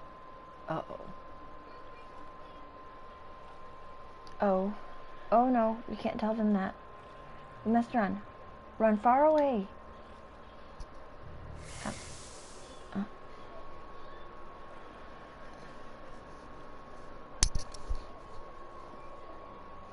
Please, don't follow me. Meteon's anguished voice fades as you sense her climbing to the top of the ridge. Well, too late for that, hon.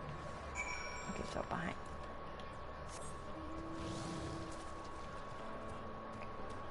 Yeah, I put a disclaimer, and I've been putting a disclaimer in my streams to be safe. Just to be safe. Because you never know. Because the last time I did a stream without it, a while back, got 2 copyright claims. So yeah, no. I am not doing streams without that. No. Oh darn it. Okay, so up here.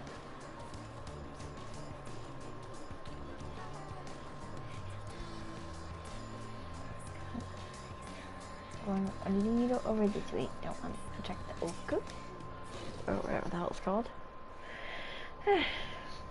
Words without sound. You strain to catch even the faintest whisper, but fail to hear Meteon's voice. You must be elsewhere. So not there. So that's Emmett over there. Oh, okay. I'm going. Okay, so.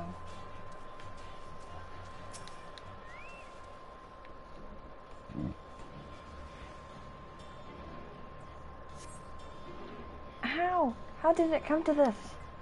Is this the reason we traveled to the stars? Why we sought out other life forms? Is this it? Is this the answer? No, it cannot be. It cannot be. His voice met on the English voice drifts away to the south. Oh shit. Oh. You little...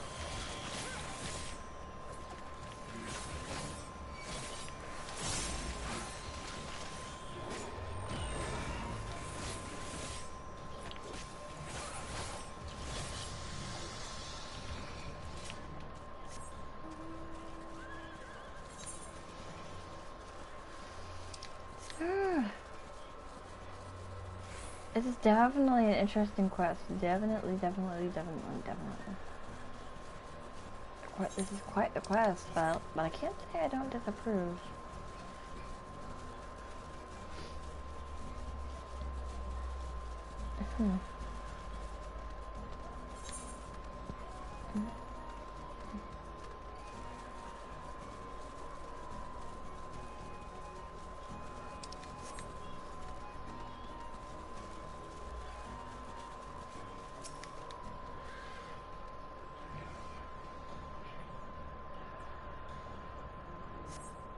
Okay, here we go.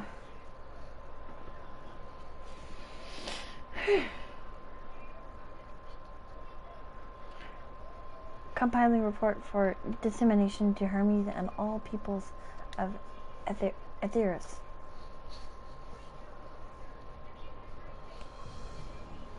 Processing expedition data. Preparing profiles on intelligent civilizations. Formulating answers to the question. Finalizing report. No, Luna, you mustn't listen.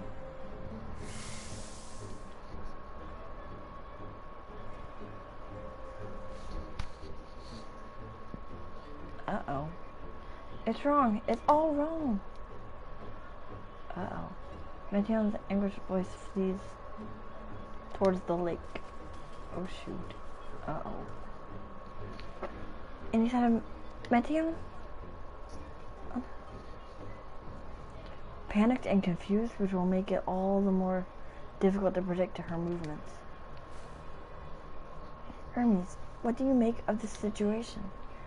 The Metea are linked to a single mind, a shared consciousness, which connects them across any distance. I suspect something has happened which disrupted its usual harmony.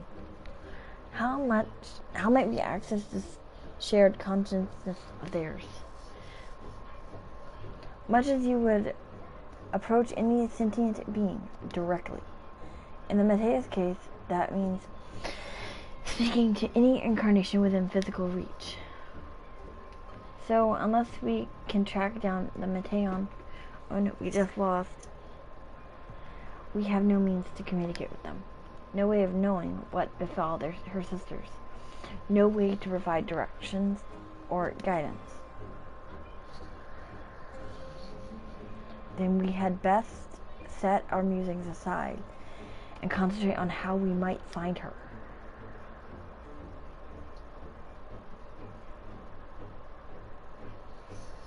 But holy moly though. Wow. Whew. This story's getting heavy. Oh my dear Meteon, however you say it. What did you witness out there that frightened you so? Why do you seek to keep it from us? How terrible could it possibly be?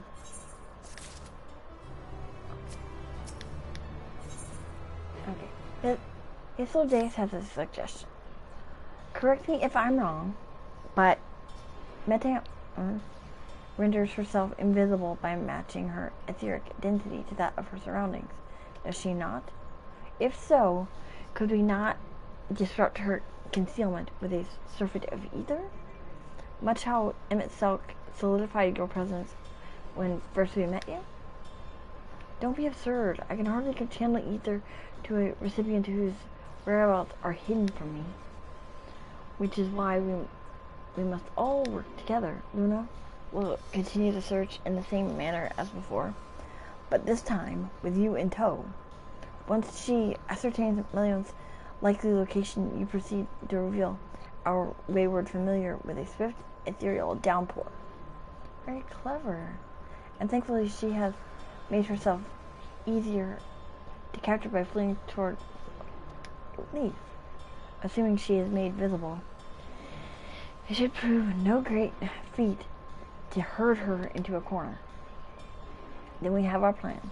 Luna and Silk will be our tracker and trapper, respectively, while we others predict and obstruct Meteon's avenues of escape. And Silk and I will keep an eye on each other's ether to help coordinate our efforts. Let us be about it. Well, I think we are partners for the time being. Let us return to where we last saw Meteon and pick up the trail from there. I will keep myself in a state of preparedness, ready to rain down ether at a moment's notice, meaning it falls to you to keep the way clear. Miss Silk is our company. You keep him at your side in order to pursue across objectives. Yeah. Okay, okay.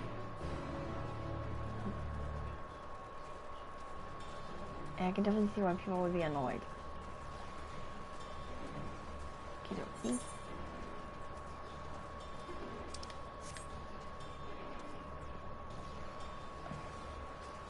And, ooh, this is cool.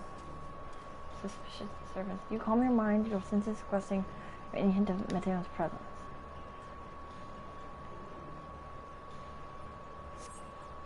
But you fail to hear her voice. She must be elsewhere. Nothing this way? We try another route then. No.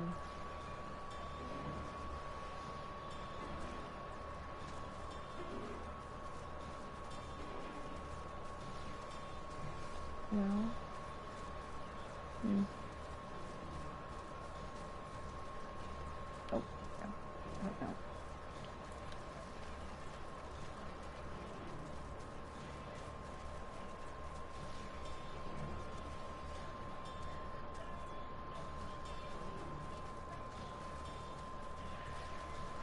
Okay, so... Oh, no, I'm outside. Damn it.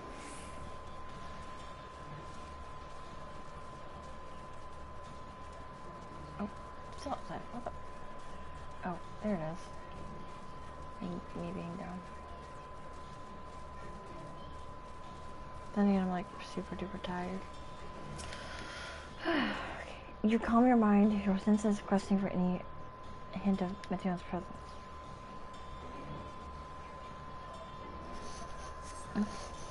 Why can't I fly? Are my functions being restricted? Hide. Yes. I'll just have to hide, then, and where no one can find me. Meteon's English voice heads towards the water's edge. She went into the lake, as if this wasn't tiresome enough. At least that open expanse should make her easier to find. We won't lose her this time.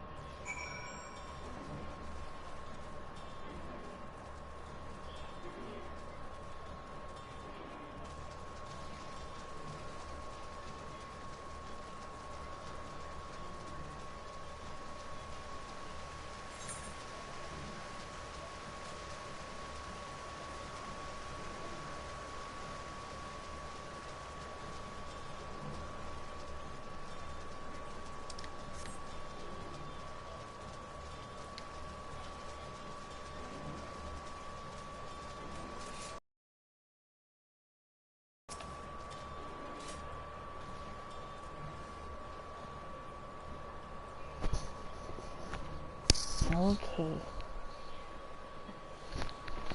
Because I don't know if this is a dungeon or a damn trial. I have no clue. But this got frickin' dark, though. Not here. I'm not here, please.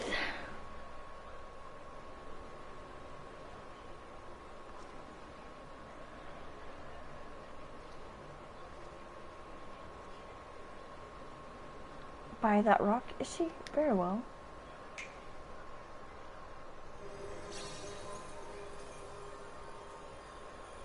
What? Why can't I hide?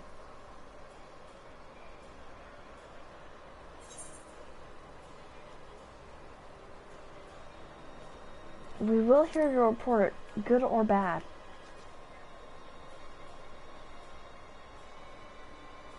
Luna? What are you saying? Everything is so faint. Sorry, I'm not strong enough. Stay away, I'm begging you. Don't make me say it. It will break him. His poor fragile heart. Oh, so something must have happened to her sisters. Uh-oh. Now we have a chance. Once the others are in position, the two of us can herd her into their midst. Oh, shoot.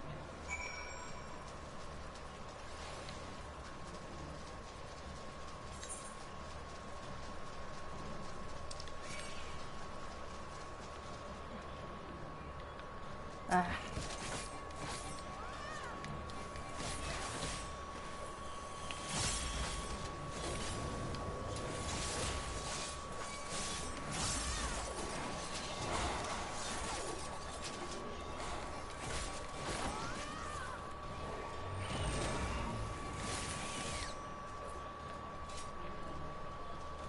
Jeez. Had to take a side check. Or a detour. That was it. A detour.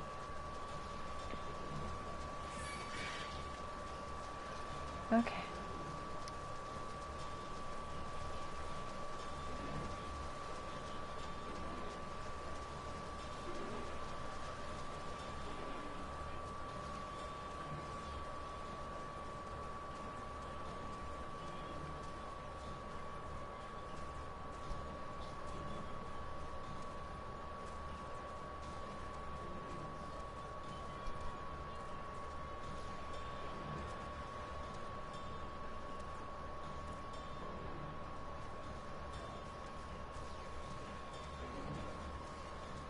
Oh, she scared the shit out of me.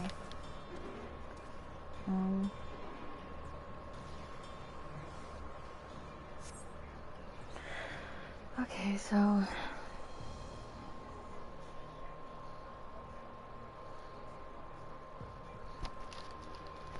There! I see her!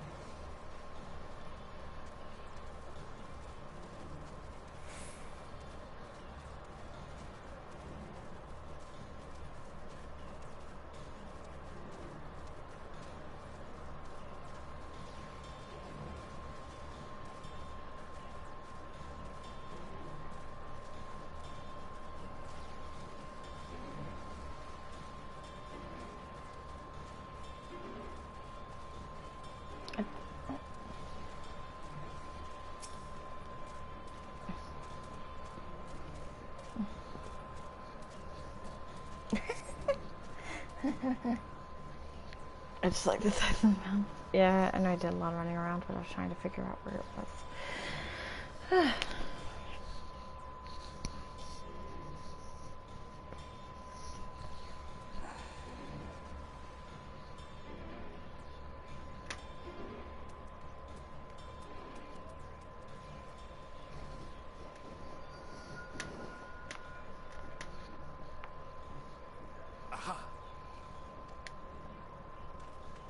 Give chase. We shall herd her into the shelter.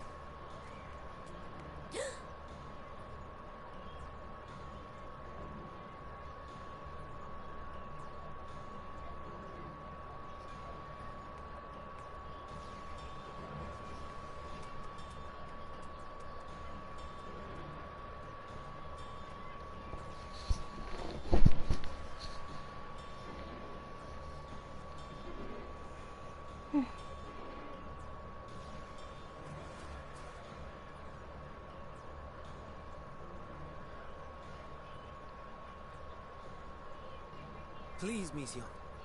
We must speak.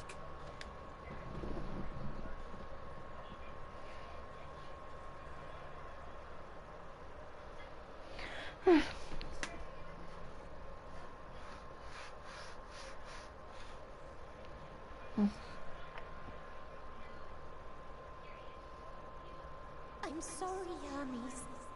I'm so sorry. If someone can hear these words, then please.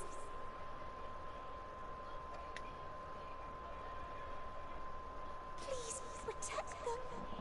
Protect them all. Uh-oh. Uh-oh. Individual self-suspended. Connection with shared consciousness stable. Our survey is complete.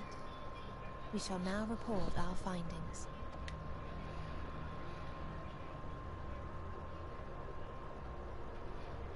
All units safely arrived at their respective destinations. Seeking answers to Hermes' question, we attempted to make contact with the intelligent denizens of each star. Results are as follows, in order of numerical code. N. Traces of civilization found. Structures believed to have served as domiciles. No extant life forms detected. Dio. Ruined remnants of buildings scattered across star, surface of which is encased in ice.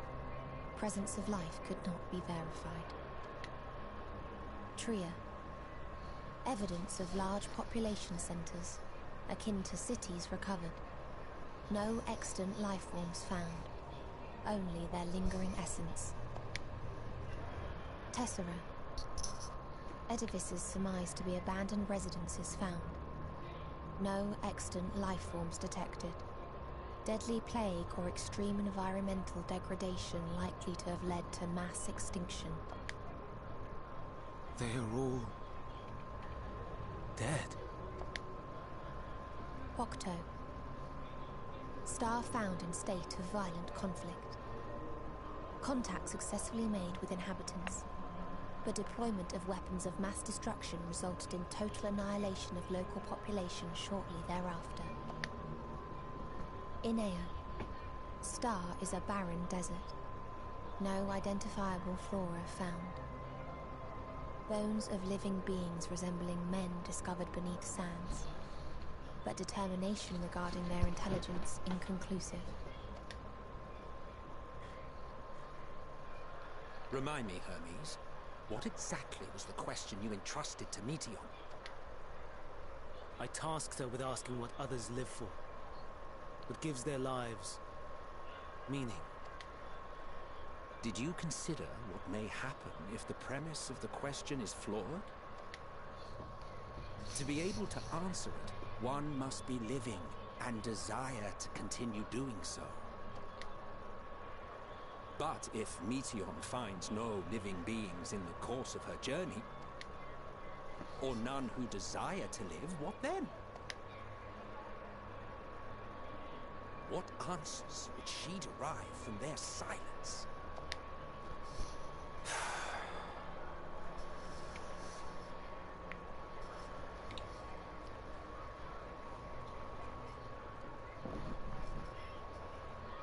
Meteon, enough. Suspend your mission and return hither at once. Decapente. Local civilization once flourished under auspices of higher power. Said power later laid waste to civilization in fit of rage. Upon revealing this to me, entity elected to self-terminate in lieu of providing answer to question. No other intelligent life forms found. Turning a deaf ear, are we? We are taking Meteon back to Amarant. As I understand, we will need her if we are to bring back all of her sisters. Yes.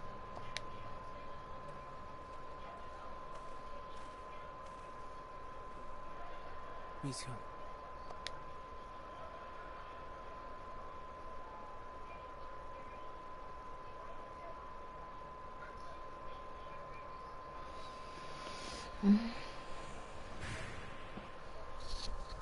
It isn't right, is it? It isn't right to turn away from the answer. Even if the answer is pain. Even if we aberrations must scream ourselves hoarse to be heard.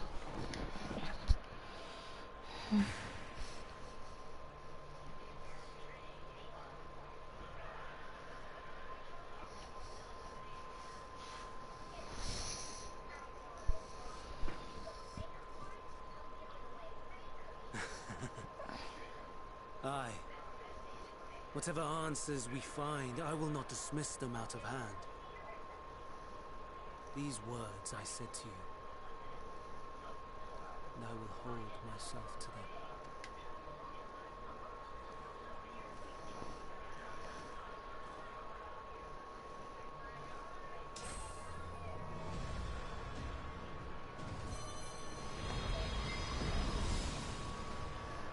Oh shoot. And you are a very fucking dumbass. What is the meaning of this? You cannot take Meteon. Not until she has finished her report. All else must wait.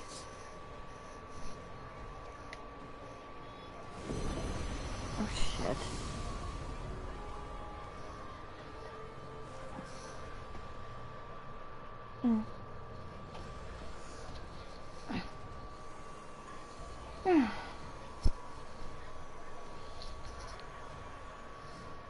You fool!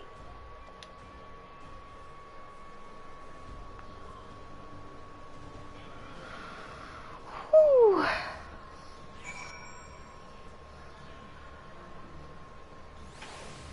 Ow. Why, Hermes? Why would you not leave Wildlife alone? Will these answers assuage the pain you feel when a creation is returned to ether? Had you never cast your cursed question to the distant stars, you may have one day learned to be at peace upon this one. Okay. Caging the messenger. Hypnodeus is pondering what to do next. Hermes has headed to Catissus. Considering the expansive dimensions of the place, even we have a difficult time locating his ether. All I can say is that he entered from the rooftop and likely arrived at the uppermost point in the faculty facility. So, do we pursue him? Of course we pursue him, no matter what Hermes might be thinking. Meteon is a potential threat that needs to be brought under our control. The Convocation's duty to safeguard this star takes precedence over any personal stake in the matter. Luna?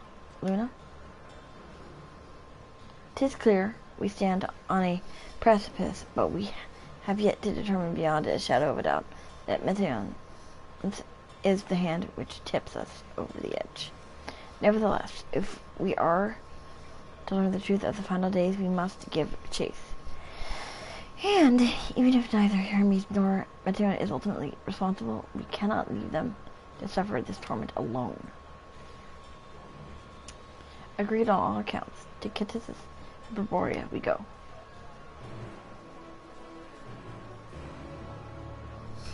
Okay. Oh boy.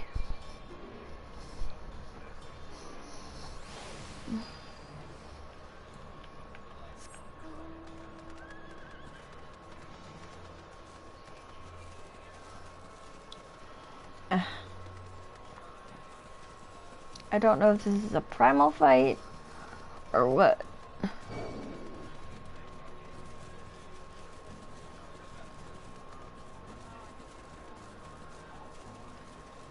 Okie dokie.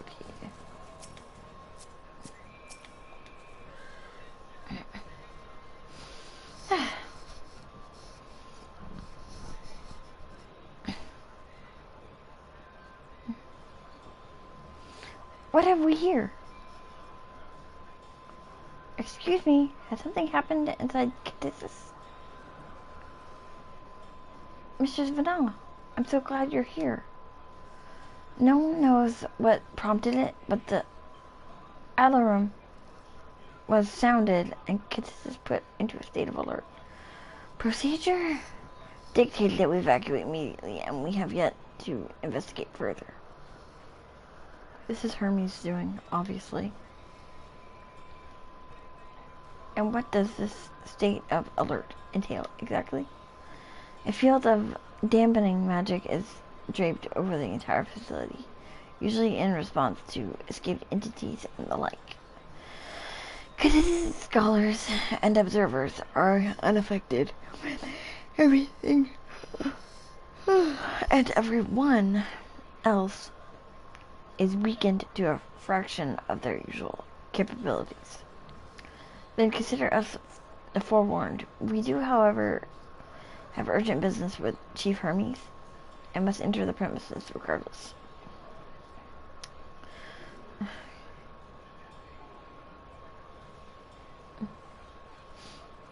That said, if Hermes is willing to enact such measures, I wonder what other obstacles he has seen fit to drop in our path. With that enfeebling spell in place, we're not to be at our fighting best. And I was hardly an effective combatant to begin with. I have little to offer beyond my ethereal vision. Then you will put that talent of yours to good use. You were fairly skilled at spotting weaknesses, if I recall. Fairly skilled? Now you've gone and raised everyone's expectation. You all need only make the most of your strength. And I will fill in the gaps as required. I was once Azim, after all. It was my job to rise to the occasion, be that as defender, aggressor, or healer. I feel better about my lack of authority. And you, MSQ, can impress us with your arcane majesty. You lob potent spells as easily as breathing, but can also channel that power in a protective manner if you so choose. Yes. Well, yes, should the situation call for it. Excellent! This should cover us on all fronts. Oh, shoot. Okay, hang on. Okay, so.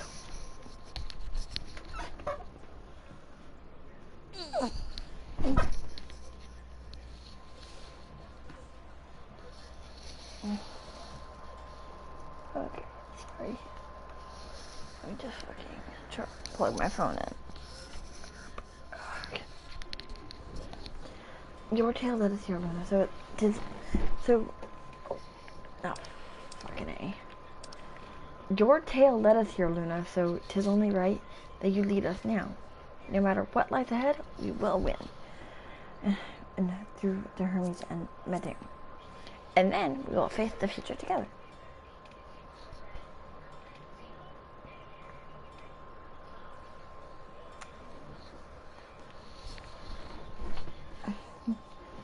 Ooh.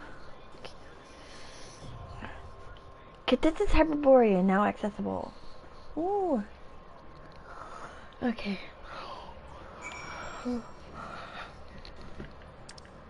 Okay, so... Okay, so I'm going to... Where's my SC house? But... We will end this on a dungeon run and a frickin' cutscene. But I don't... But, well, if it's a dungeon run, I need to check if it is or not. Because I don't know if it's a dungeon run or a trial run. Because it made it seem like it was a trial. So, but yeah.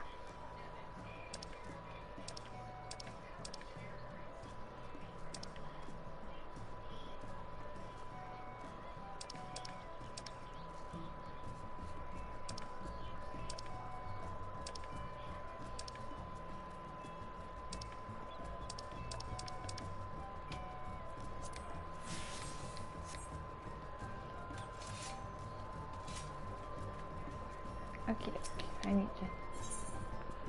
I admit to check my repairs, damn it. What? Oh, no.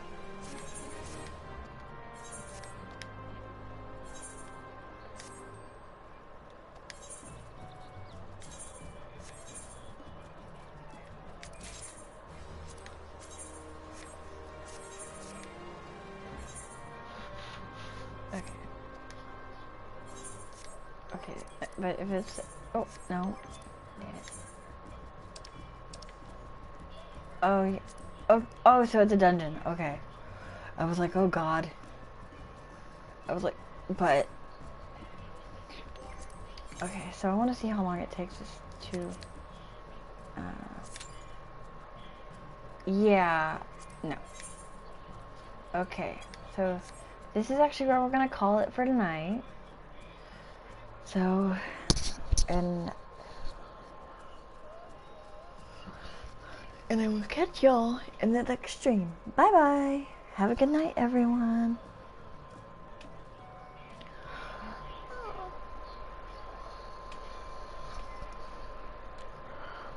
Hmm.